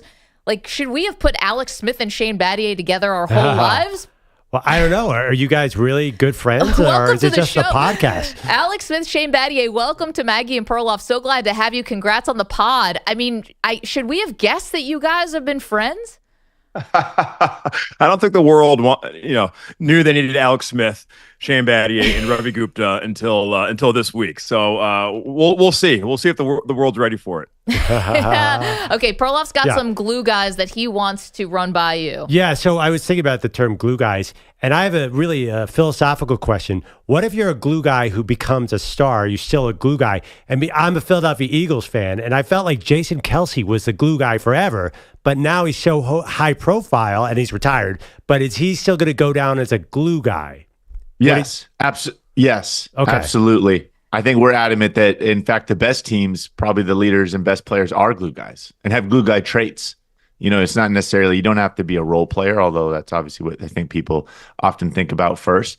But no, I mean, and obviously on the pod, we talk about all kinds of things, leadership, culture. There's teams everywhere, and we all have different roles in those teams. Even our own family units are teams. So, yeah, I mean, it's fun. It's fun to chop it up. You said it, Shane and I, very similar backgrounds, Birmingham, Michigan, and San Diego, California, just screams, and I think that's what makes it so fun and interesting, though, is obviously what we all bring to this. And it's, I really enjoy just making fun of Duke University as well on the podcast. So, lots of material there. But no, to answer your question, Utah would never schedule us. Oh boy! So I would love to make fun of Utah. You're right. I think I know where they're located. But that's the kind of fun we have on Glue Guys. You can't. I guess Utah basketball. Yeah. I don't know. Even punch down there. We used to be way back when. Oh yeah, Keith Van Horn. Yep, my basketball glue guy was Derek White, was a great glue guy, but now he's kind of a star too. And it's interesting. So I guess even though he was on the Olympic team, Shane, he can still be a glue guy, even though he obviously has the skills of a star player. Glue guy, 100%, 100%. That's the thing about glue guys. You can find them at every level of a team, and sometimes they are the towel wavers. Like we talk about the special teamers on Alex's teams. I mean, those are the guys that held the locker rooms together. And let's be clear, there are a lot of glue gals out there too. So this is not gender specific. Glue guys, glue gals. It's the folks that just make teams run. Derek White had a heck of a summer, a heck of a year, NBA champion, gold medal, played huge roles on both. So absolutely, you can be a glue guy, glue gal, and still be a star. Shane Battier is joining us along with Alex Smith. They have a new podcast. It's called Glue Guys. It makes a lot of sense. Alex, I don't think of you as a glue guy, as a quarterback, number 1 overall pick, but, I can understand where you're coming from. And you guys also have something interesting in common, which is you had great careers. I mean, Alex, 16 years in the NFL, Shane, 13 years in the NBA, if I'm counting that up right. And, of course, all the college success. I mean, you guys have done so much. You also were teammates with players who are universally thought of as the players of their generation in their sport. Shane, you with LeBron James, and Alex, you with Patrick Mahomes, even though it was earlier on in his career. Have you guys talked about, are there any similarities between these two guys? Because you had a unique vantage point about two, again, of the guys we consider the greatest of this era. Alex, you can go first. Yes. Yeah, I'll jump on that. I mean, we talk about it all the time. I think what makes people great, what makes them outliers. And I think there are similar qualities. And that's even the fun thing that, when we bring Ravi obviously into the conversation, who's the real star of the show, by the way, and he brings the business side to this. Way smarter than us. Way smarter than us. But yeah, I mean, I think there's a couple things right off the bat. They're obsessive. They're absolutely obsessive about what they're doing. Right. This is something they're not hobbyists. They're not dipping their toe in. This is something that consumes them. They wake up every single day driven for this. And then they're relentless, just absolutely relentless. I mean, for me, when I think about Patrick, he's coming every single day. He's right. Like he's just going to get up. He's going to keep getting up. He's going to keep coming after you. And that relentlessness, I think, often gets forgotten about. I mean, we see the elite talent in both these guys. And I think we get caught up in that. And it is, don't get me wrong, like talent is a part of this, but there's a lot of talented people out there. And I think what separates most people that reach that level are these other traits and qualities.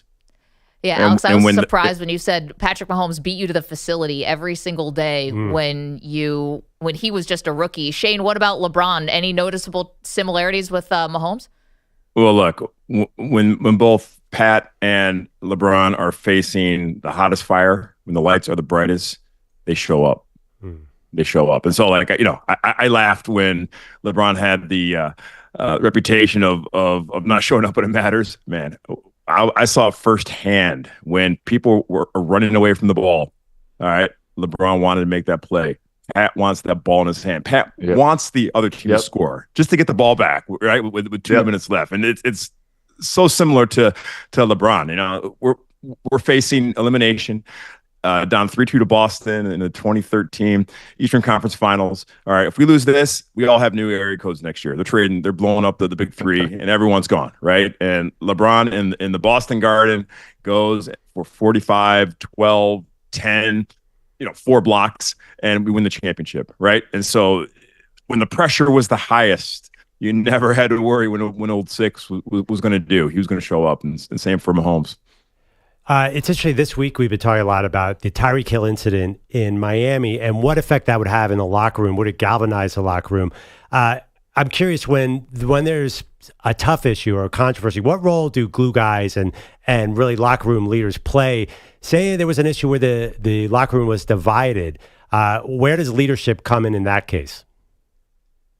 Yeah, I mean, I think all these situations are different. Listen, I mean, with Tyreek, this is a former teammate of mine. I think people often forget, we're there. It's right before game day. We're there to entertain and put on a show, but human beings first. And I think in moments like that, you have to step in and you're worried about your teammate first, your buddy. I mean, how's he doing? Right. I mean, the game is secondary in that moment and trying to make sure he's okay. Right. I mean, I couldn't fathom that situation. I was literally working TV when, Sunday morning when that broke and to see your former teammate face down on the pavement over a traffic violation still is obviously, I just can't, again, growing up in San Diego, that's not something that I'm familiar with. And so thinking about him, I'm just thinking about how can I help him? How can I be there for him in that moment?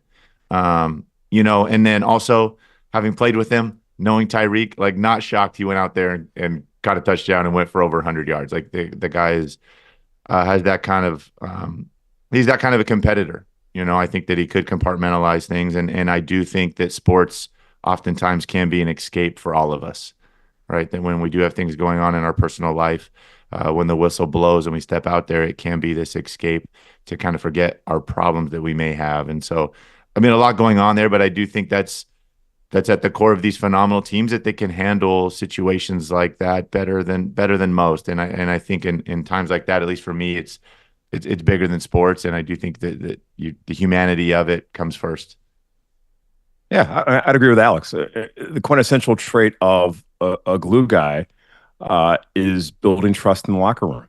And so that shows up when there's crises and when there's adversities, and glue guys, glue gals just know what to do when situations arise in the locker room, and this is no different than in corporate America, where there's, a major incident. Hey, let's figure this out together. All right. If you've had a bad week at work, you bring a Starbucks for everybody. All right. You take everybody out to the bar. All right. And glue guys know what to say at the right time.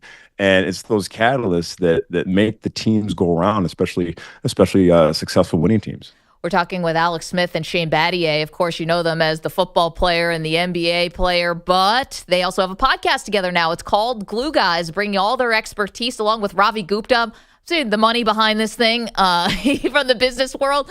You guys all get together. You do this fantastic podcast. We're talking about the athlete side, obviously, with a 3-time Pro Bowler, comeback player of the year, a 2-time champion, and a college champion.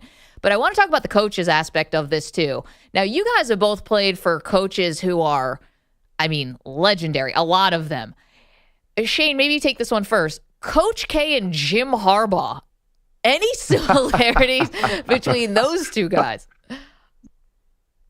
I don't think, I know this is true for Coach K, but I'm pretty sure this is true for Jimmy Harbs. They don't have many hobbies outside of their craft, right? The amount of thought and energy and belief they dedicate to their teams, their specific teams, is, first of all, exhausting. It's exhausting. And most leaders, most coaches aren't willing to pay the price to only think about their teams. Yeah, when I played in the NBA, I'm playing for the Miami Heat, going for championships. And I'm calling Coach K in the middle of the year, and all Coach K wants to talk about is the backup point guard at Duke. And I'm like, Coach, I don't really care what's going on with the backup point guard at Duke. How are you doing? And it's a switch that the truly, truly greats possess that most people don't. Their singular focus on their teams and delivering what each person, each coach, each administrative assistant, each player, each walk-on needs, and delivering that to that person every single day. And it's that commitment to your people and your teams that set them apart. Alex, Maggie, what about Jim? In the wise words of Jim Harbaugh, more is more. Less is not more. Okay? And I pull out Harbaughisms all the time. Shane's right. Like, listen, this although these are different sports and obviously different guys, like there are commonalities, and we talk about leaders and coaches all the time. The people that set culture, not just from a coaching or managerial aspect, but within the building as well. The carriers of culture, and certainly coaches have a huge role in this. Leaders have a huge role in this. And it's fascinating, I think, to talk about. And again, the correlation between, sports and business, it's a lot stronger than people think. And it's so fun. I'm anxious to see, Coach Harbaugh dip his toe back into the NFL ranks and his endeavor to be a world champion, to steal his words. But it's fascinating. And I think he's going to have a ton of success for the same reasons that he's had success everywhere he's been. And it's not necessarily a technical thing, right? It's not an X's and O's thing. It's far more philosophical and culture and a matter of selflessness, right? He has such a great ability to get everybody to raise their level of commitment and to pull in the same direction and put themselves secondary to the team. And I think, again, I'm anxious. Again, I mentioned that Chargers are a bit of a sore spot for me, again, growing up in San Diego and then moving up to L.A., but still pulling for them and Jim now that he's taken over the reins.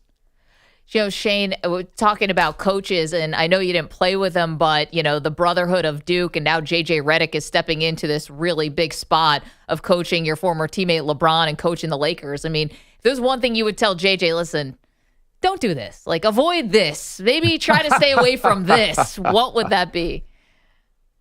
Well, we can't wait. We have a lot of guests on Glue Guys, and so Coach K has committed to come on the show this year, and so we're going to fly out to Durham and hopefully do that in person. So we're going to introduce Alex to the brotherhood. I can't wait. So I can't wait. There's some resistance, but once you go to Durham and step in Cameron, you become a dookie. JJ is super smart, and I'm not betting against him. He is a relentless competitor. He's very bright, very observant. The locker room of an NBA team, and I would say the same thing for the NFL, is tough for the reasons that the players are always trying to judge. Okay, is this guy legit?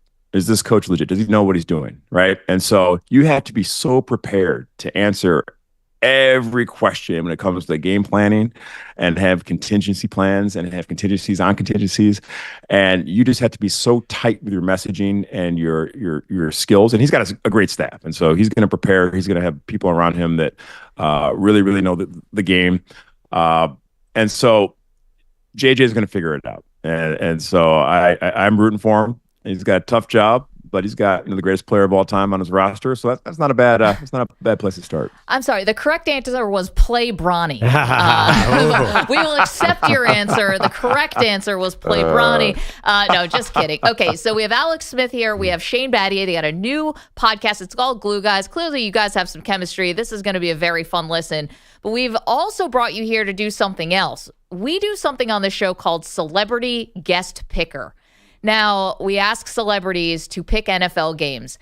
Alex, we think you'd be a little too good at this. So we are going to put you to the side for a second. Shane, you're up. We have 3 NFL games we'd like you to pick. And then, Alex, maybe you can come in after and do a grade or something on Shane's. I would love to critique Shane's picks. Yes. Well, let's get it going. All right, Shane, we sent you 3 games.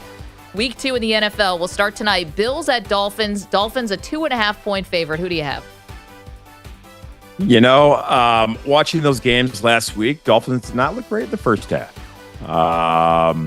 They're a little banged up in the backfield, but I believe in Mike McDaniels. He's a wizard. He's a wizard. So it doesn't really matter who is out there for them. Jeff Wilson, hopefully my man, does something tonight, and I'm going with my former home, Miami, -2.5. All right. Buffalo, they're a little weak in the receiving room, and so I don't know if they're gonna be able to move the ball on the Dolphins team. Let's move on. Bengals at the Chiefs. Now, this is changed a little bit. It was a 6-point spread. Now it's come down to 5. Chiefs are a 5-point favorite. Who do you have? Somebody knows something, and that somebody is right.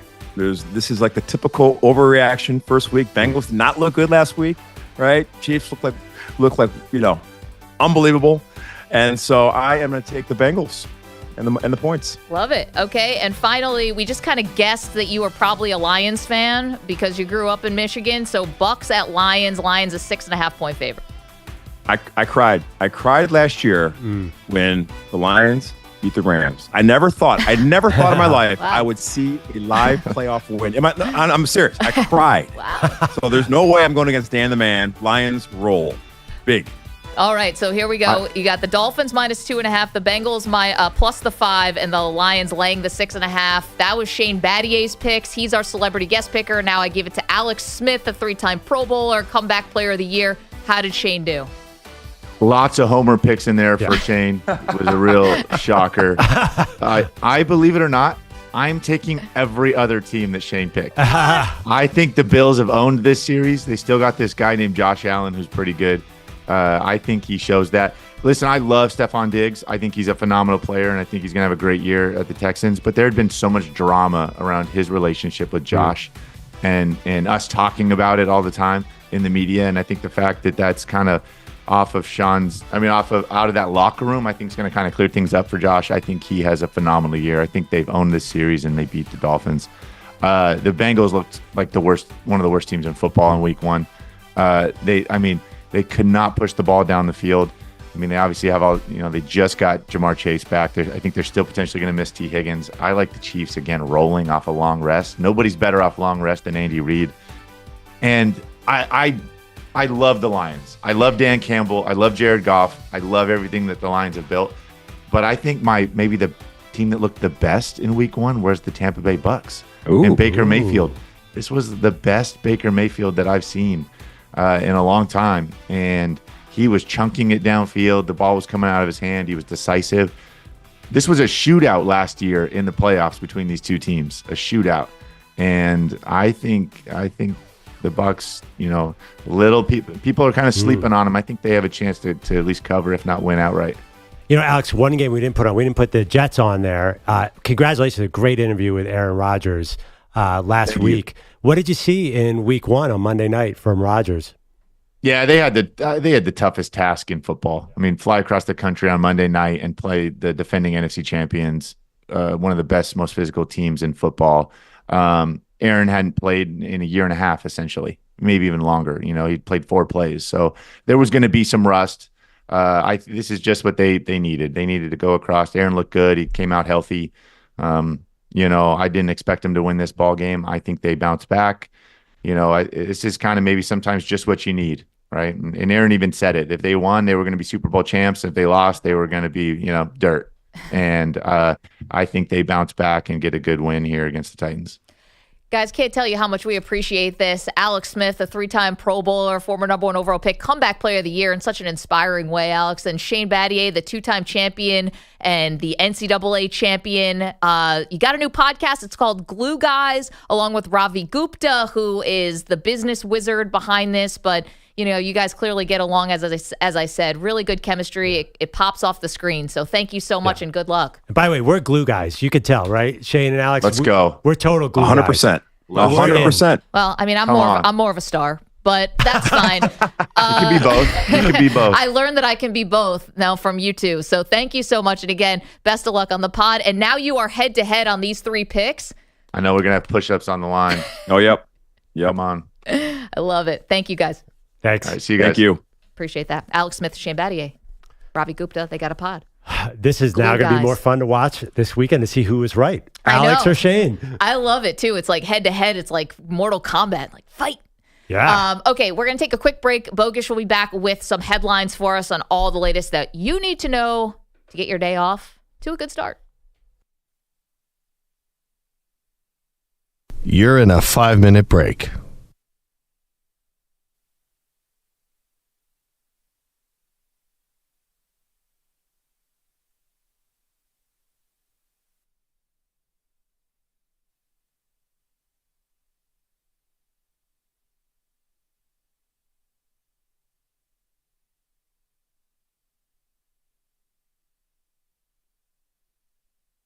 Four minutes, 30 seconds remaining.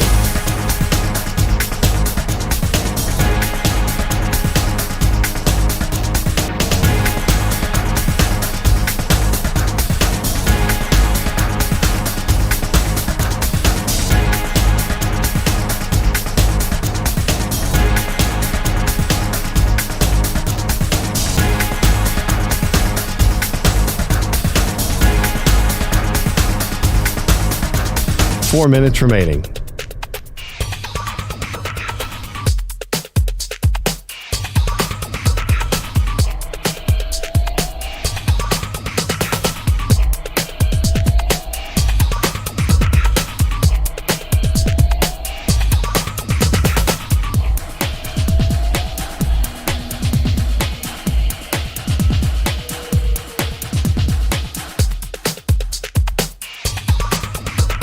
Three minutes, 30 seconds remaining.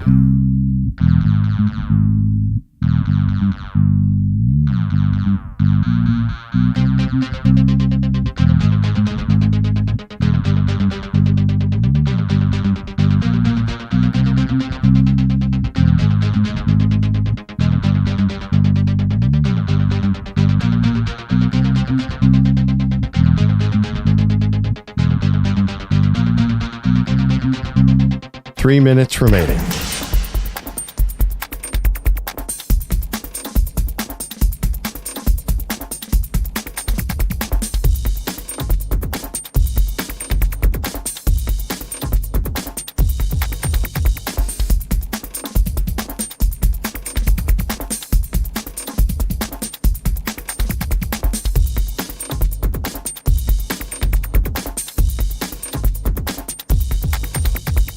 2 minutes, 30 seconds remaining.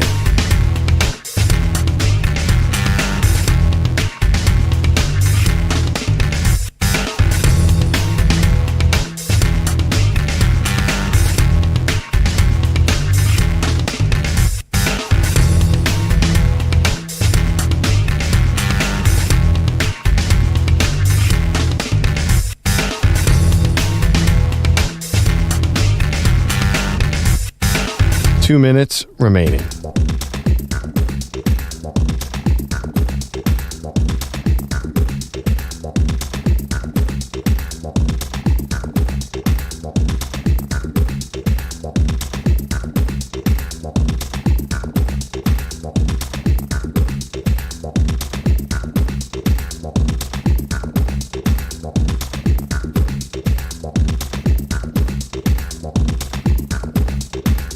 One minute, 30 seconds remaining.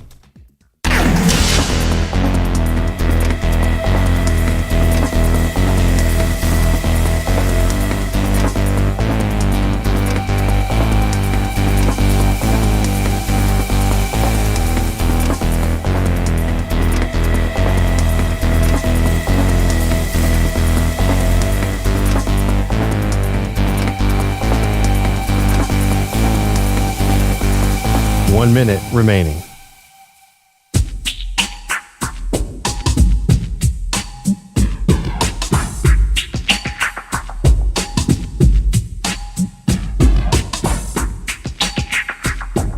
.45 seconds remaining.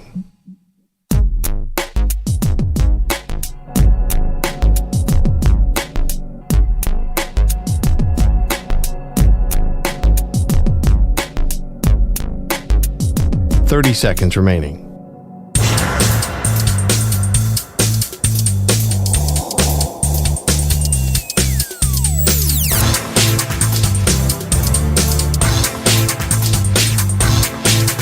.15 seconds.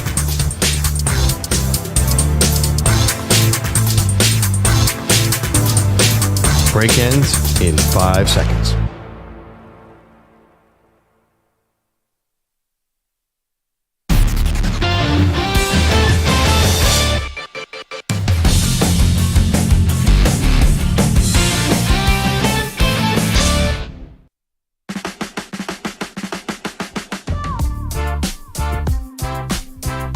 All right, the Dependable Player of the Week is sponsored by Depend and the Prostate Cancer Foundation, reminding you that health is a long game and screening for prostate cancer is easier than ever. Learn more at depend.com. All right, so who is our Depend Player of the Week? There was some discussion here. Who picked it? EJ is still in his home studio for only one more show. EJ will be returning Monday, but you have a job right here, buddy. Who is the Dependable Player of the Week? Okay. Well, you got to try to guess it. You're not going to guess it? Isn't that how this works? Oh. Asia Wilson. Ooh. Dependable Player of the Week. No. Las Vegas Aces. I'm going to go with Jordan Mason. Oh, go man. football. Perloff right on the money. Oh, that's a good one. I was actually going to say Joe Mixon, but I'm like, he's not picking Joe Mixon, so it's got to be, because it was a big running back week, so I thought it'd be a running back. Let's go one. Yeah, no, Jordan, Dependable Player of the Week. Jordan Mason, 147 yards rushing. Talk about being dependable. I mean, he gets, maybe he wasn't thrust in the action because it sounds like maybe he knew on Friday, but whatever. He gets put into the game unexpectedly to the rest of the world that Christian McCaffrey wasn't going to start, and basically looks like Christian McCaffrey out there running all over the Jets. So this one was easy for me to pick. So Jordan Mason, you're a Dependable Player of the Week. Dependable enough that Maggie's wondering why the Niners are paying Christian McCaffrey all that money. All right, Andrew Bogus. Your headlines were pushed back for Shane Battier and Alex Smith, but now let's go. Guys, it's official. The rare 6 a.m. Pacific announcement from the Pac-12, the conference accepting the applications of Boise State, San Diego State, Fresno State, and Colorado State, giving them 6 schools starting in summer 2026. The league needs to have 8 members by then. More from the Mountain West could follow these 4, or the Pac-12 could look elsewhere. Leaving the Mountain West requires a $17 million payment from each school and $43 million from the Pac-12. That penalty, part of the scheduling alliance the two leagues have for this season. Fire up the Amazon Prime video machine. Thursday Night Football is back tonight. Dolphins hosting the Bills.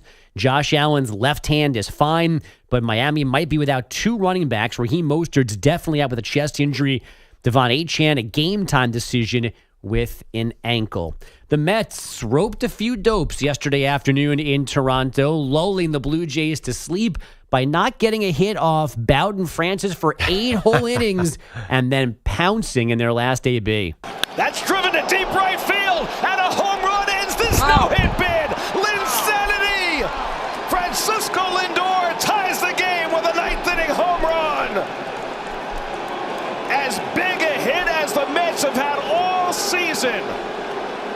Francisco Lindor breaks up the no-hit bid and the shutout, and he ties the game with his 31st home run of the year, and it's 1-1 in the ninth. And that's why he's not the NL MVP. Gary Cohen on SNY. The Mets tacking on 5 more runs, top 9 for a 6-2 win. Then the Braves lost to the Nats 5-1. So the Mets again have a 1-game lead on Atlanta for the last NL wildcard spot. Wait. Question. Is Linsanity, like, people are saying this now? No, Gary Cohen is saying it. Yeah, I didn't think Linsanity was up for grabs, It's especially not. in New York. That's I don't Jeremy like this. Lin. It's not. Well, I think he's doing it because it's New York, and it just makes the whole Mets thing even more obnoxious to me. Asia Wilson Wait, now what if it was here. like, would he's another 100% broadcaster do, like, someone scores and they're like, in hockey, like, the great one. It's Yeah, like, yeah. wait a minute, that one's taken. Yeah. Or if Fernando Tatis hit a home run and they said Fernando Mania, which you young people probably don't remember, was when Fernando Valenzuela came along. Oh. Yeah, you can't do that. There's certain things you can't do. Asia Wilson now holds the WNBA single-season points record, breaking the mark that Jewel Lloyd set just a year ago. Wilson finished with 27 as the Aces took care of the Fever, 86-75 in Indiana. Caitlin Clark scoring 16 on 6 of 22 shooting. And finally, Pearl thinks he would have heard something dancing at the Sexy Red show. Imagine what would happen if he played golf with Joe Buck. Here's the ESPN voice explaining how he broke his wife, Michelle Beisner's, ankle while playing golf. She did a headstand at the end of the tee box for good luck out into my left. And at the exact moment that I was teeing off, she decided with her feet in the air to do the splits, thereby dropping her right leg a little bit to the side, right in my line of fire, and I hit a golf ball, tailor-made with little designs on it, into the inside of her right ankle and shattered it. That's right. Oh, shattered. Attaboy, Buck. Wow, that could have been even worse. Beisner had surgery yesterday to hopefully alleviate nerve pain in the ankle as her recovery continues. I mean, how do you not look at your husband, even if it's a mistake, even if it was 100% accident, you're in so much pain. How do you not look at them and just be like, I'm going to kill you? I don't want to blame the victim, but why is she doing cartwheels on the tee box? I don't know. In front of him. For good luck. Yeah, she said that. Apparently she does it a lot. So right. I don't know. But I've always wondered, by the way, what the impact of a golf ball is. Like, so you could hit somebody in that. You know, when celebrities are at a pro-am and they're not great at golf, and everybody's right there for the drive. Like, it sounds like that could do a ton of damage. Well, I was a cute cart girl at a golf course in high school, and I got pelted more than once by a ball from distance, and it was crushing. I can't imagine getting hit up close, like immediately after contact with the club. I don't know what your velo, what your radar gun would say, but it's got to be clearly well above 100 miles an hour. This happened to Jerry Recco at WFAN. He didn't he hit a golf ball, I think, off a tree, and it ricocheted back and hit him. Was he hurt? I think so. Well, you guys would be safe. If I was driving, you'd be perfectly safe because that's about 14 miles per hour, shank to the left. It's an EFIS drive. Yeah. If I even standing hit the behind ball, Perloff is not safe. if it even goes forward, you might. Yeah, exactly. You might get hit with the ball 8 feet behind me. Oof. That is a crazy, crazy story. Yes, crazy. Like the all the things that need to line up for her foot to be perfectly in line with the tiny golf ball. And the thing is, we moment. feel like we know them. So, like, if it's any other couple said that, I'd be like, yeah, right, likely story. Like, who knows what actually happened? But this, you don't make that up. Well, I was a cute cart girl at a golf course in high school. I was. Great tips. Yeah, but apparently they were trying to hit you with the ball, so maybe. It wasn't to get my attention. So that means you walked around with beers over booze here. or cigars, or what were you walking around with? Beers, a little hot dog thing, candy, chips, regular Just drinks. in the middle of the course, you actually got hit by balls? That's in a car, hysterical. yeah. I mean, you got to drive all around. So I like a tight ass. There's balls flying. I'll you stop go. that sentence. Oh, God. That's the video I want to see of Bogus. Could you sense the disappointment of the men when you pulled up and it was you? Well, I don't think at a public golf course in Queens they're expecting a Hooters girl. Yeah, I'm imagining the beer sales. Believe me, they are. The beer sales were brisk. I am imagining. Beer sales were brisk. Yes, always. Thank you, Andrew Bogish. Thank you, Manny Rodriguez. Thank you, EJ Stewart, Andrew Kaplan. Thank you to Shane Battier and Alex Smith who joined us. Thanks to Andrew Brandt who joined us. Wow, what a day. We're back tomorrow to preview Week 3 of college football, Week 2 of the NFL. We'll see you then.